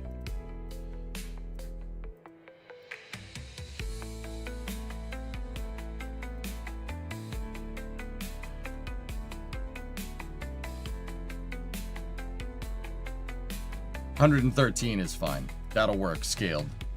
Good. Get rid of that point. Make sure that all the engines are at 113%. Rated thrust. What does that give us for liftoff thrust? It's not going to tell us because we broke it.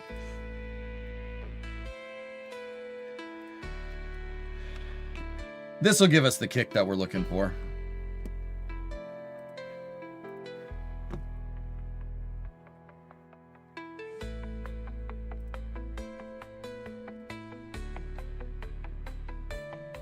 And that adds to the fuel.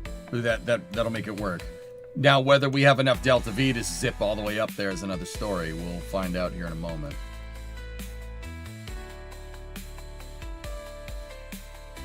Aren't the SRBs the main lifters? I have one more trick up my sleeve to give the SRBs a little bit more punch out of the gate. We'll see if it works. It requires modifying the craft file, but that's fine. In code.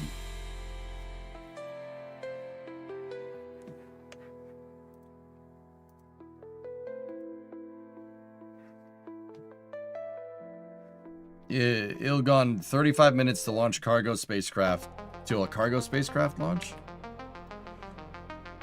It did the thing again, dang it. Why does it only do it with this damn SRB?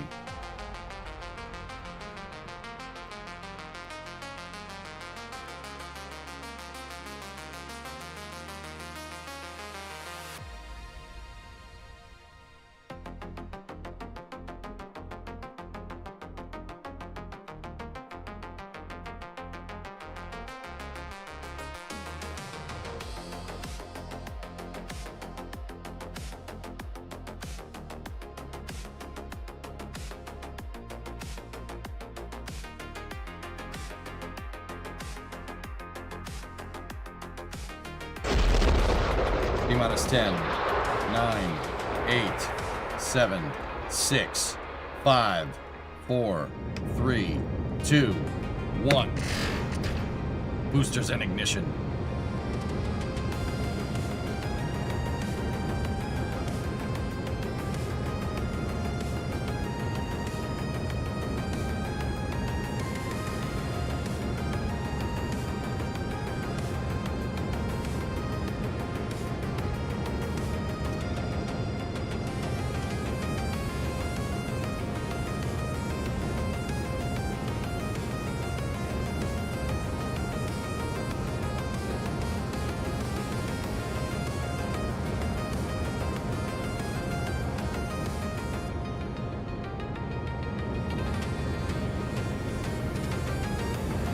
Throttling down for max Q. Max Q is looking good.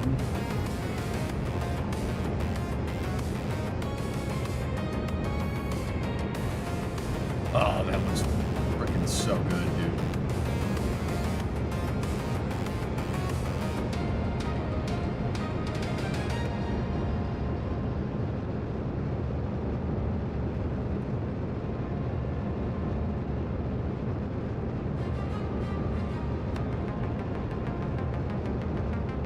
Yes, Trey, that's kind of what I'm planning on doing. I'm going to build my own stage, though.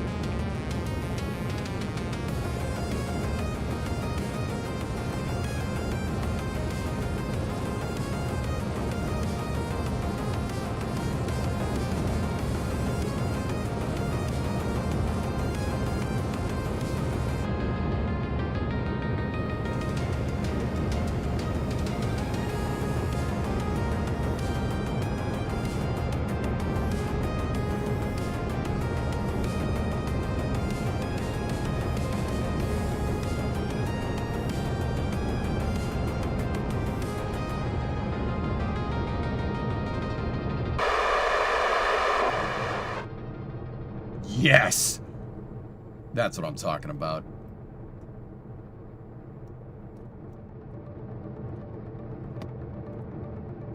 We govern Falcon Heavy tomorrow. I can't, Dean. Yeah, it's very rare that you'll hear me say that. I can't, dude. I have a dentist appointment tomorrow, and I've rescheduled it 3 times.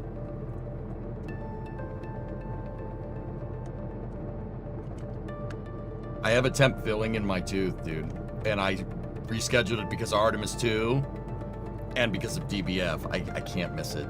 It really pisses me off that I have to miss a Falcon Heavy launch. I'm not happy about that, but...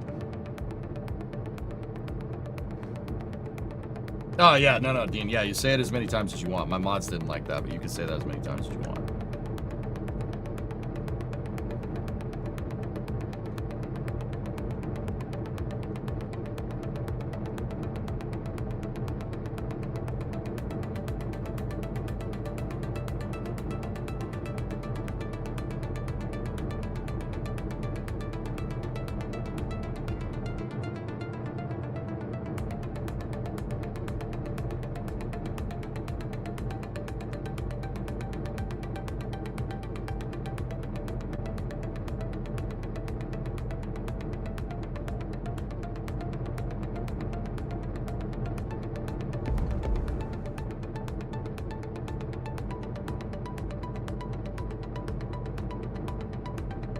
About 500 short.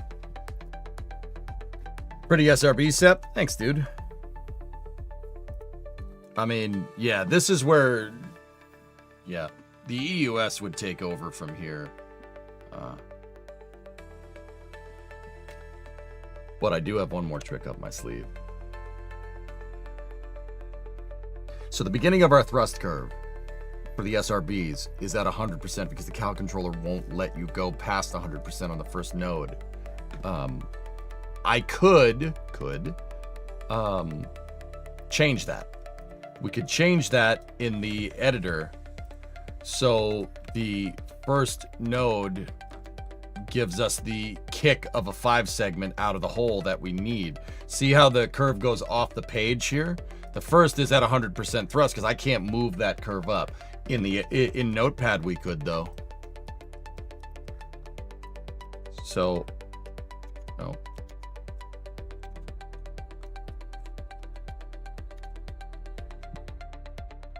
HLV SLS has been modified. Do you want to reload it? I do. Get rid of that. Find. We need SRB curve.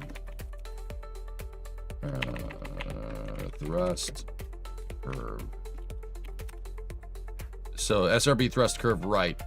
There's the robotic controller. All right, let's go down here. Yeah, see?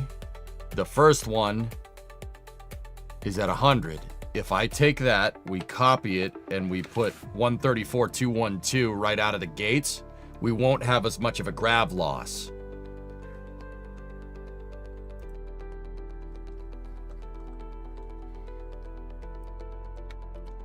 $134.212. There we go. Save, close, back this out. Reload it here. Yeah, that'll give us more liftoff thrust. That's less time taken off of the atmosphere. I mean, we got to be very careful. This thing is going to freaking really get off the pad now. Just like SLS. That was my last trick to dial this thing in.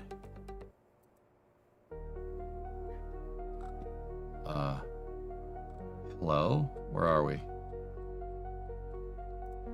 So if we reload, right? And we open the editor, the first node is off the page. Hell yeah. Oh, this thing's gonna, it's gonna this thing. Now put that thrust curve on the Ares 1. Oh yeah, we could just copy it, dude. Just merge the craft files, copy it, put it on Ares 1, and Ares 1 will cheech. All right, now let's try this. Like, okay, here's what I'm resigned to. Because if this thing was carrying EUS lander, etc., and the capsule, right? If it was doing that, in real life, core stage probably wouldn't make orbit. It would make it close, but it wouldn't make orbit. So that's what I'm trying to do. If we can get within, let's say, 200 meters a second delta V of orbit with the core stage with 144 tons of payload attached to the front, mint. Actually, no, that's actually too much. If we get past 2,000 meters a second with the core stage, I'm good. That's fine. That's 350 meters a second short of orbit. That, if I'm thinking about this correct, just crunching numbers in my head and not doing any of the analysis out, which is not how you do this, but if I'm thinking about that right, that should get us what we want. Artemis Block 3. This is basically, actually, this is just a Block 1 core stage and boosters.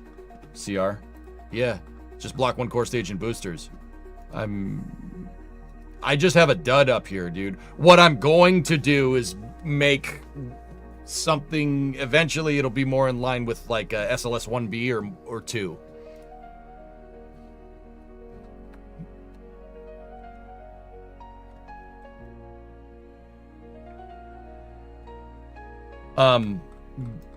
You know, for this test, it's probably better to strut some things. Yeah.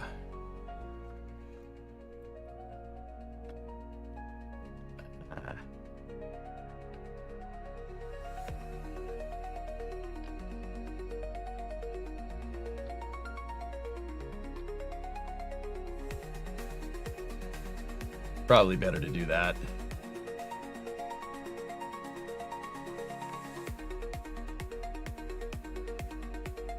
Come on, find the weak points. All right. Whatever, dude.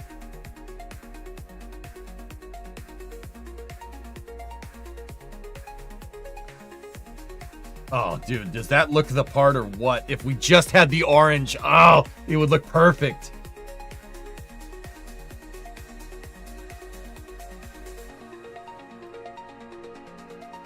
Once again, my expectation for this flight is to get the core stage with that 144 tons attached to it, get that up above 2 kilometers a second near orbit. That would be the expectation here.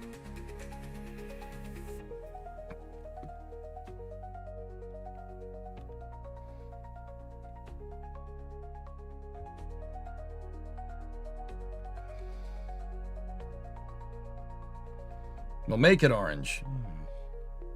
In good time, my son.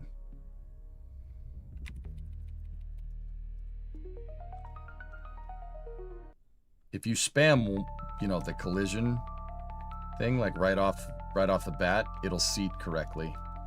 Cool. Okay. Here we go. This is going to, I'm kind of wondering what's going to happen here. This is going to get pretty hefty. All right, here we go. T minus 10, 9, 8, 7, 6, 5, 4, 3, 2, 1. There we go. 1.4 right off the bat. Oh, that's nice. Very nice.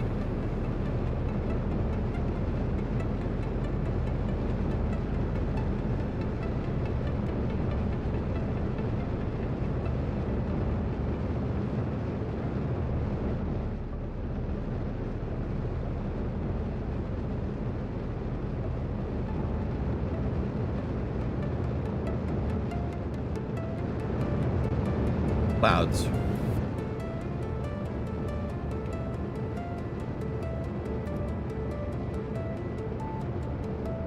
We need to adjust the throttle bucket for the SRBs.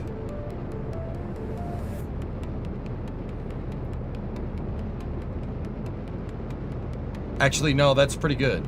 That's okay.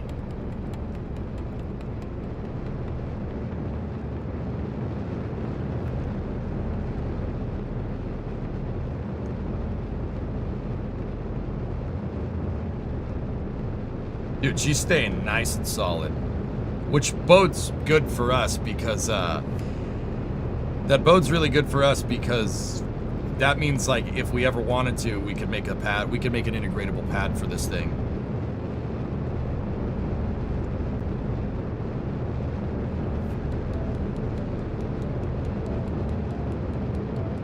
Dude, what a punch.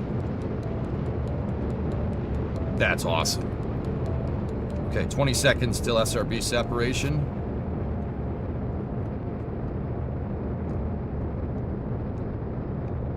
Ten seconds. Thrust tailing off, SRB standing by for separation. Oh. Never mind. Because we squeezed out more thrust, I can stage at the same time as the shuttle. That'll do us right. 13. We're just past a kilometer a second. Yeah, baby.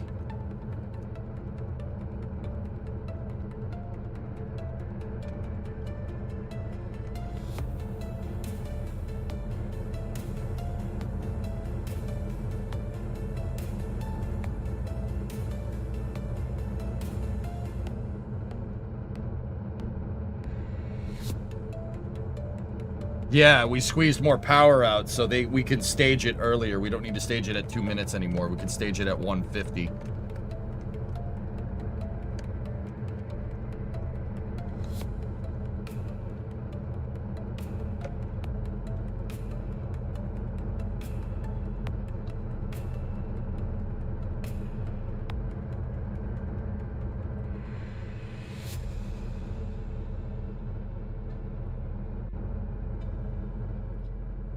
Dude, look at that thing.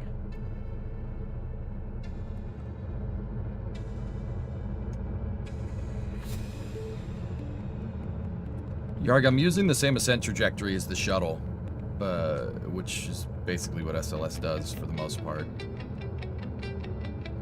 We're taking a little bit of an inefficiency here by not being on prograde, but I actually think this is right in line with expectations, man.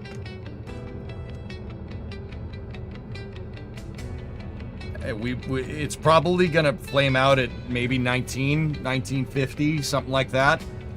That's pretty dang close, considering I just did some, like, napkin math analysis here. Today I got my first ULA YouTube video ad. What are they cooking? Oh, I don't know.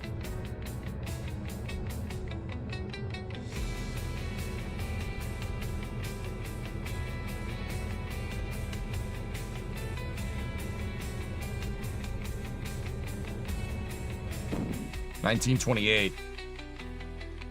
Dudes, that's pretty good.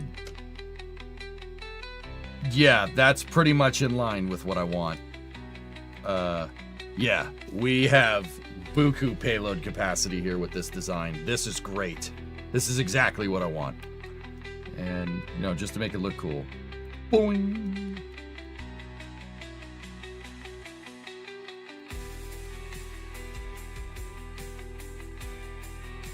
That's sick, dude.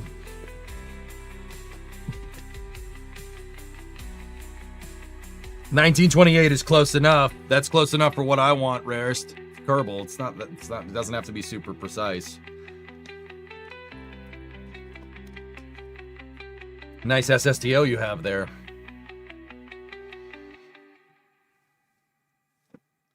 Look, man, all I'm saying is that an SLS core stage with like a Nerva engine behind it, a nuclear thermal engine that we dial in to make, I don't know. It would need to make that would be very challenging. Okay, new plan. 3 Nervas on the bottom of the core stage, nuclear thermals, and each one makes, give or take, about 2,500 kilonewtons of thrust. We made 3 nuclear thermal engines, put them on the back of the SLS core stage. You would take a significant payload capacity hit. There's no way you'd be able to carry an upper stage with that design. But you'd have this up in space. And what you could do, right? is no upper stage, but have a fairing with radiators and solar panels on it, right, for the nukes. And then make the LOX tank. Well, you wouldn't need a LOX tank. You could make that your dry workshop. So Skylab here in the LOX tank, hydrogen tank there, boom, there you go. Like, that's the kind of cool stuff we should be doing with SLS. Just make make the core stage into a transfer vehicle. Make it into a gigantic interplanetary spaceship.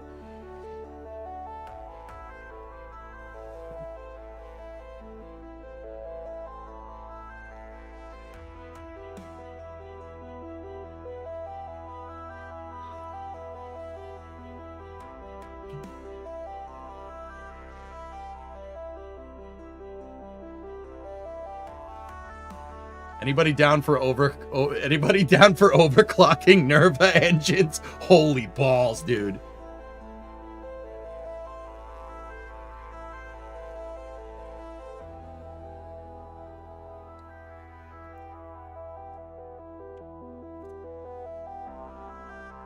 Oh.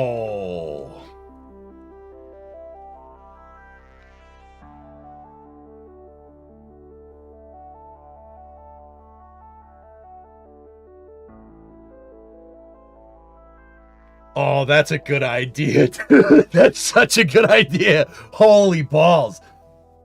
Oh my goodness. It would generate a ton of heat. I know. We'd have to put like All right. Let's not get ahead of ourselves. What we're going to do here is I'm going to design that upper stage first. I'm going to design the upper stage for co-manifested payload. We will work on the nuclear core stage in a little bit. Because what we could do is dump all these, get rid of all the tanks with the oxidizer, right? And what we could do is replace them with the liquid fuel fuselages. How much fuel does this thing have? 5,700, 5,700, 5,700. So that's it's about 18,000. And then 2 more there. 24 in change. So about 30,000. 30,000 units of liquid fuel. We put 3 of these tanks in line in the center. Oh, that would be pretty cool. That would be pretty sick.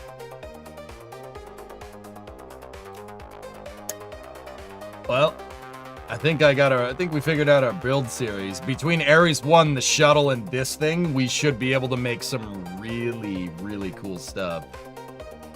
Last to burst your bubble, Peak Nerva only produced 250 kilonewtons of thrust. Yeah, Peak Nerva only did that, but Peak EJ has a Cal controller with overclock. So Peak Nerva can get... Discovery, go at throttle. Kind of want to see what your Ares 1 would do now. Morbidly curious. Alright, fine. You dill hole. Would you fire the Nervas at sea level? Yeah, fire them at sea level. Sure. Why not?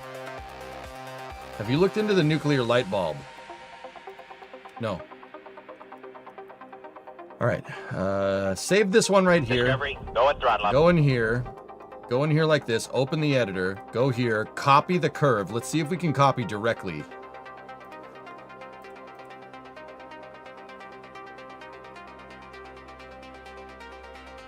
Yeah, MotoKid, you can fire Nervas in the atmosphere. That ain't no problem. Yeah, the Nervas would have like a shuttle nozzle, dude. And I would take a Nerva engine and put an RS-25 nozzle on the end of it. You'd need to have that regenerative cooling down here. Don't worry about but don't they spew radioactivity? Yes, they do, but they spew out a radioactive isotope of hydrogen that has a half-life of like a millisecond or something. So, yeah, it'll diffuse. It's not gonna like spread radioactive fallout on ascent. Don't worry about that. It won't do that. That's what they figured out when they tested the Nerva engines at Jackass Flats. The fuel efficiency at sea level is garbage. Light them at 10 to 15. Air start Nervas. But could it? Only if it blows up, bullet tuna, and then, in which case, yeah, you'd probably want to go get those engines back, but...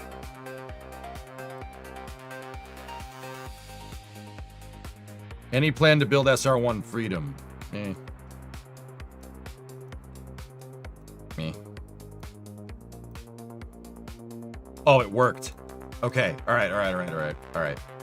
The separation system on this thing still is a little bit donkey nards. So let's just go back over here.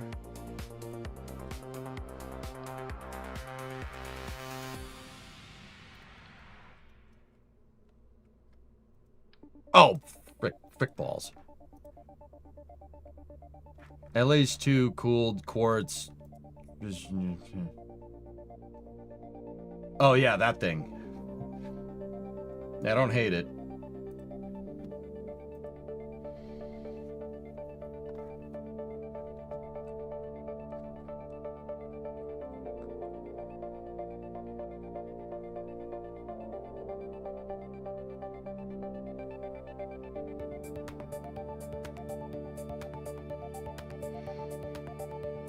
Three nerve engines on the shuttle would have been insane. They would have never done that.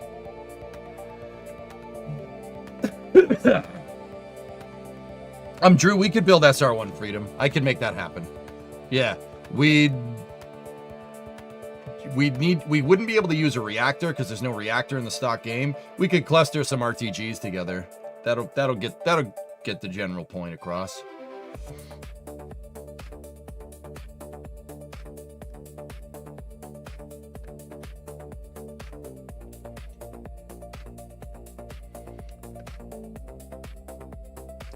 What happens if I add one more shuttle engine, Shadow Mask?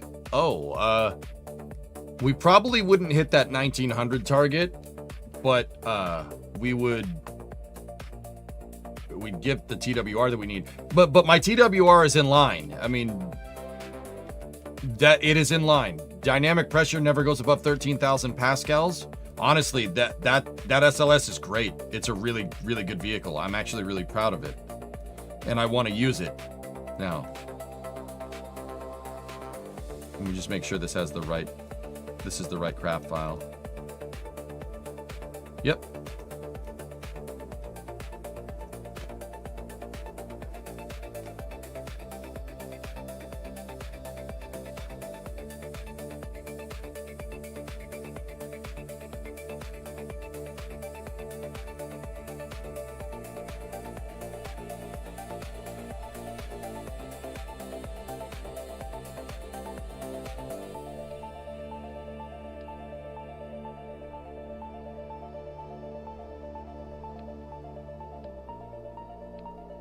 All right, so let's try our Ares 1 with our revised 5-segment thrust curve. See what she does.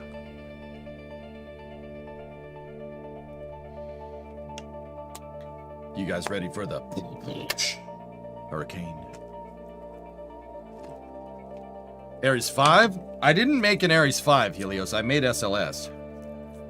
The architecture that I have here is SLS with Ares. I'm going to build basically Ares 5 upper stage for it. I'm going to build an Earth departure stage for my SLS, and I have an Ares 1. I have an Orion-esque capsule that we're going to have to tweak around a little bit to get what I want, and we have the space shuttle. I think this is totally doable, totally usable architecture. This is a good idea. We should do this. All right, let's test our Ares 1 with the revised thrust curve. T-minus 10, 9, 8, 7, 6, 5, 4, 3, 2, 1. 1.65 at liftoff. Jeepers. Okay, all right, that's fast. Do we still have the half stage? Oh yeah, that's why. Okay.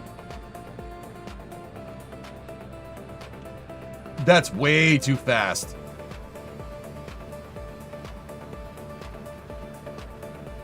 A little bit of wobble. It's all right.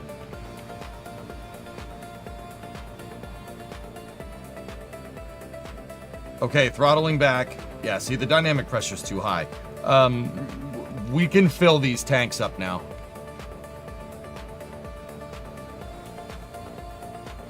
Your badgering was right. Yeah, and a blind squirrel finds a nut, you dillhole.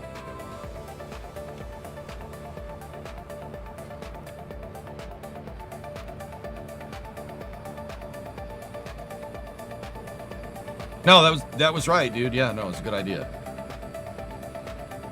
Okay, the SRB is going to ramp back up here.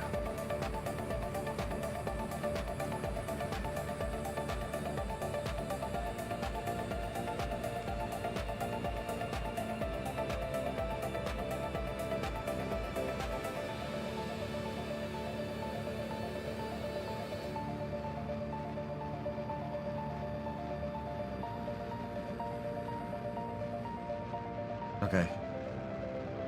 What's our staging velocity going to get to? Oh my goodness. That's too fast. We're going to start getting entry heating on the way up here. Thrust tailing off, SRB standing by for... Holy crap.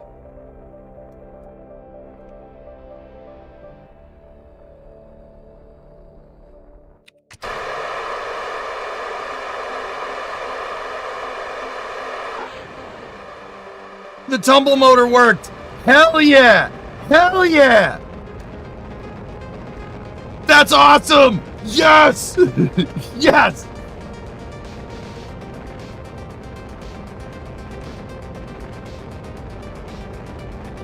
Bearing separation.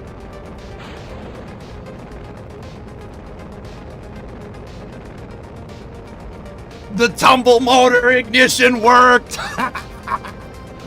Jackass! Sorry.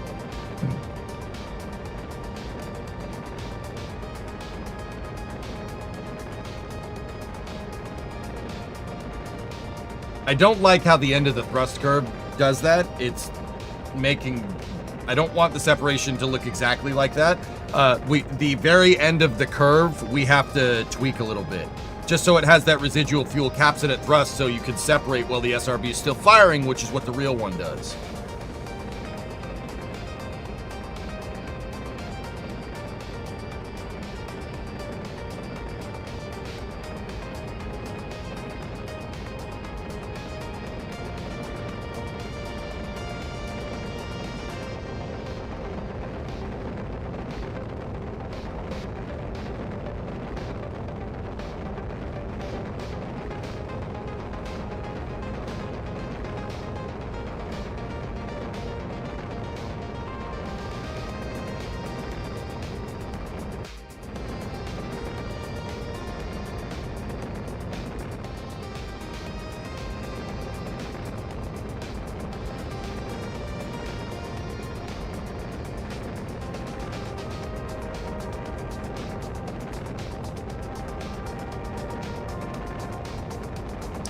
Hold on.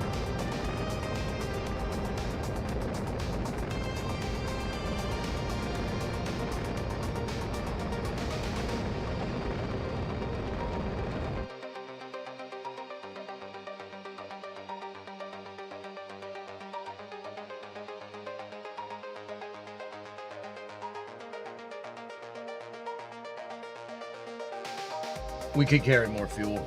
We could carry way more fuel. I need to see it again. Just a question, how many G's did we pull at liftoff? 1.6 TWR off the pad. I don't know, probably 2 G's. Somewhere between 1 and 2. It's not as much as you might think, but let me tweak the bottom of the thrust curve here. It's the very end that I want to set that to like 1. Or no, maybe set it to 5. It was set at 10.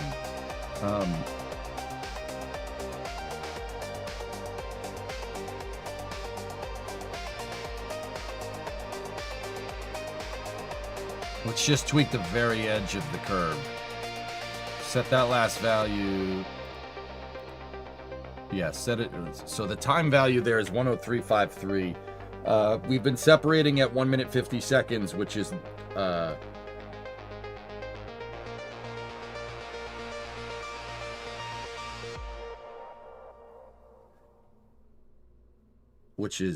I'm sorry, my brain just stopped working.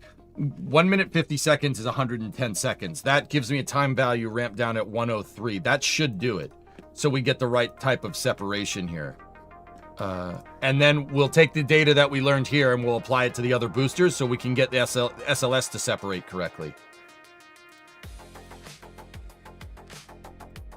See, this is why, guys, I've always said that, like, it would have been better to make Ares 1 because it would have made SLS or Ares 5 development a lot easier because you would have buy down a lot of risk by flying that 5-segment booster a lot. Well, a lot. You could get like 3 or 4 test flights out of it. You know, and that's great flight data for you. Oh, the upper stage fuel. Going too fast. Tell me more about my beloved Ares 1. We're dialing it in, AC. Take a look at this. Look at that. Look at it in all of its beauty. Okay, don't look at it. Don't even touch it. Don't even think about it. Look away. Look away. You can't deal with the glory. Look away. Oh, AC, I'm dialing in an architecture here. So I have a 5-segment. I put a 5th segment in front of a Clydesdale, and then we edited the craft file. We edited the craft file to have 5 segments worth of SRB fuel. And then I put a fairing segment in there that makes it 5 segments long.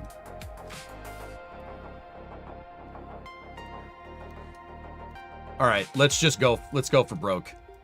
Go for broke. Give me full tanks of fuel. Let's see what this does.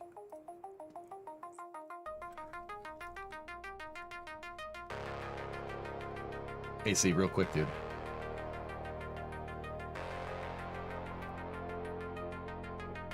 Because we have 5-segment boosters.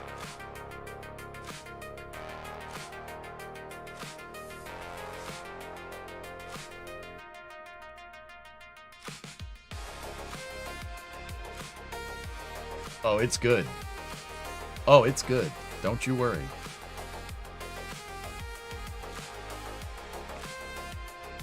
Well, what about the pointy top of the rocket? That's not pointy enough. Yeah, Ares 1 needs to be more pointy because we need to make a better capsule for it. Guys, probably later this week, I'm going to give the Taurus capsule. We're going to redesign a couple of things on the Taurus capsule, and that should be fun.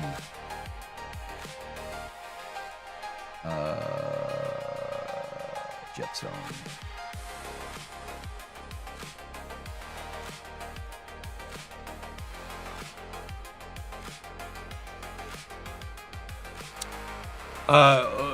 Nova, I'm going to build it more scaled. So my current Taurus capsule is really a Kerbalized version of Orion, like with the parts that we have. I want to look into making a capsule pressure vessel like out of a fairing maybe, and making Orion the right scaled size for KSP. So like make a capsule that looks like a fairing and then put the 1-3 command pod inside of it, right? And then build out a service module and everything that you need around that. You know what I mean? Rocket Guy did that? Yeah. Because a scaled Orion into KSP, guys, is not this size. It's not that size. It's not the right size. Orion should be about, it should be almost as wide as these tanks right here. It should be about, these are 375 meter tanks. Orion should be like 3.5 meters in diameter, scaled. We'd have to go do the math, but.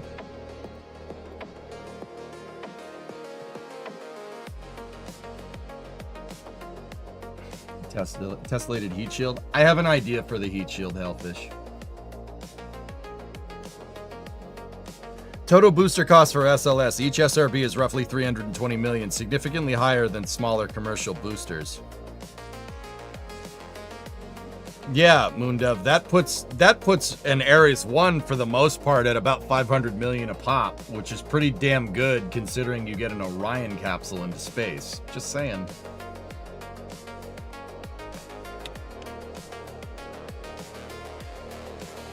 Okay. Roll RCS is on. T minus 10, 9, 8, 7, 6, 5, 4, 3, 2, 1. Oh, hell yeah.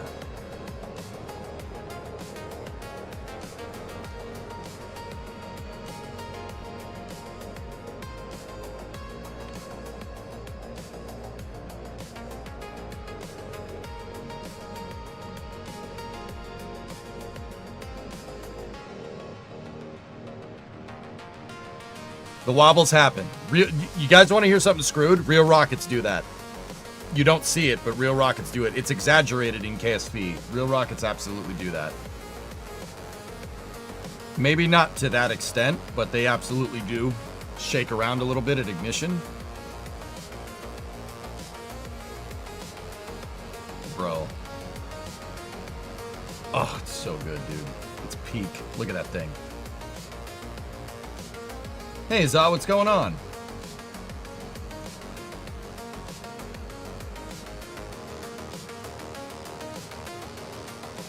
Like a twang to Tad. Yeah, exactly, dude.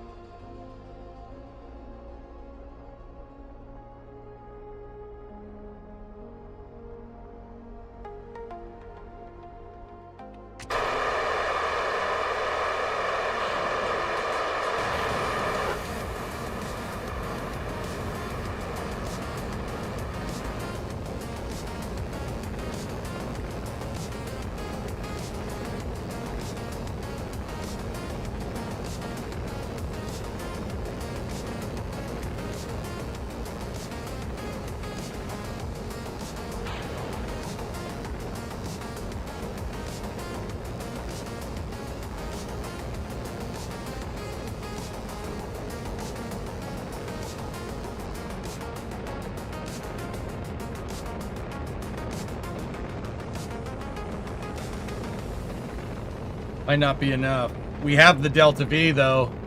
If we can just get this thing to chooch a little harder. I might overclock the skipper, that skipper engine, to be more in line with the J2, J2X.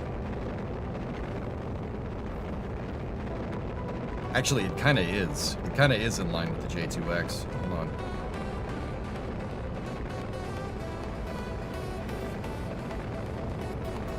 Think you can land the spinny bits on Duna, say like with SR1 Freedom? Yeah, maybe.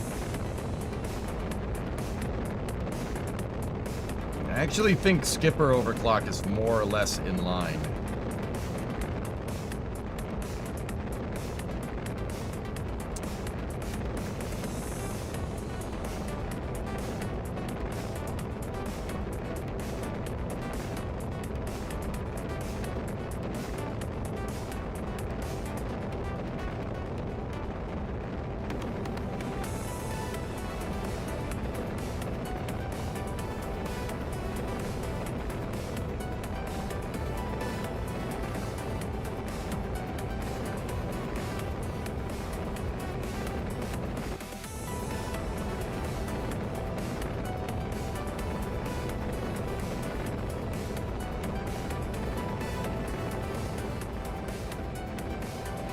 I don't know. I'd have to go look, Hellfish.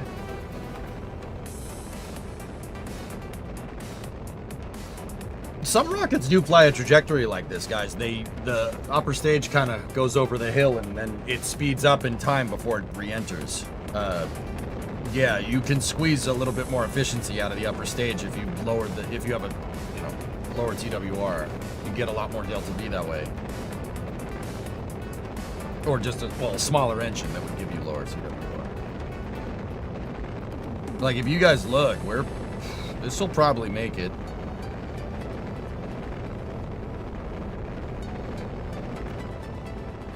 Yeah, the auto-rotating stuff, Drew, I could probably get away with that. I don't know how well it would work on Duna, but...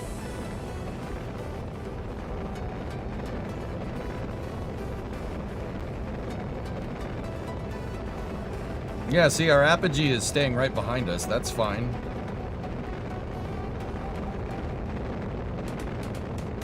That's not fine.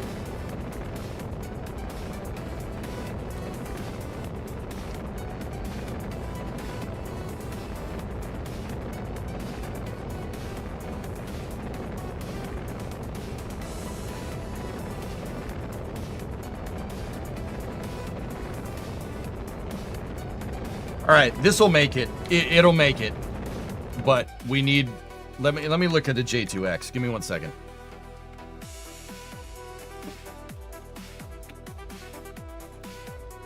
So there's a weird... Yeah, there's a picture of one.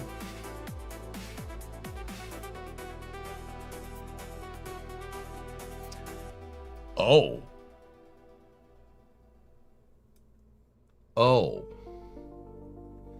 Oh, okay. Let me... Nova, I'm not saying you're wrong. Let me just run the numbers so people on stream can see it.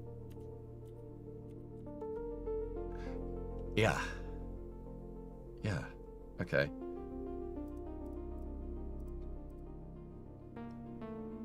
Yeah. Okay, we should be making around 800. It's only making 650. So let's go back in here and increase testaminki a little bit. You know what I'm saying? You used 0.6.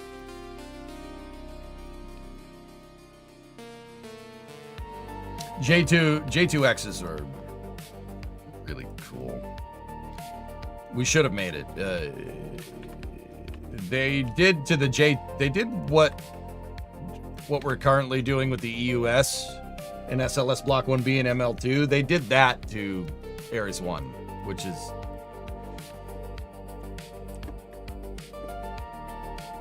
kind of annoying, but whatever.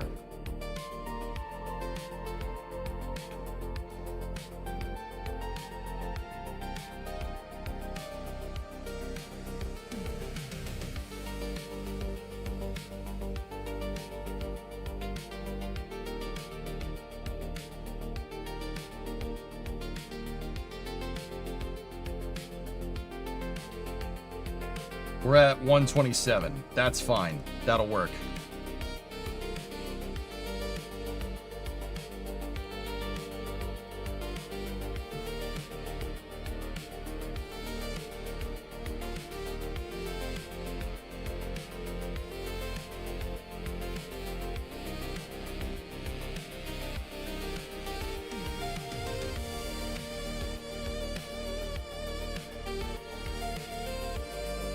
That little extra TWR is going to make a big difference here.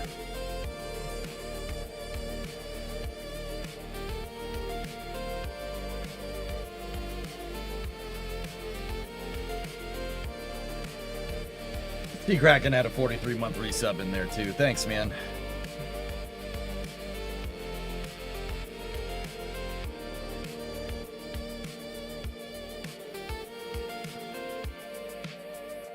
Chris, on one hand, let's rather not do Ares 1. It's a silly rocket. It's not a silly rocket. And it's not Camelot either.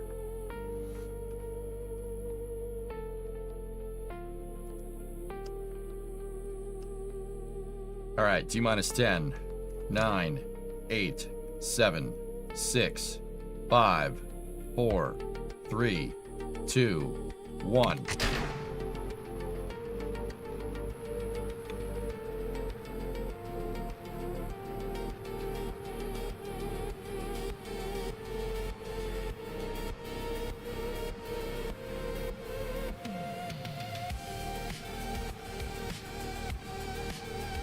Stop doing that.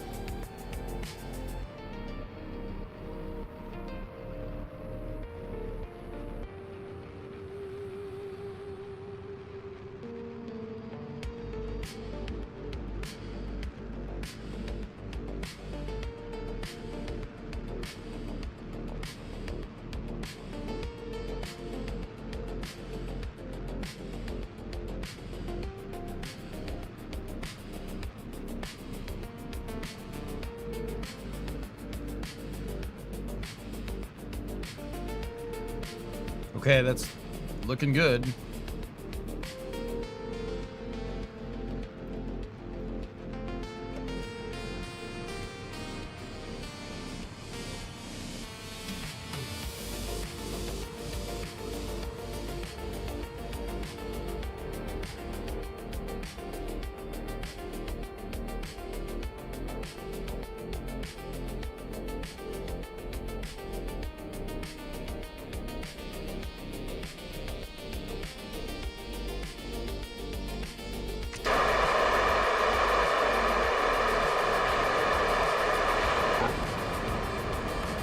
Double motor ignition.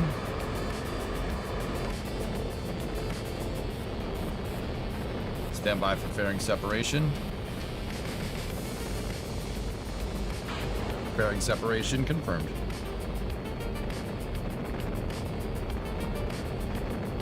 Yeah, see, 831, we're right in line.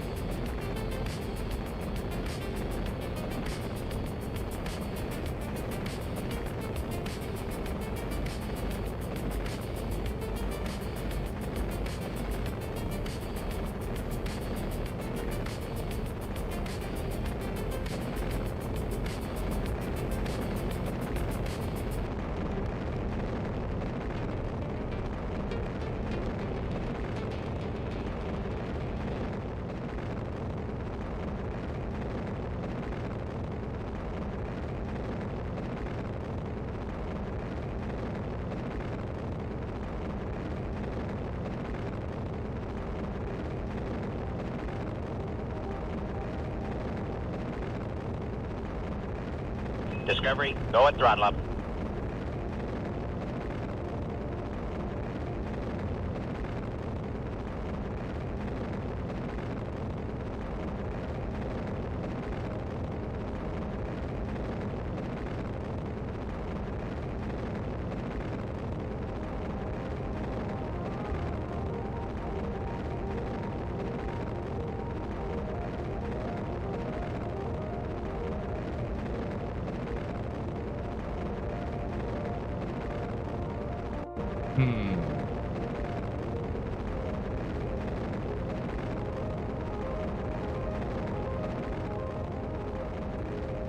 You know what I'm thinking? I'm thinking the fuel density. Once again, it's that fuel density thing that I'm talking about. You know how on my SLS I have regular fuel tanks inside of the hydrogen fuel tanks to make it proportionally correct. We can do that with this. In fact, we should. That's too much fuel.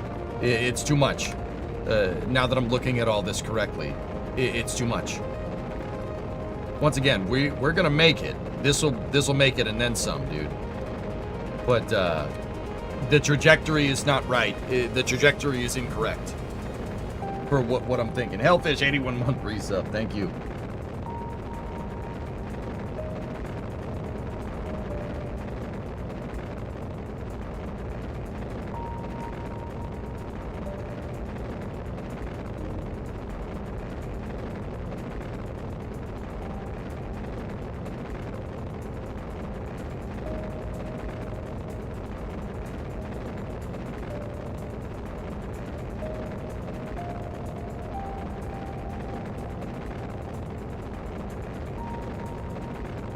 Yeah, there you go, man.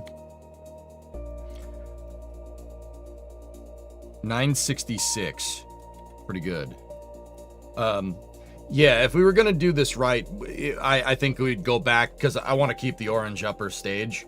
Just go back to adjusting the fuel. I went for broke there. Half of the fuel tanks is not what we want. Let's do that right there. 2268, 2272. I mean, I could make the tanks, we could bury the tanks in a fairing like before, but we got to keep the orange tanks. Can't have an all white Ares 1. It would look like Ares 1X. And Ares 1X was good, but no.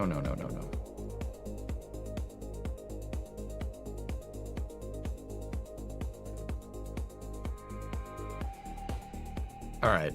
Let's do one more test with this. I think that is about what we want. Go at throttle up. We'll do one more test with it, with this thing, and then we go back to the other thing. Hey, JK, 4-month resub.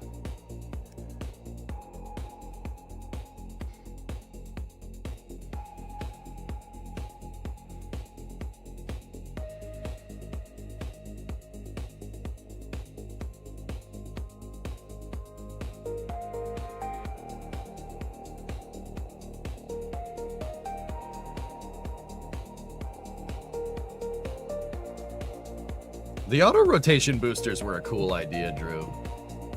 I could get that to work. We could dial that in. It'd be kind of fun to dial it in on the 5 segment, but whatever. All right, T-minus 10, 9, 8, 7, 6, 5, 4, 3, 2, 1. Oh man, that thing books.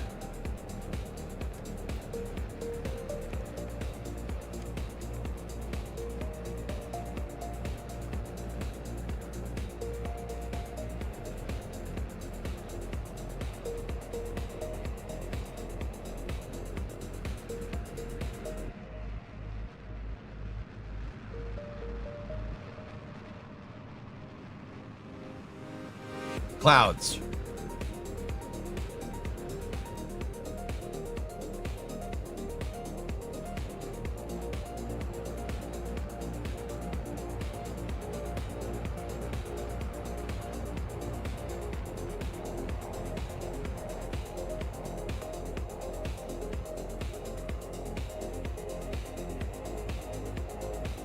Throttling back down, 12.4 Pascal max Q.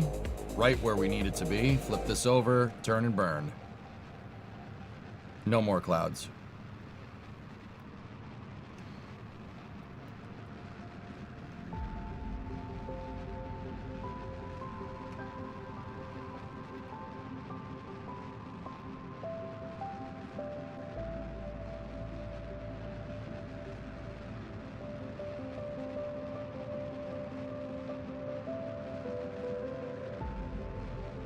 Looks great.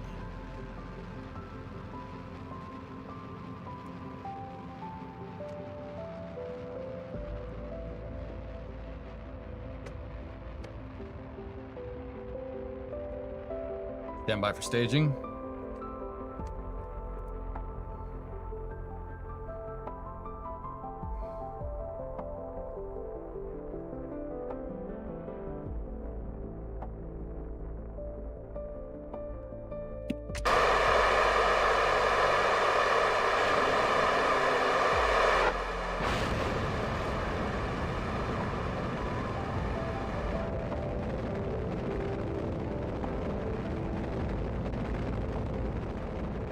Who the heck discovered Max Q? The National Advisory Committee on Aeronautics. NACA for short.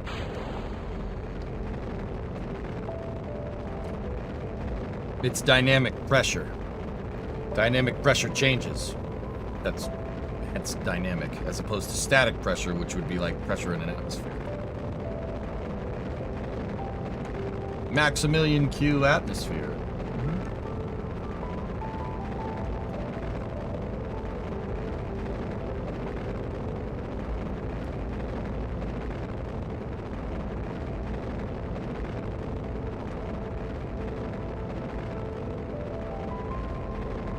It was John Atmosphere? Oh no, not John Atmosphere.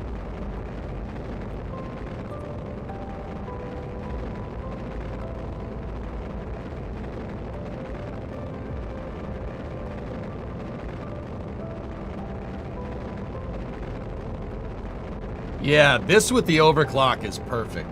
This is really, really good.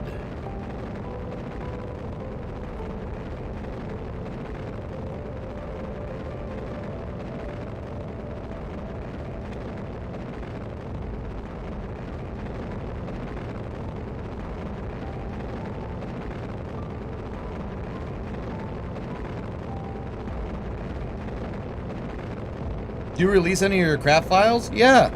Yeah, I do, Alex. Mm-hmm.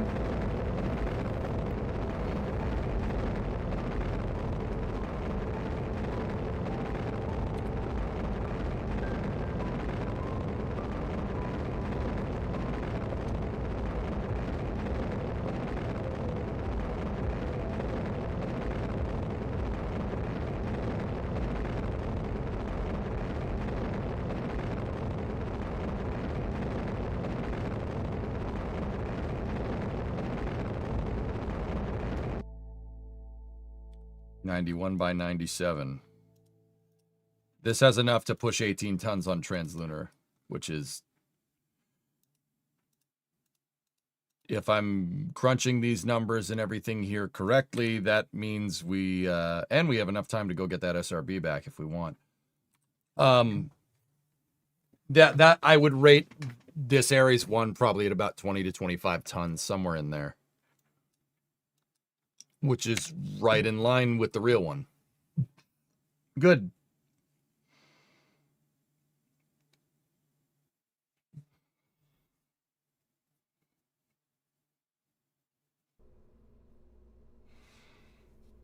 Oh, there you go, Dan. Yeah. All right.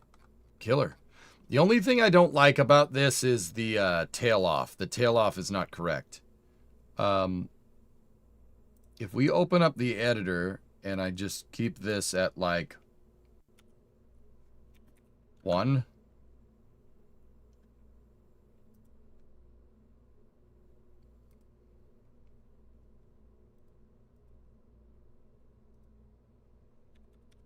Put that down to 2.5.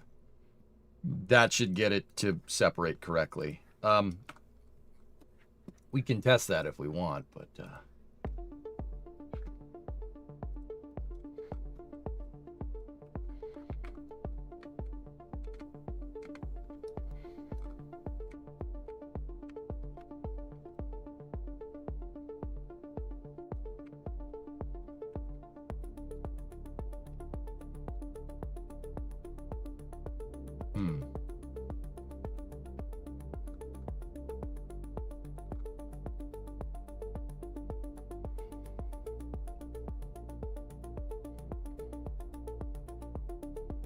All right, we'll dial that in a second.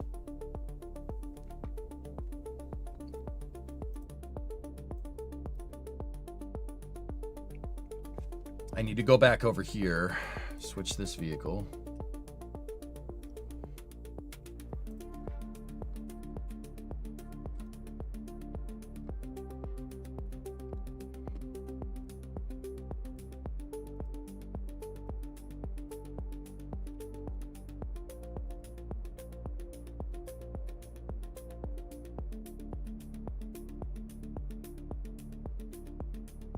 Make the changes that I just made to these SRB thrust curves. Open the editor, go in here, paste that, change that ramp down at the end there.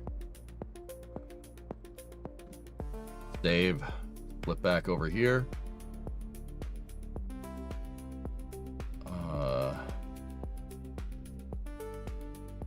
Bob, your wife says hello and says, stop hypnotizing him. I ain't doing it on purpose. I'm sorry if I like talking about cool things. But here, I'll show you my secret. That's the secret right there. Oh, cars. Ah. What?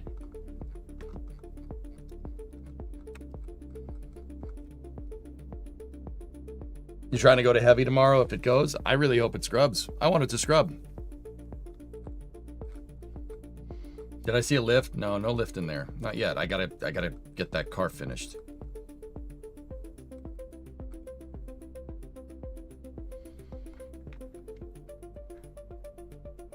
She was just yelling at the screen. I'm sorry, I can't hear you. You can yell at the screen all you want. I can't hear you. Okay, maybe a little. Stop yelling. Jeez.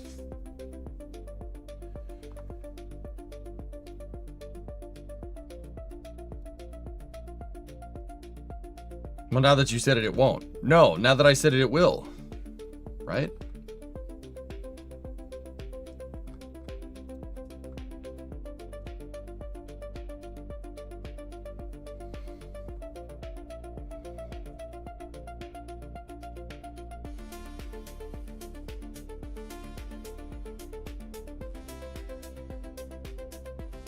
All right, let's try to launch this again. Hey, Gary, what's up, dude?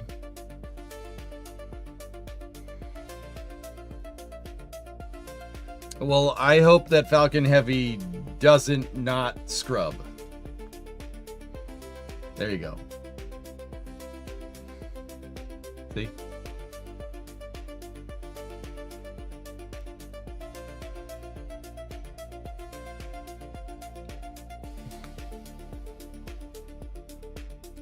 Yeah, that made sense. This statement is false.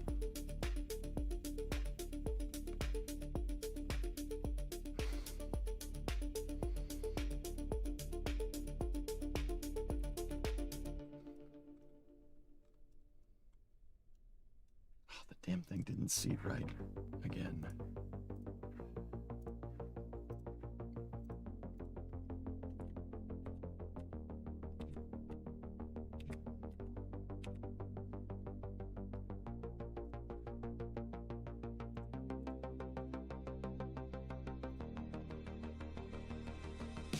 All right, let's try this with the new thrust curve.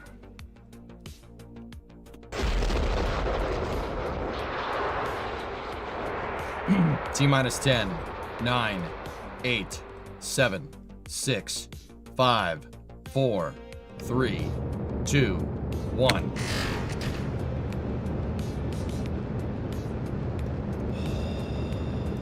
That sure is birdie.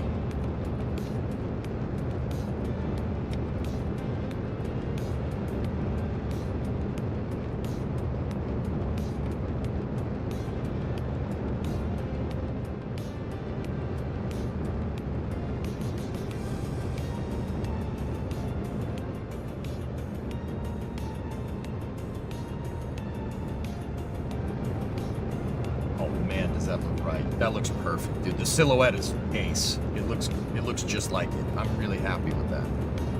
Got to do a few more tweaks to get it really looking like SLS, but no.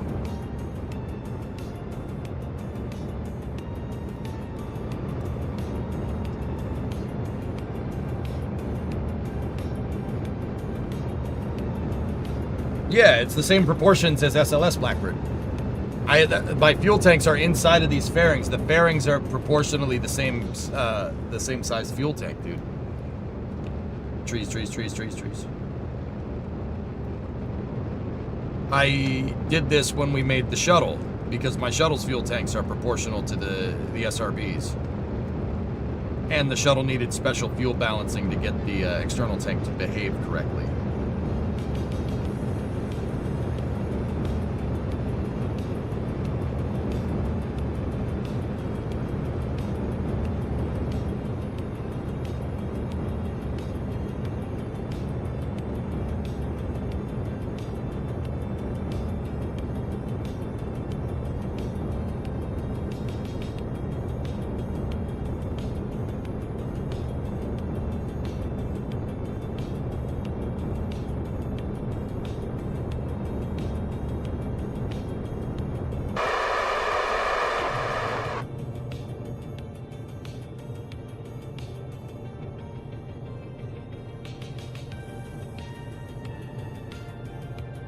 I didn't like that. I modified the craft file to get them to gimbal correctly.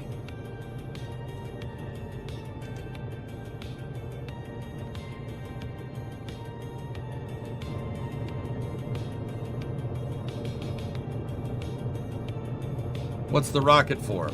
Going to space.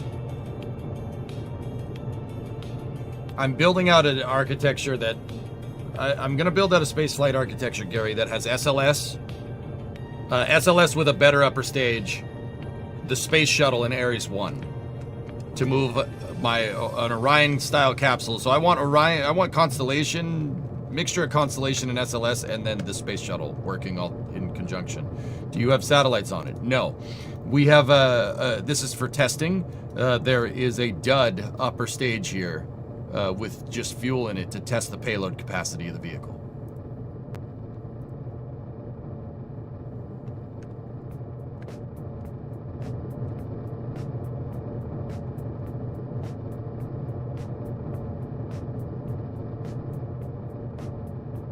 No, it's not. It's going to be for getting my Orion into space because my Orion capsule won't fit inside the shuttle's payload bay. 1985 on that ascent, dude. That was perfect. Right around 2 kilometers. That's what we want. It's not going to get, like I said, it's not going to get into space, but That's good. Try making it as a satellite on a large orbit. No, I'll build out the architecture. No, I don't want to do that right now.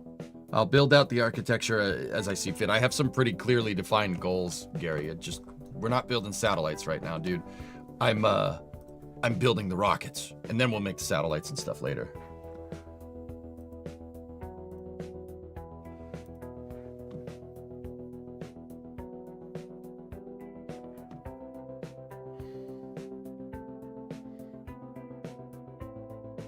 I just really want to dial in that the SRB separation.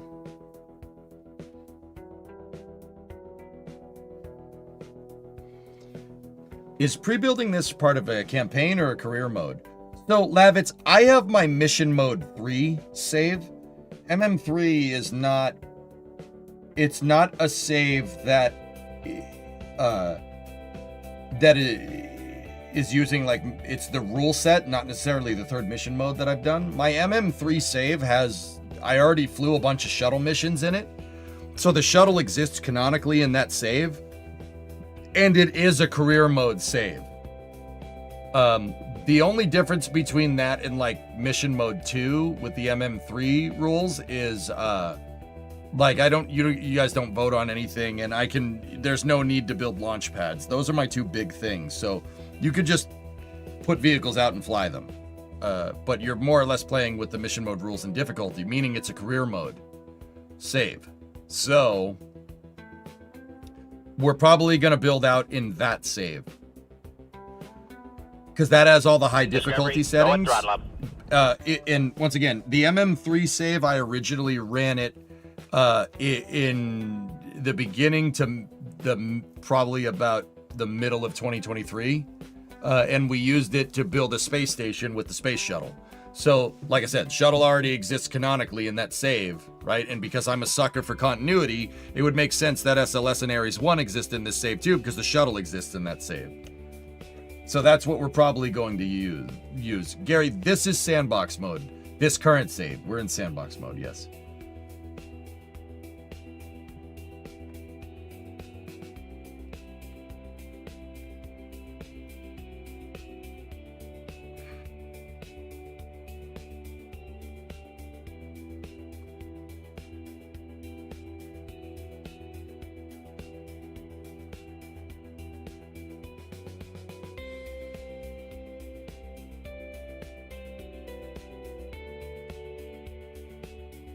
Just in case anybody wants to see, this is the shuttle. And that's where I got the tank sizes and the SRB design and separation, etc., etc.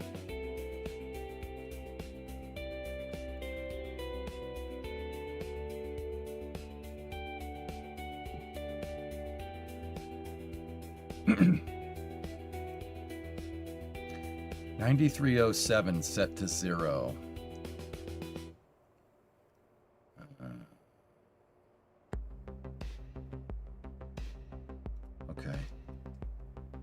Interesting.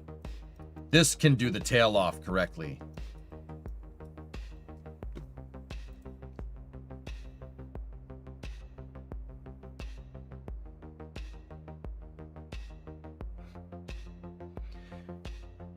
Yeah, Rarest. So we'll have Space Station Freedom. Oh yeah, I forgot to mention that. That save has Space Station Freedom in it. I used that shuttle right there to build Space Station Freedom.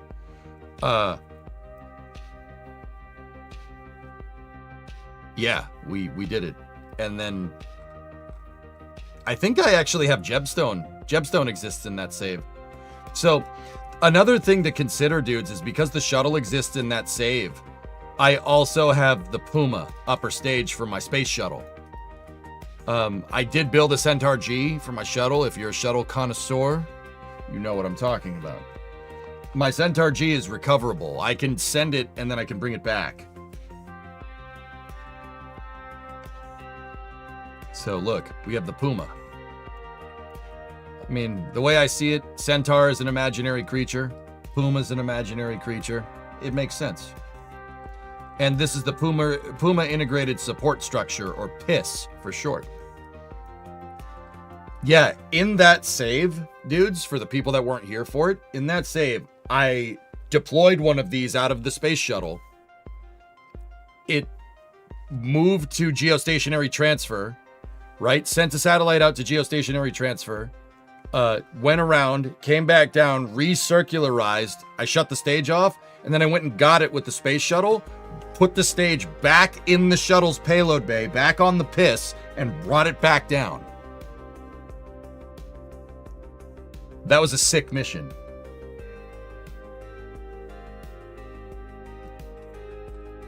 I think I have some screenshots of that if you guys do want to see it.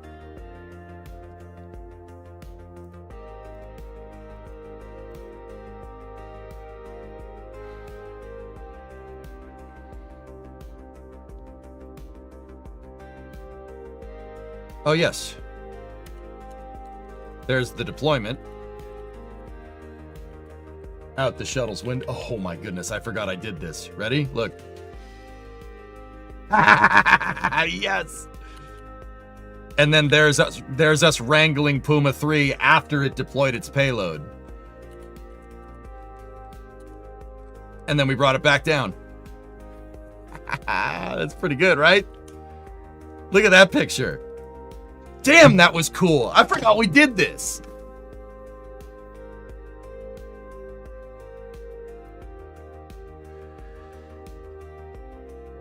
And we'll be able to do this in that save. Because, you know, in the past, guys, I've been like, in the past, I've been like, it doesn't really make sense that SLS and the shuttle would be flying at the same time because we didn't do that. You know what? That's bullcrap. Screw that. I want to fly an SLS and I want my shuttle at the same time, and I want Ares 1. Those vehicles are close enough alike where it canonically makes sense that they would all exist in some alternative timeline. All right? Frick it.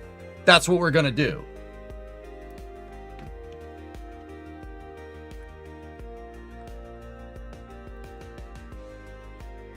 You should be able to do most of the IK with cals and how they can mix input. Dude, if we could do an IK solver with cals for this, holy balls, dude. So Oculex, okay, all right. I already have this kind of figured out. All right. We do that SLS variant with the nuclear transfer stage, right? The SLS nuclear powered core stage, right? And then we have like a payload adapter up at the front. And then we send the shuttle up there, and the shuttle does a quote-unquote shuttle Skylab. There was a mission for the shuttle to potentially go and rescue the Skylab space station. It never happened, but it would have looked something like this. They would have sent the shuttle up to go rescue the Skylab space station, right? And then we could do that, but with our SLS core stage, and then you could make a Grissom. We can make it into a Grissom.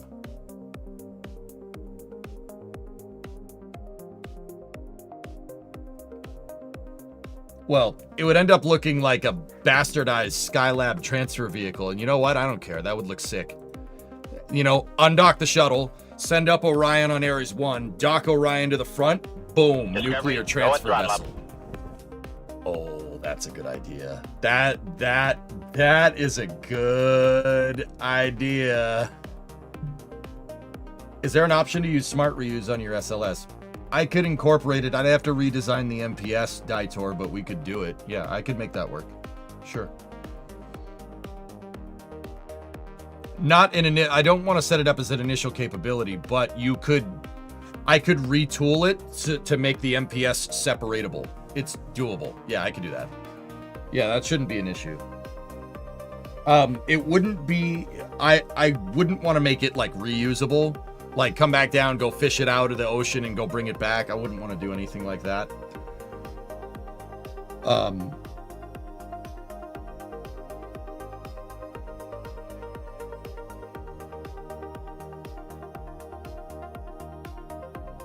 I just had another idea. The other idea that we could do is just send the space shuttle up there with the SLS core stage, send the shuttle up with a nuclear engine, swap the nuclear engine out, put the shuttle engine in the shuttle's payload bay and come back down with it. That'd work. Remake the Rocky spaceship. No, I'm good. I'm good, dude. Don't tell me how to play. I don't like it when people do that. If you could stop, that'd be great. Or you could just keep doing it and, you know, see where that takes you.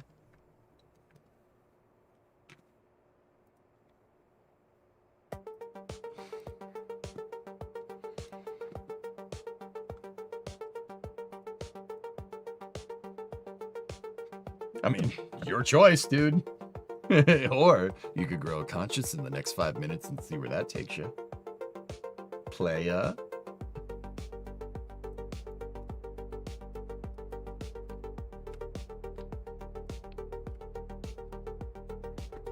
Discovery, go at throttle up. Bucket! What's up, dude? 41 months. All right, so tail off curve, that needs to be 103. It needs to be 0. That's how you get the tail off to work correctly, I think.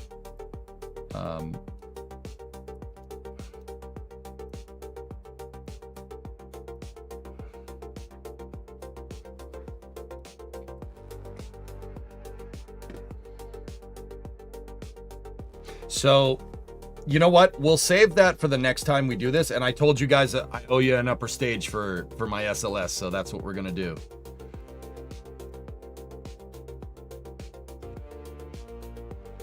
For my Lucy. Very nice.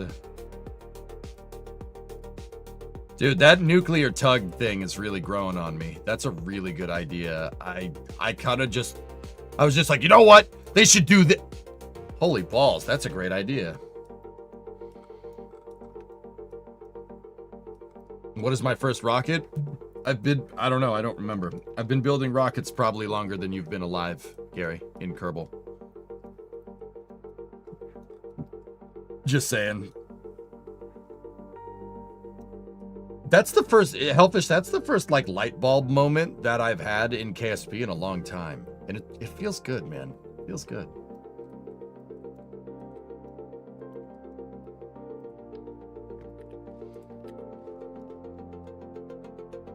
Nope, don't want to do that. Yeah, they like drifting around, Kagakura. It happens. Program, what's up, dude?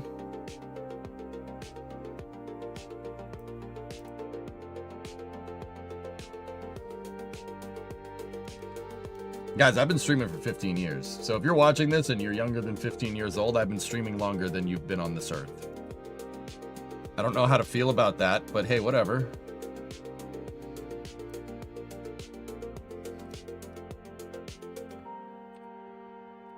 All right. Make the fairing work like that.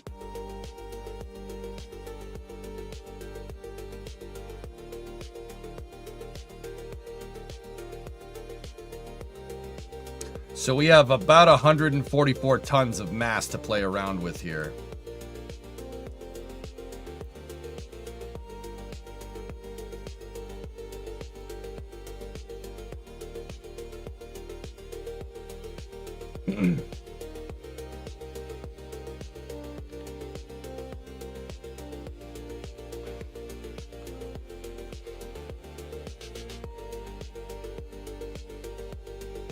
May I suggest a flyaway engine so you don't have to worry about radiation exposure once you go hot with the reactor?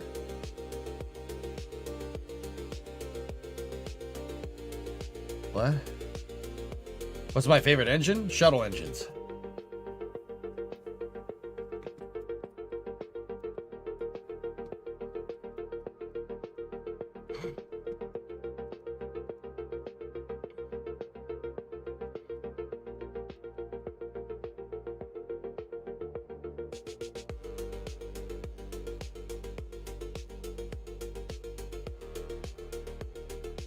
I'm excited about this. This is going to be fun. And we're going to power play the crap out of this over the next couple of weeks. Yeah, it's going to be sick.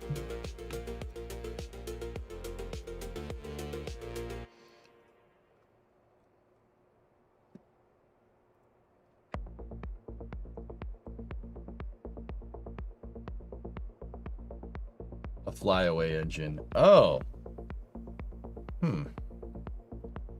Yeah, I see.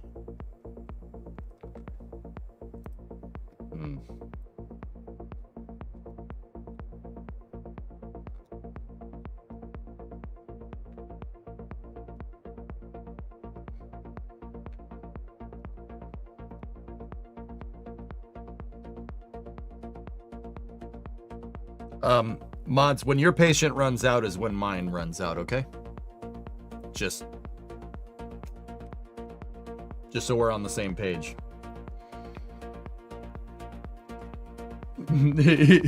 When your patience runs out, you know, shoot that guy. shoot that guy. Mod you real quick. I mean, do you want it? I mean, all right, yeah, that makes sense.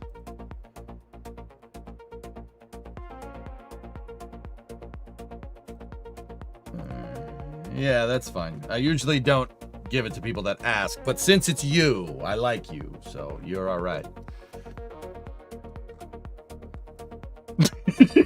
He gacked him instantly, dude. Now I feel bad, man. Damn. That's so screwed up, dude.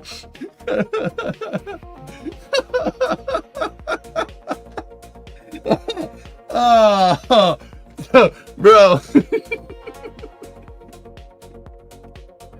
He's gone mad with power.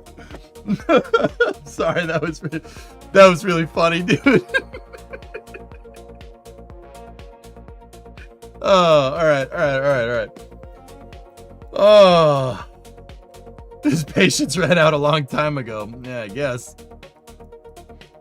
So, Aqualux, I suppose a flyaway engine would be really good, like, with this, but I don't know. I don't think we need to do a flyaway engine just because, like, in this design, dude, right? In this design, oh man, that's gonna look weird. With their nuclear transfer stage design, we just need the hydrogen tank, right? Like the hydrogen tank. We could just cake that thing full of liquid fuel, right? And put 4 Nervous in the back instead. And I have plenty of room in the engine section here for, I mean, I'm not going to detach the shuttle engines because they're overclocked, so I don't want to screw anything up because this vehicle's still in development, but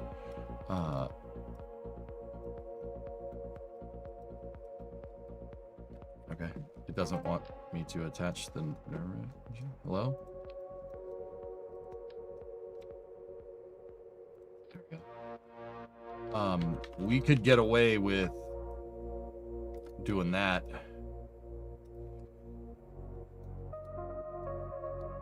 Actually, where would that need to be exactly to get this to line? Yeah. Oh, yeah. Yeah, that'd work. That'd work really well, actually. So when am I getting the VIP badge of shame?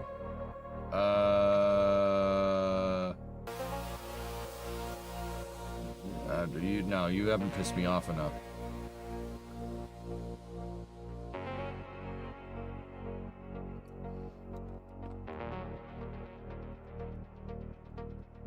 Hoovertas, what's up, dude? Yeah, can you imagine this thing? 4 nukes behind it? 4 nukes behind it, right? And in that, you know what we could do, dudes? In this version, we could take our LOX tank, right? And we could make that into a dry workshop. I could put space station components in there. Like, we could put a couple of these bad boys in there.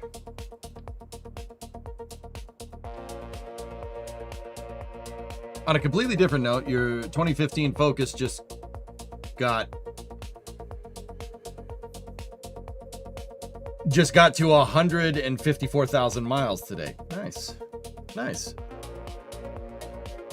Hokey needs the VIP badge of shame? No, he doesn't. I can give you the VIP badges, Shane, you dill hole. All right, upper stage, upper stage, upper stage, upper stage. We need, that's what we need to do. We need the uppers stage.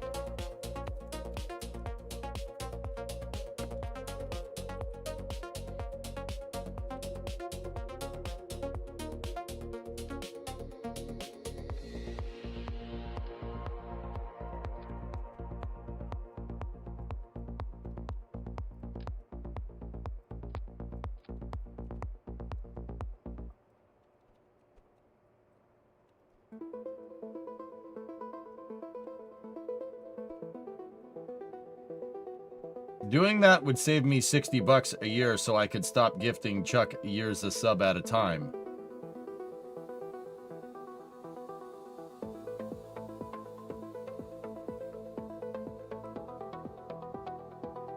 What? You're just messing around. Right. Whatever you do, just wash your hands. Okey's gifted you like 4 years of sub. Oh, thank you.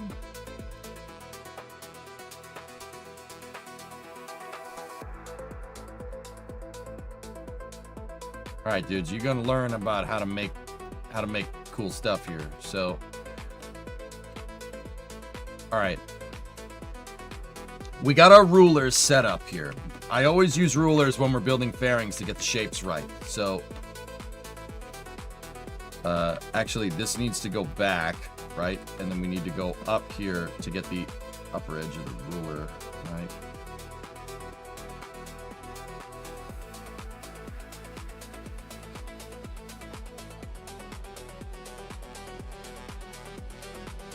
All right, what type of propulsion? So, actually, what I'm thinking, guys, is I want to build an Earth departure stage, right? From like Ares 1. Well, not with Ares 1. We want to build an Earth departure stage with our J2X analog. So that just gave us what we need. We need the skipper. We need the skipper motor. So we'll do that 127% overclock curve on it and use the J2X for upper stage like Constellation. Yeah, once again, the Constellation program was supposed to have the Earth departure stage, which is this thing with the USA on it right there. And that had the same propulsion as Ares 1. I'm just going to do it with SLS instead. So we have our SLS 5-1 shuttle program, STS Lunar.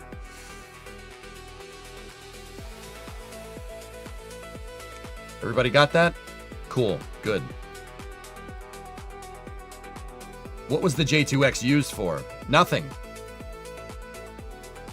Nothing. Tech, it was supposed to be Ares 1's upper stage engine, and then they canceled the Constellation program after they built it. Oh, it was built and tested. Operational propulsion.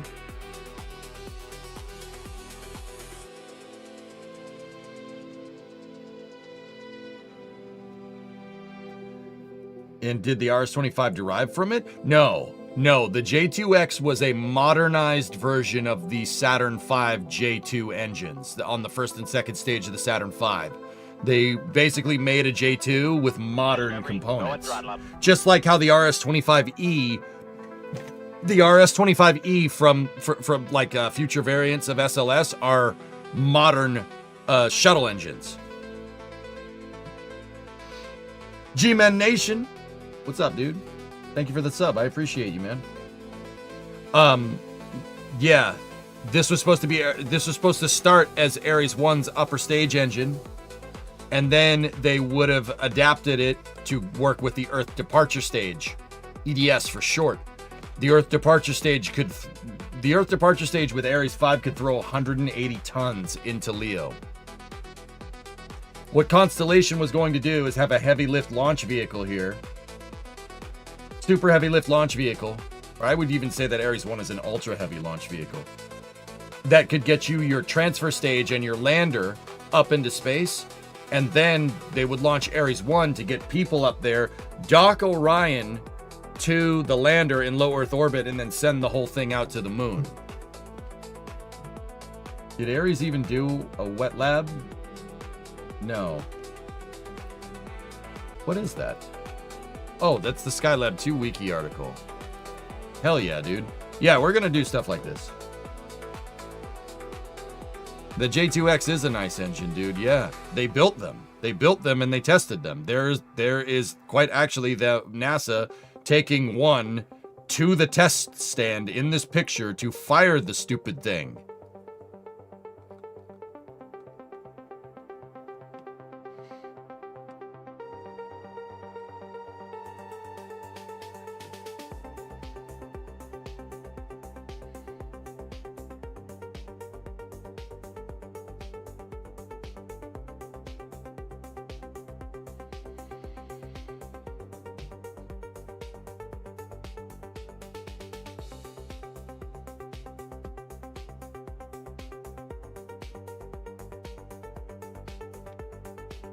You guys see what that says?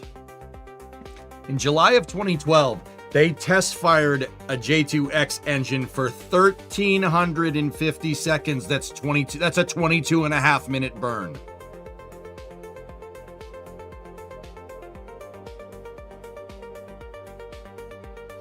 Do you see why I get annoyed about this? Dude, the J2X was beast mode. We should still, like, dude, straight up, you should still make it. You should make it. Just freaking start it again. Start again. Just make the damn thing. Make the damn thing. Put it in an SLS upper stage. Frick the EUS. Take the EUS and put this behind it.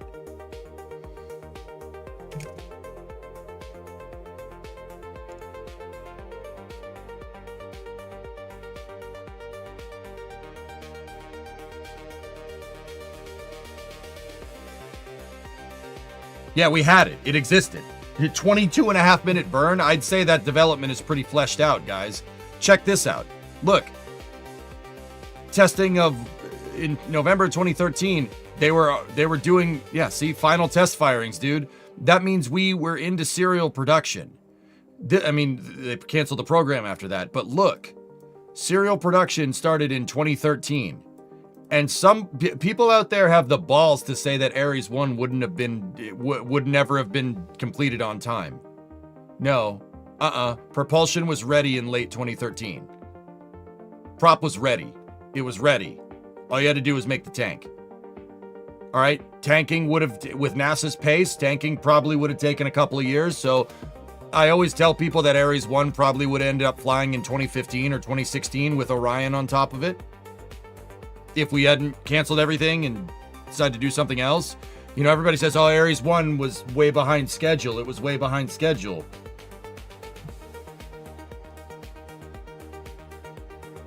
Even if it was late, like super late, like 2016, let's say Ares 1 worked in 2016, right? That's still way quicker than having a gap in your space flight, not a stopgap, right, Oculux, right? That's still way quicker.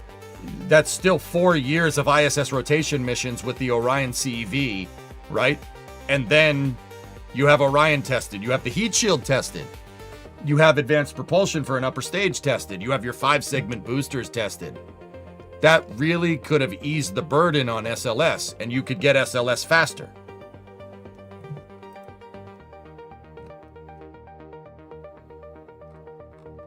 You guys, like, see for the longest time why I got so pissed off about this. But, hey, whatever, dude, whatever. But I still say that there's an argument now. Like, we send people back to the moon. I don't care. Whatever. It's fine. I would still say that there is an argument for a J2X. J2X powered upper stage on top of SLS. And I'm going to show you. I'm going to show you the argument for this. See, delirium, it's literal sunk cost, but in a good way. Yeah, right. But that's what the detractors say. They all say, like, oh, it's sunk cost fallacy. It's sunk cost fallacy. It's sunk cost fallacy. I have a modicum of understanding of economics in spaceflight. Blur, I know more than everybody. No, shut up. It's not sunk cost fallacy. That's the dumbest thing I've ever heard. Sunk cost implies there's a cheaper way to do it, which is bullcrap. There's no cheaper way to do it. You know why? Because if there was a cheaper way to do it in 2013, we would be doing it right now. Right? We'd be out on the moon. There's no cheaper way to do it.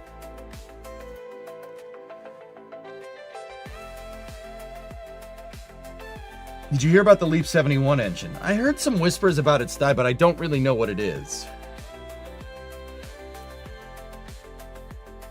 Is it possible for Aerojet to restart J2X production? Of course they could, dude. You gotta pay them. Oh, I don't know, an engine that can burn for 22 minutes straight at 1,300 kilonewtons of thrust? Could be useful. Could be useful for, oh, I don't know, sending stuff out to the moon. Like a lander. Why do we need those? All right, anyway, let's go. I'm telling you, dude, the J2X was dialed. Ares 1 would have flown. It would have been a couple of years behind schedule, but it would have flown. Oh, yeah. Can the US take the load from the J2X? Most likely not. You'd need to design the Earth departure stage.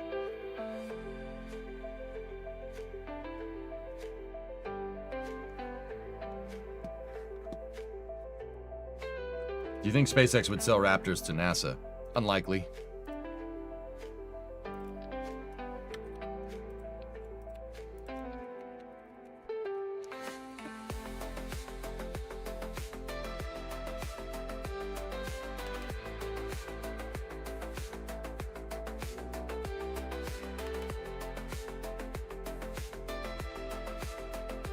You know what? Before I come up with the adapter system for this, let's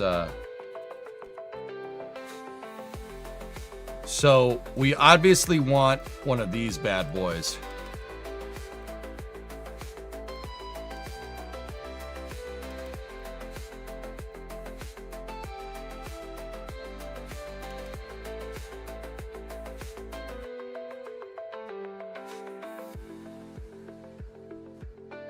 We need to make room for the decoupler. All right, so that gives us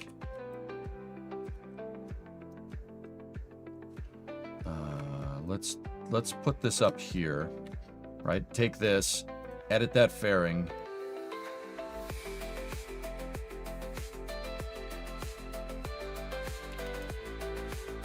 Put that right there.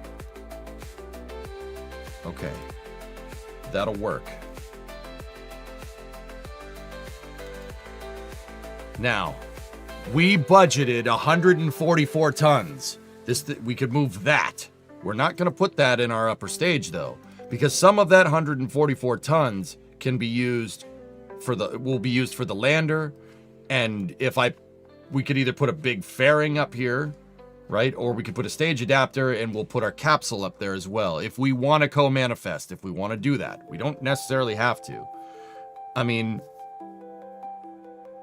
actually, now that I'm thinking about it, dudes, that would kind of be redundant in that variation. We also had the F1B. The F1B didn't get as fleshed out as the J2X, but yeah, that would have been sick. I mean, Nader, you know, like, people out there saying, oh, we can't rebuild the Saturn V, yet F1B and J2X exist, arguably the hardest parts.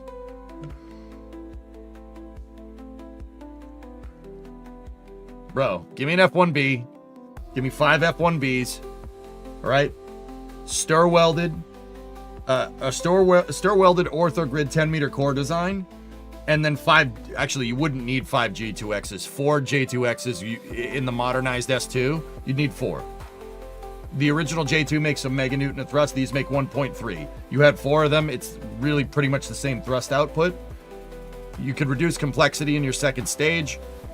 You know, orthogrid stir-welded common bulkhead, and then an S4B with a single J2X on top. Yeah, brother, and people are like, oh, we can't make that. We don't know how. Yeah, that's bull crap.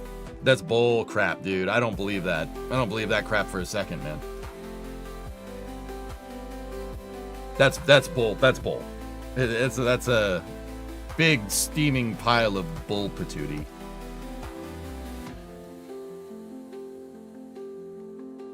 No, we're good.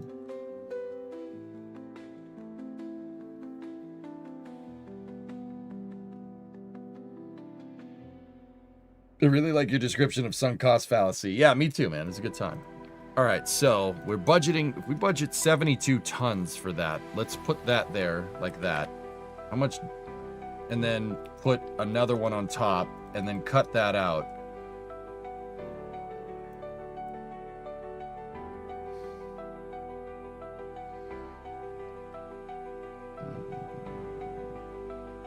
Yeah, good. See, that's the reasons why I'm playing RSS RP1, so I can make use of good stuff like the J2. Yeah. It's a steaming pile of RB. That is reading about 1100 meters a second delta V. That's great, actually. That's really good. Yeah, cool. I will design the stage around this.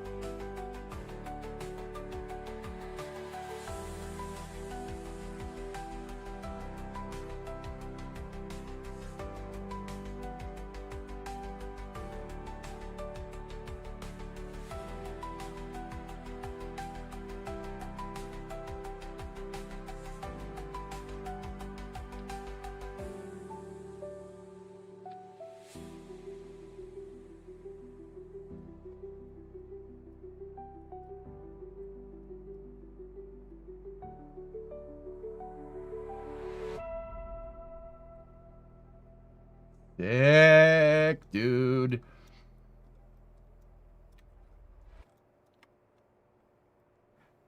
At the time, you didn't think anything of it, but now you wish you had a time machine. I'm telling you, canceling Constellation is why we're in the position that we're in. It was the single worst decision ever made by NASA, with the exception of canceling Apollo. Dude, that just goes to what I'm saying, man. Every time we cancel a program saying we have a better way to do it, we never do the better way. And now, you know, we have somebody coming along saying, "Oh, get rid of the US and mobile launcher too because we have a better way to do it." No, we don't. That's bullcrap. And you know what, dude? Even if we do, even if like Starship is down the road on the horizon and Blue Moon Mark II is on the horizon, I still don't trust it. Because if they screw up and it doesn't work, then we have no way to get to the moon.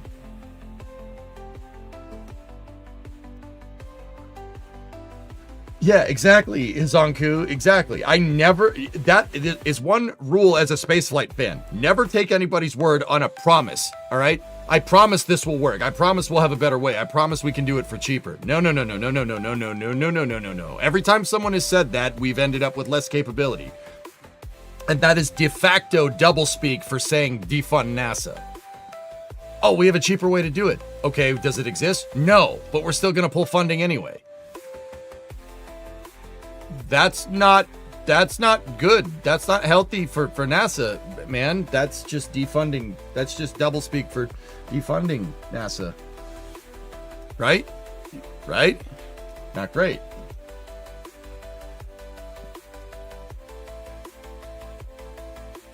It's because, well, Jesse, because what happened with Constellation's cancellation is borderline unconstitutional. But hey, whatever. It's fine. The positive is that we did get SpaceX out of it. That's kind of the positive. I'd make the argument that SpaceX was inevitable because the Constellation program is what gave SpaceX the contract for commercial orbital transport services to the ISS, and that's the contract that basically gave us Falcon 9. Yeah, Falcon 9 is de facto part of the Constellation program.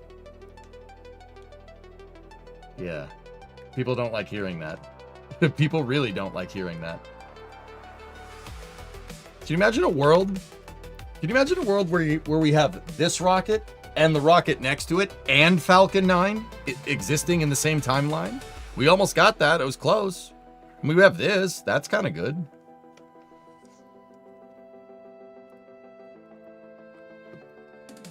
Anyway. Like, that almost happened, dude.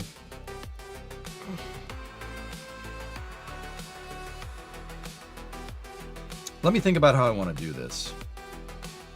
Last please. What's up, dude? I want you to say exactly that to Jared's face if you ever get a chance.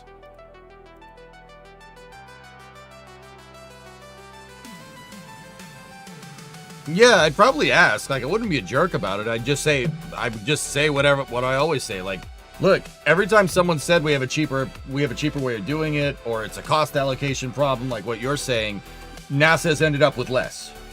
Every time. Apollo's too expensive. We have a cheaper way of doing it. Here's the space shuttle. We'll be back to the moon by 1980. The shuttle program is the shuttle program's too old. We need, or no, Constellation is too expensive, right? We need to. We can't do it. We need to have a commercial solution. Yeah, that gave us a decade lost of space exploration. Like, how is this any different? That's what I would ask.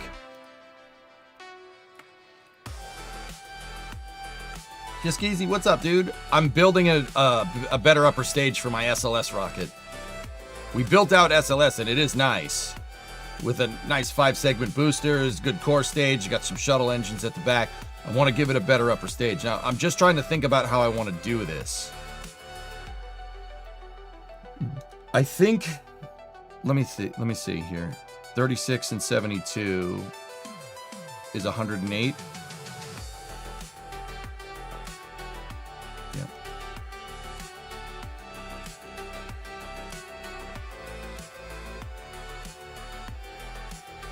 The key is preventing you from giving a corporal political response. I mean, Hellfish, yeah. Is it going to be reusable? Not initially, but down the road, I could make this thing reusable, yes.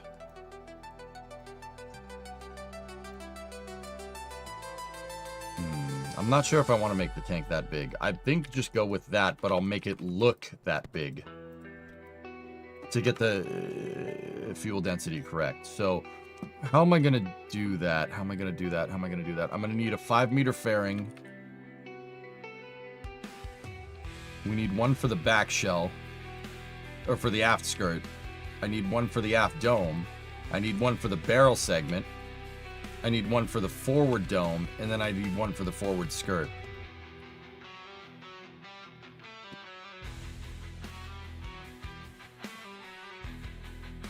Yeah, Nader, yeah, I know. It pissed me off at the time. I got irrationally angry, and that's a cross that I've been bearing for the last 15 friggin' years, up until Artemis 2.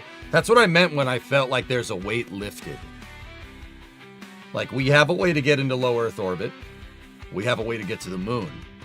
If we could just bring it on home with a better upper stage and an in-house lander, I'm good.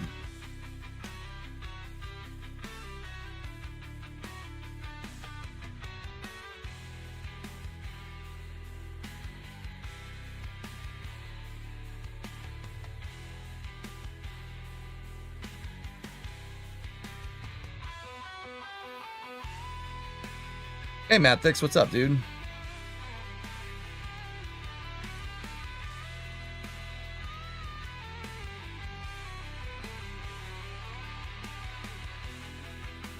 All right, we have to kind of make an exploded view of this. So, how this is going to work, I need a docking port for the attachment mechanism, and then we need a, no, not a 12 decoupler, we need a 6 decoupler. Set that to absolute. Set that to absolute. There we go. Cool. Grandparents strut that. Grandparents strut that. Now we are going to need the aft skirt fairing plate. Okay, cool. So attach this, and I know it's backwards. Just give me a second.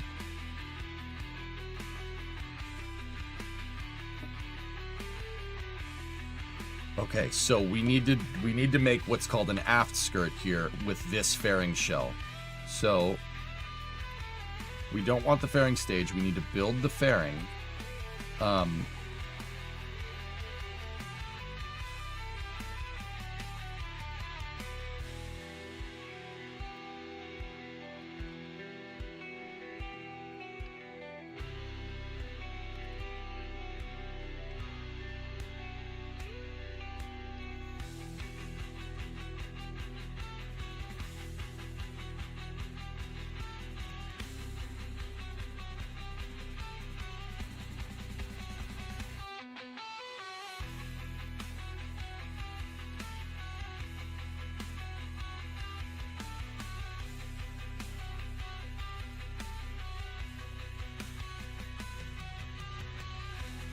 So, if you're wondering why I'm making all these struts, it's, if you're familiar with 3D, I'm basically making a grid from the side that I can use for reference to make the right parts. For instance, if we set these on a 10 centimeter increment, I need my aft skirt right there because we need a collision point for this. This is going to need same vehicle interaction so it can collide with that inner stage so it works correctly. So structurally it works fine. So what I'm going to end up needing here, we could probably go back with it just a little bit on the aft skirt. Yeah, that'll work. All right, cool. So build the fairing, right? And set. We have one line that shows our outer diameter, right? So right there. Oh, hold on.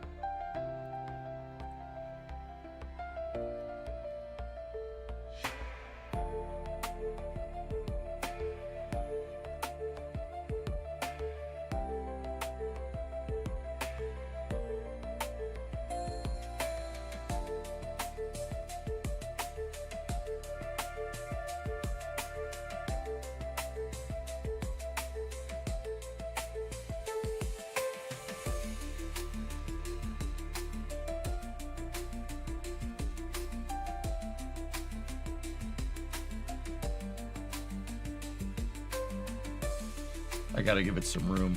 This needs to go back a little bit.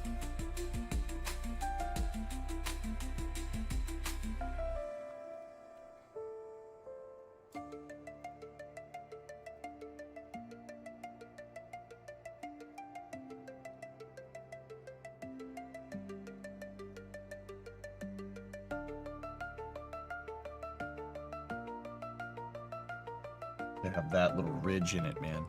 That's really going to screw things up.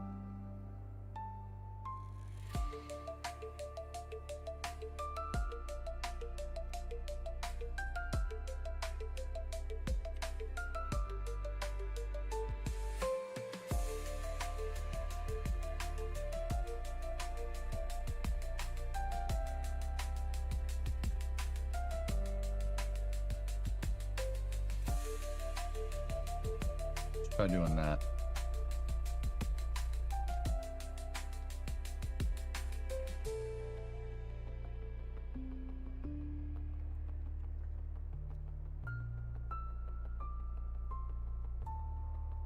Good. All right, so that's one piece. Now we're going to need the dome, right? So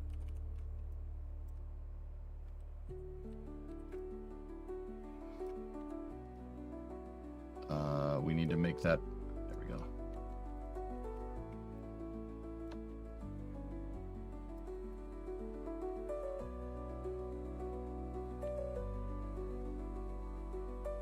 How are we going to do this?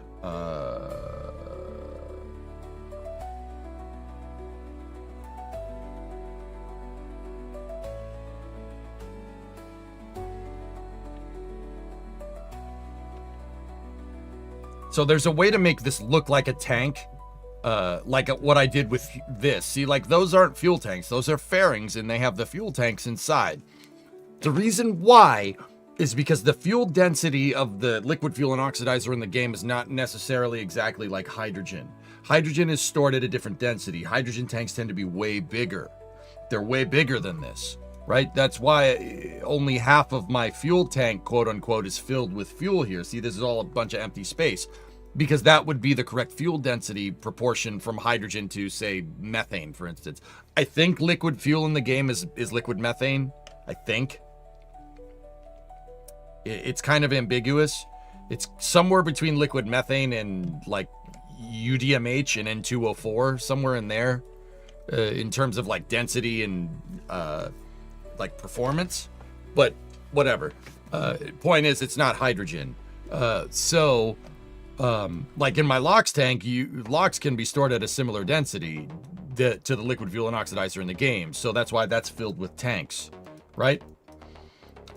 So I'm going to make the stage.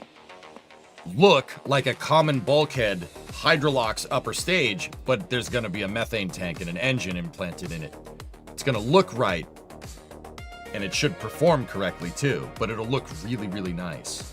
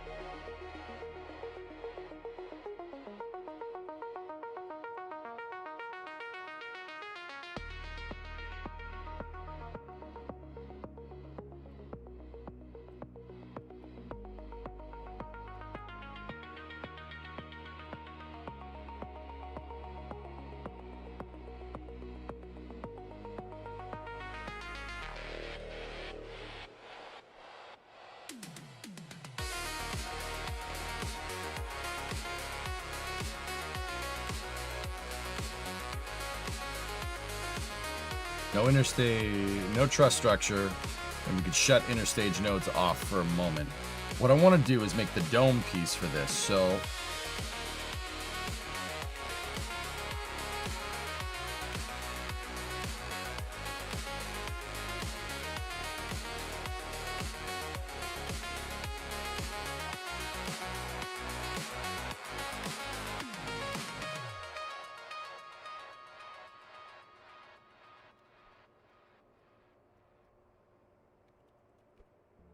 honestly, we could probably get away with it just like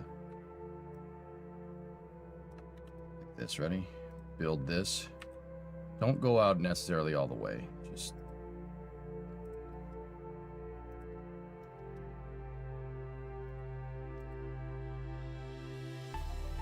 there.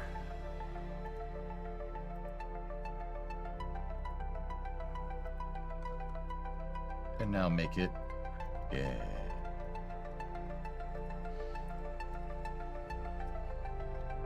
Now we can take this fairing piece, right? We could just offset it backwards a little bit.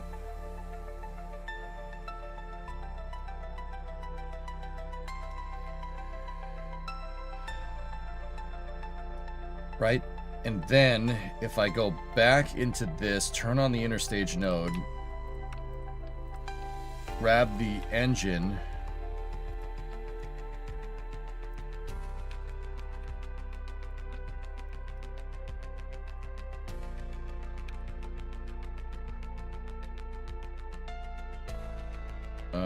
hold on one second.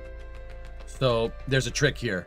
I don't know if the engine attached to the front or the back. So if you want to make sure that the engine attaches to the front, put a plug, an air nose cone on the nozzle, and now that only leaves one open attachment node, and boom, there you go.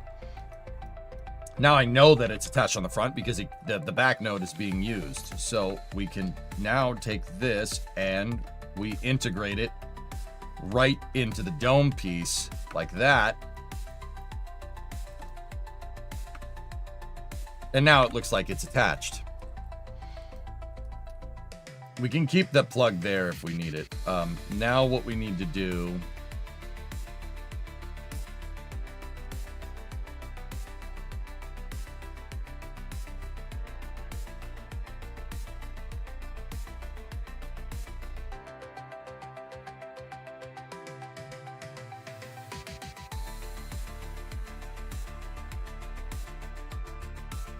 Now we can move all this back into position, and I think I need to make the interstage a little bit longer. Yep. To accompany for the aft tank dome, we just need it to be a little bit wider. That's no big deal.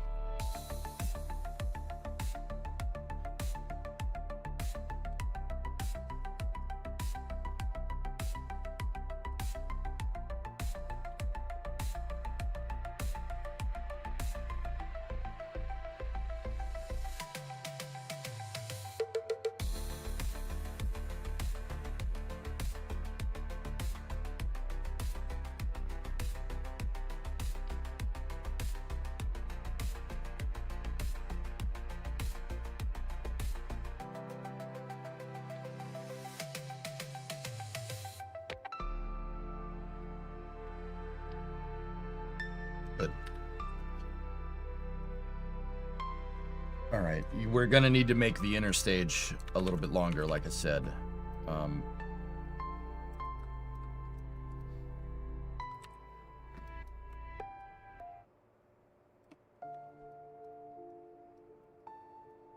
We can do that by setting the rulers into the right spot here, so I know where the back part of the fairing is.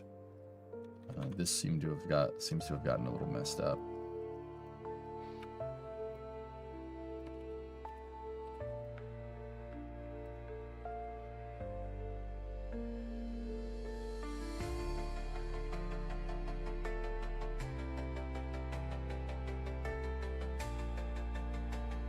Okay.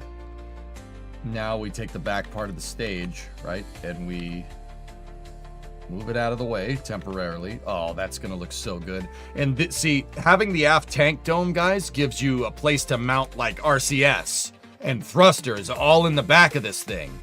So you don't have to like, you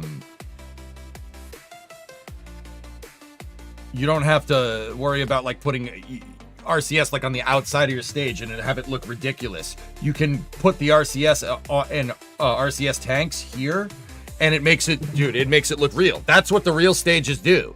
Centaur does this, Falcon 9 does this, so Centaur 3 does this, Falcon 9 upper stage, Centaur 5, Ariane's ESA-B, they all have their RCS on the aft dome here, so the RCS isn't sticking out the sides of the rocket during ascent.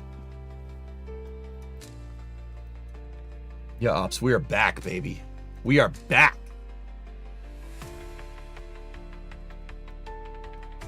We are back from our little Morty nap.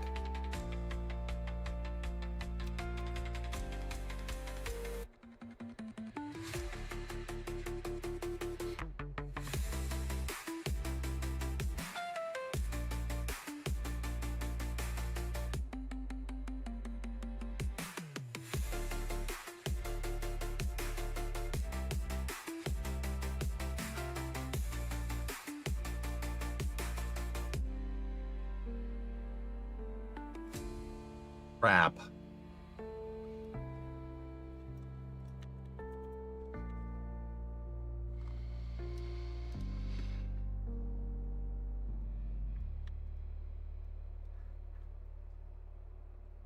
Screwed up. I screwed up.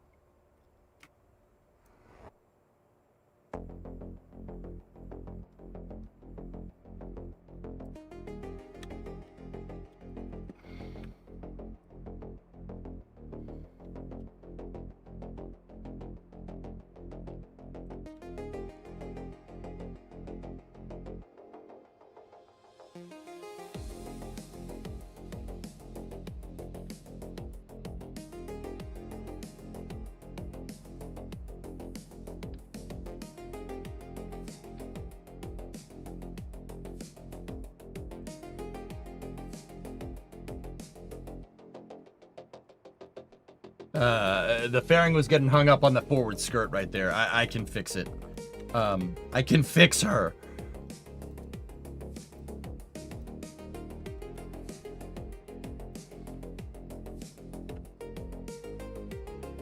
See, past DJ didn't get that exactly right, so.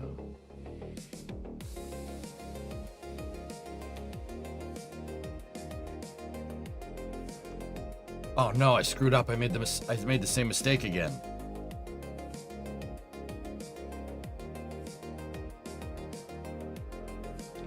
It's stuck on the fairing behind it.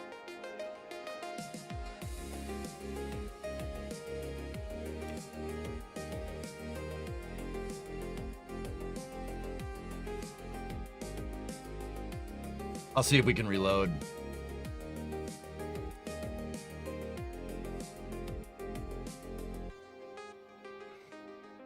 Lemon, you just started working on your first ever KSP mod. I just thought I'd share it with you because you're my biggest inspiration for this game. Oh, right on, dude.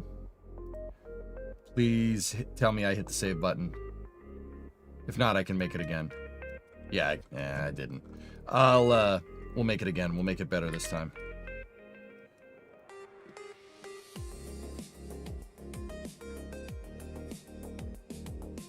Unless the autosave saved us, which I usually don't rely on the autosave, but...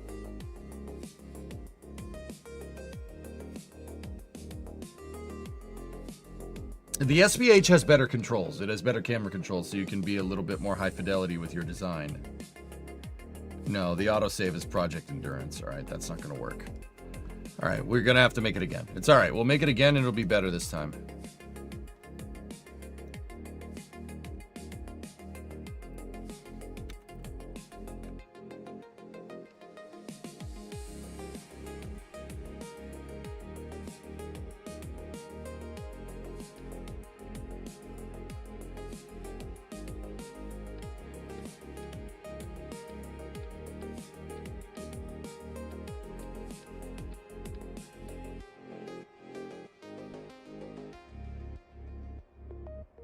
Make sure that is on an absolute key and then move it down into position there. Now take these. Those are going to be my lines for marking different interstage components. Interstage, dome components, tank walls, etc., etc.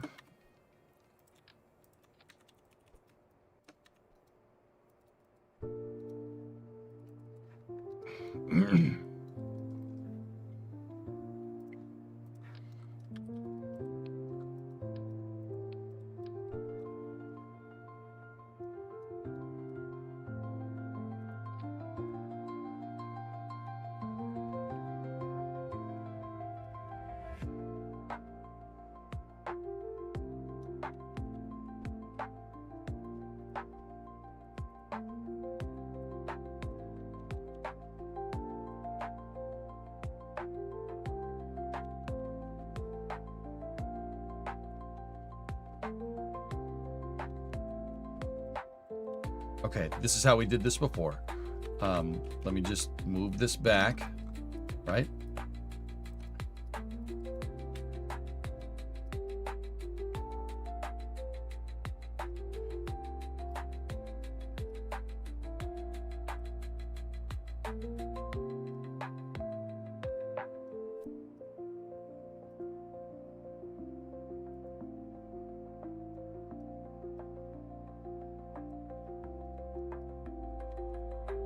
Make that again.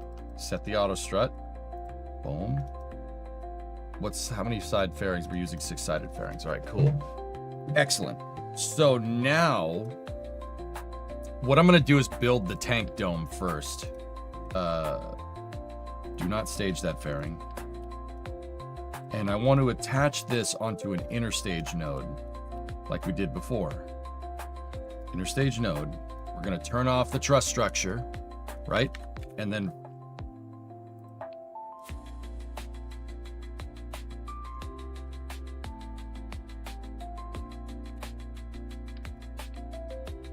I just did a part reroute function. I did it by accident. I fat fingered the keyboard.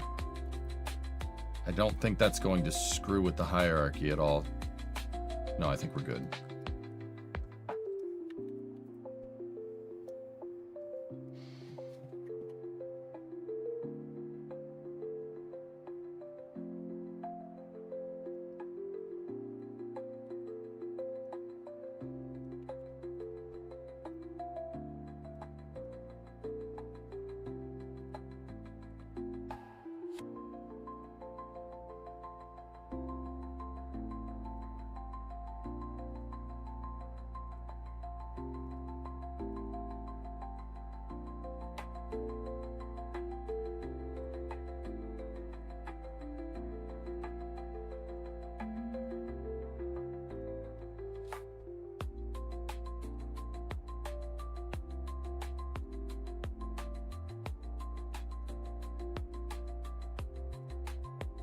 I like the way that I did this before.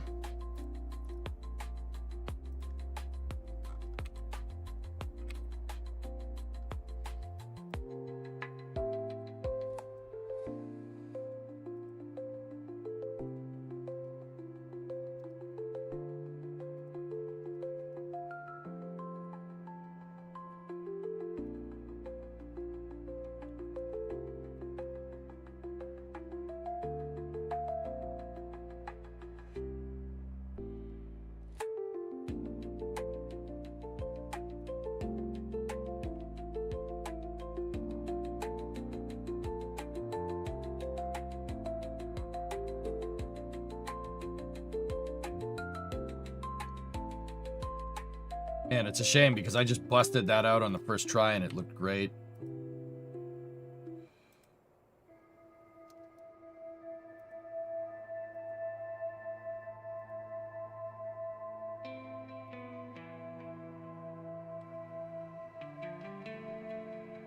There we go. That's more in line with what we had before. So just make sure I can place it and it looks right.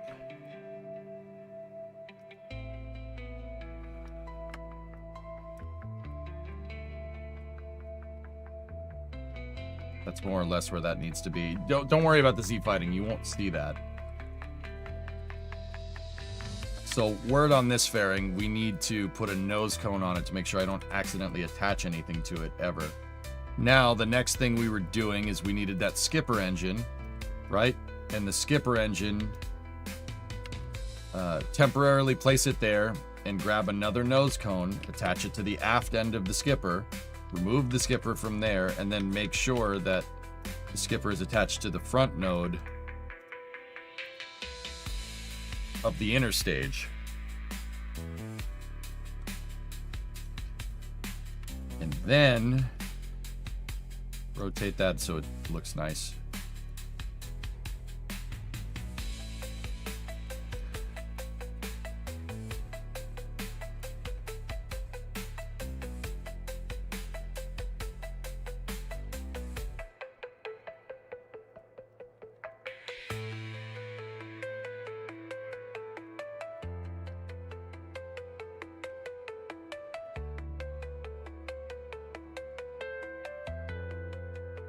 There we go. Now we're back where we were. All right, now select the aft skirt fairing, which is the right one here. Let's go in here like this. Does it fit?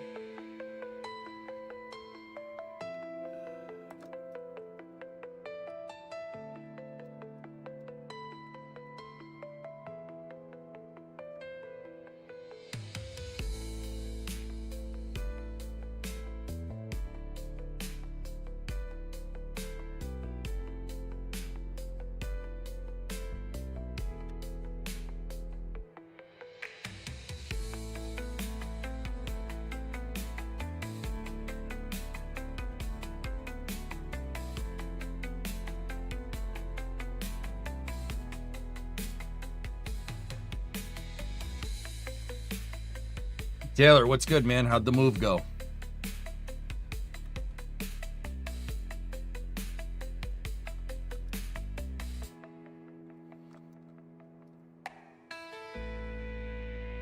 Good luck with the build. RJ, have you seen what we've been cooking up? Did you just get here? Like, I don't care if you just got here. Brother, have you seen? Look at this thing. 5 segments, dude. It's a monster. It's so good. Went good, rough, and now you have a killer ear infection. Yeah, it happens.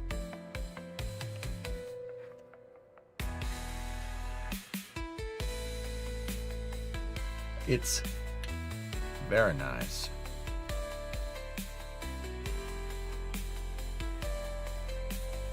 I can keep you updated. Sure, Lemon. I mean, Lemon, just to be very clear, no guarantees that I'll use it. Not because I have anything against you, but I don't really like using too many mods. I don't know, maybe that'll change someday, who knows. But yeah, just manage expectations. But yeah, dude, please keep me updated. Absolutely.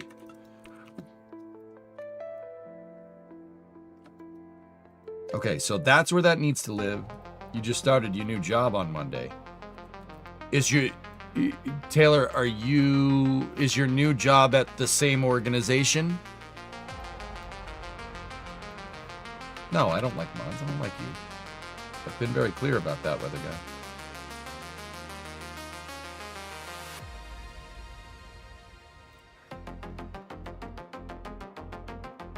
No, come back.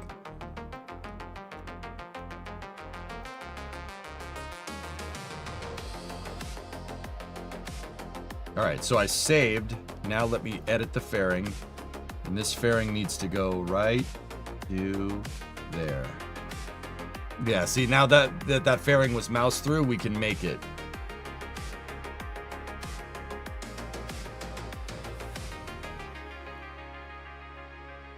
Still have that one, just got another one prepping for when I leave. Oh, for when you leave your current job. Got it, man. Yeah, right on, dude. Hey, man, side hustle's always good.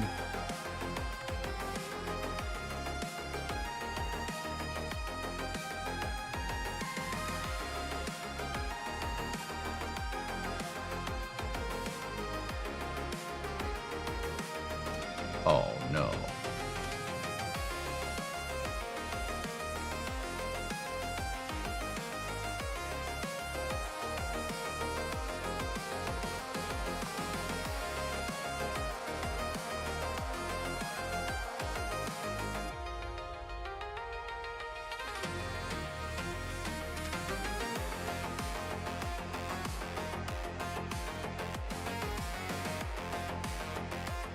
It's Z fighting, dude. Don't worry, you won't see that in the finalized design.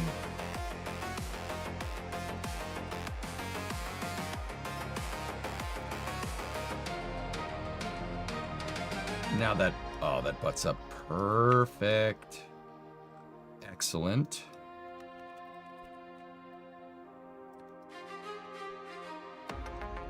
It's a total opposite of what I'm used to. You're an account executive.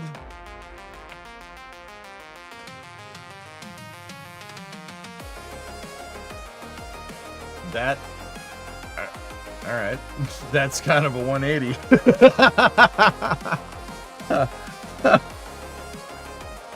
Yeah, whatever. All right, that's not what I was expecting, but okay.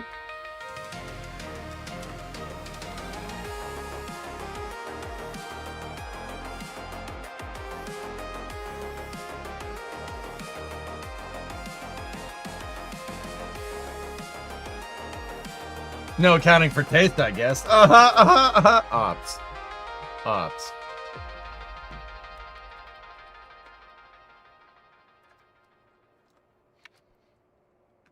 Exactly, but I like money. You have other plans, just can't say. Of course. Of course. All right, so now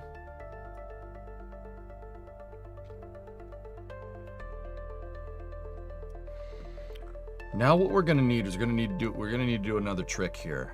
So let's extend. Actually, we can just move this. We can move that back into position there. There we go. So yeah, how sick is this gonna look, dude? We could even have a kit, like I could set the camera in here during staging and we could. Yeah?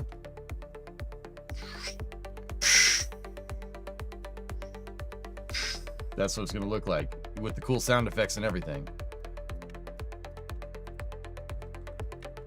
I'm actually wondering if I could go one back on that thing.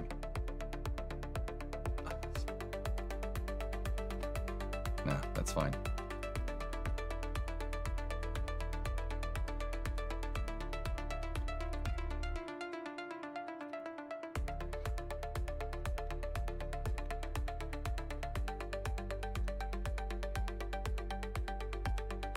Okay, so now I'm gonna need another 5-meter fairing. Grab this, take it out of the staging category, right?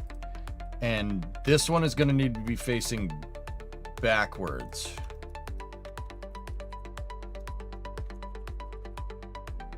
All right, now what I need is the big fuel tank.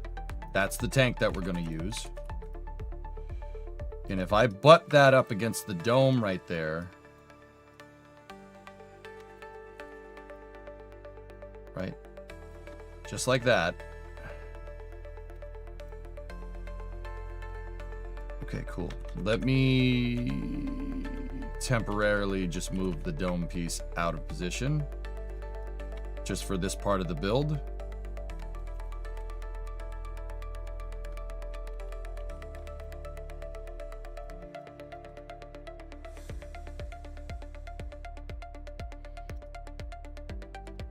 And then we need to move the tank out of the way for a second as well. So now this piece is going to need to look like this.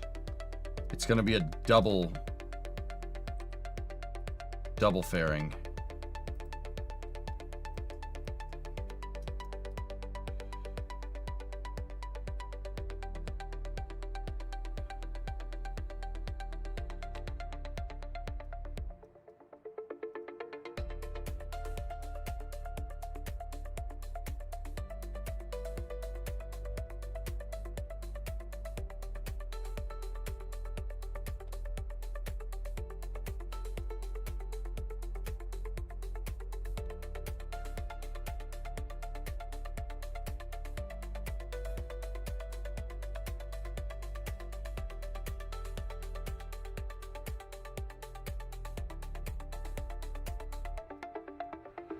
Dude, we can even run the covered. Oh, the covered variant looks even better.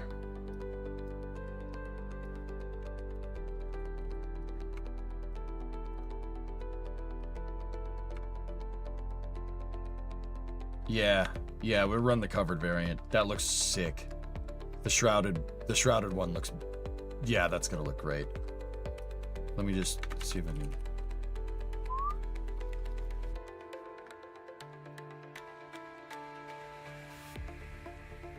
That's gonna look good.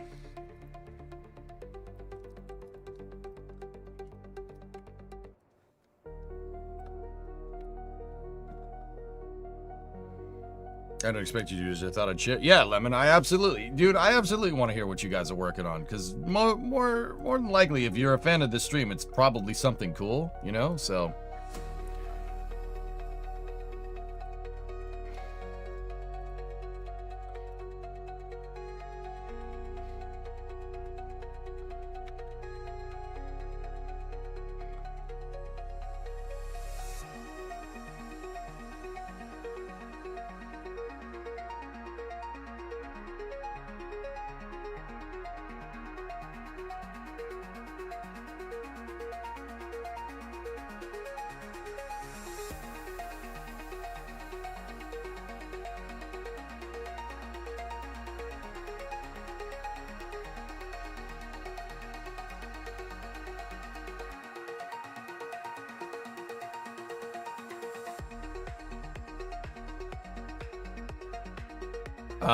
I did something wrong. Hold on.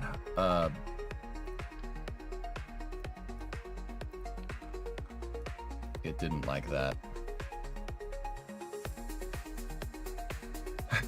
Okay.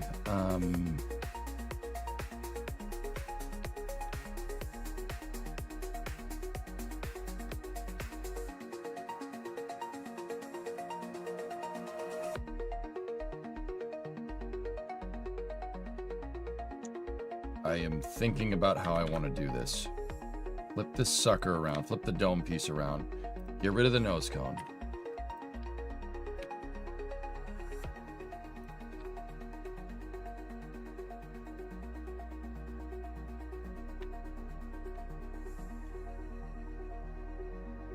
Flip the dome back into position. Now take that fairing. There we go. That's a good idea. Now, what I'm doing here is taking the tank walls out of the main structural hierarchy. That way I can attach the fuel tank right to the skirt piece, and the dome and the outer tankage is not part of the structure. The tank is, because the tank is the strongest. That's really, really important for making it not do the weeble wobbly thing that my Ares 1 does. You know what I mean?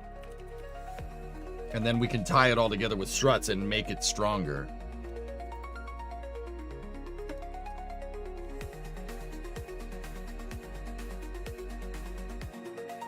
Trying to figure out how this game works, and I think this is a bit much. hydrogesium or hydrogenesium. Ask me questions.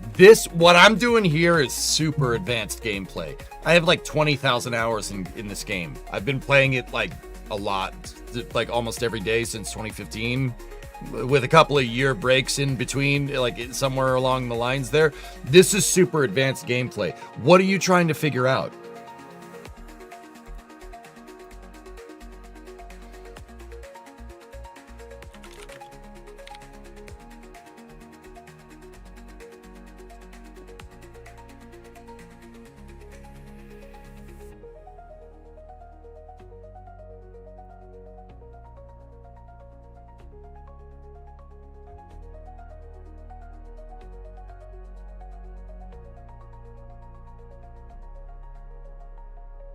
Hydrogenesium. That's a good name, dude. I like that name.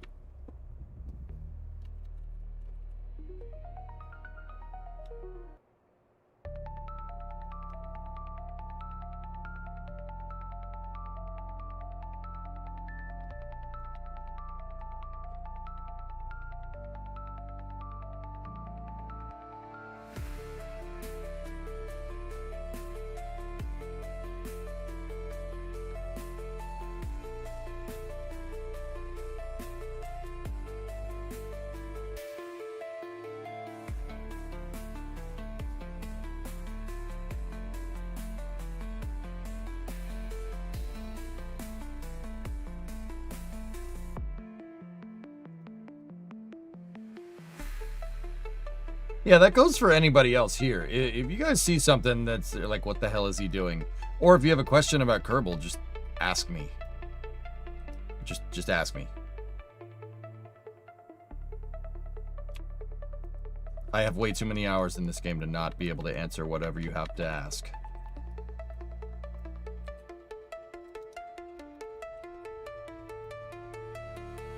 Like, if you're just starting out, you absolutely should not do that. Don't do that. The UI when in space is very confusing.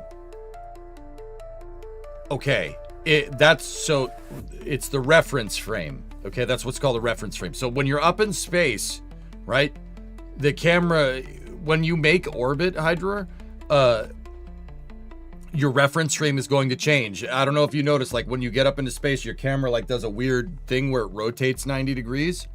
You can change the camera settings for your orientation by hitting V on the keyboard. It'll switch your camera angle. So that can help you if you want to do that. So your nav ball, the thing that's like right here, right? The ball that's right there, that is going to orbital reference frame is what it's called, meaning that it's showing you where the ground is relative to where you are. Also, make sure you hit map view, go into map so you can see where your orbit is, right? You can change the reference frame on the nav ball. Right here on the nav ball, it'll say orbit or something. Click on that and it'll change it. It can change it to surface. And that should reorient your nav ball to an extent. I think it reorients the nav ball. I don't remember. It's muscle memory at this point.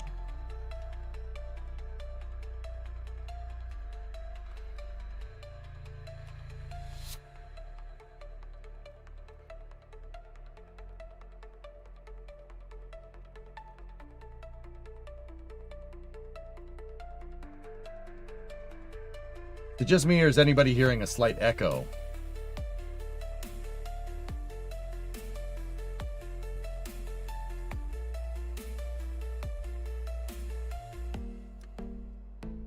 Ow, make sure you don't like have two tabs open or something.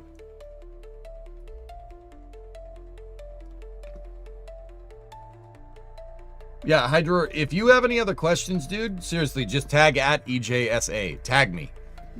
Type in the chat at EJ, right? And it should pop up with my name. Enter and then type what you have to say. It highlights it in chat, so I know you're talking to me. I'll answer any question you want, dude. No echo on the YouTube side. Thank you. You missed the tone. Yeah.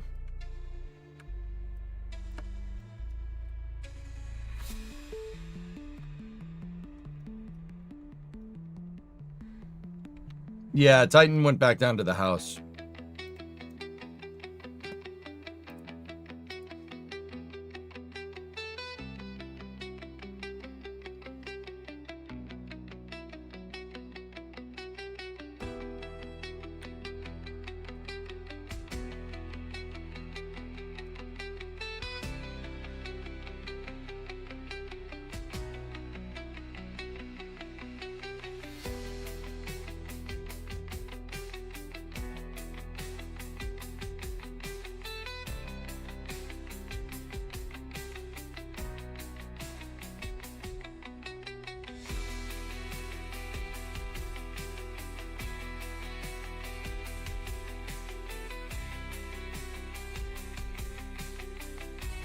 Have you heard that Canada's got a launch site? Yeah, I've watched them attempt to launch stuff from it and just lit the whole thing on fire in the past, and it's kind of funny.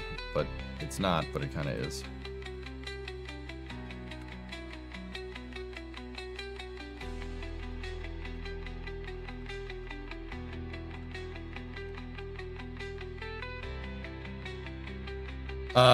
Guys. Crap, it's 10:30. Okay, two things. I gotta get up early in the morning for the dentist tomorrow. And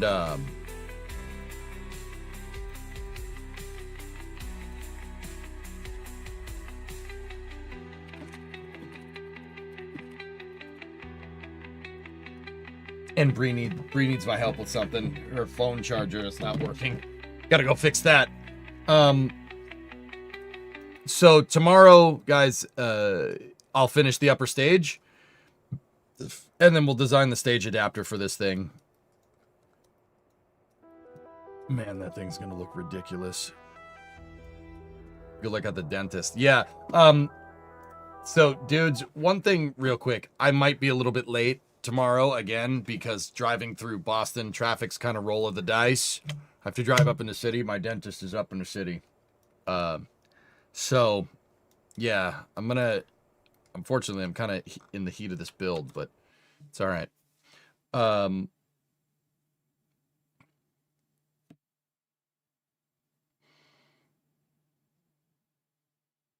Dude, that stage is going to look gnarly on there. It's going to look ridiculous. It's going to look like Ares 5. That's what it's going to look like. So, yeah, I gotta go. I'll see you guys all tomorrow. Let's say start around 2 p.m. Worst case scenario, 2 p.m. Yeah. Why put a dentist in Boston of all places? Yeah, I know. Who does that? So, yeah, that's gonna do it for me, fellas. We built our 5 segments, dude, and yeah, this is gonna be sick. This is gonna be sick. I think I figured out what I want to do. I wasn't sure what I wanted to do in KSP up until that nuclear core stage thing is really something that I want to do. Yeah, and yeah, we'll let's finish fleshing out at least the baseline designs for these vehicles, and then let's take the rest of the week to do that, and then next week we'll bring all those files into the mission mode 3 save, and we'll start messing with them. We're probably gonna do that for a little while. I'm probably gonna put the shuttle pad just on hold for a little bit, and maybe even figure it out and put it into mission mode 3. But yeah, that's any plans for planes in KSP? We might mess around with planes tomorrow. Let's say it depends on what time I get back. I don't know. Cool shirt, by the way. Thanks, Jesse. I got it from Hoonigan's. They gave it to me. I bought one of their trucks once. Jesse, you said you were a car guy. Do you know who Hoonigan is?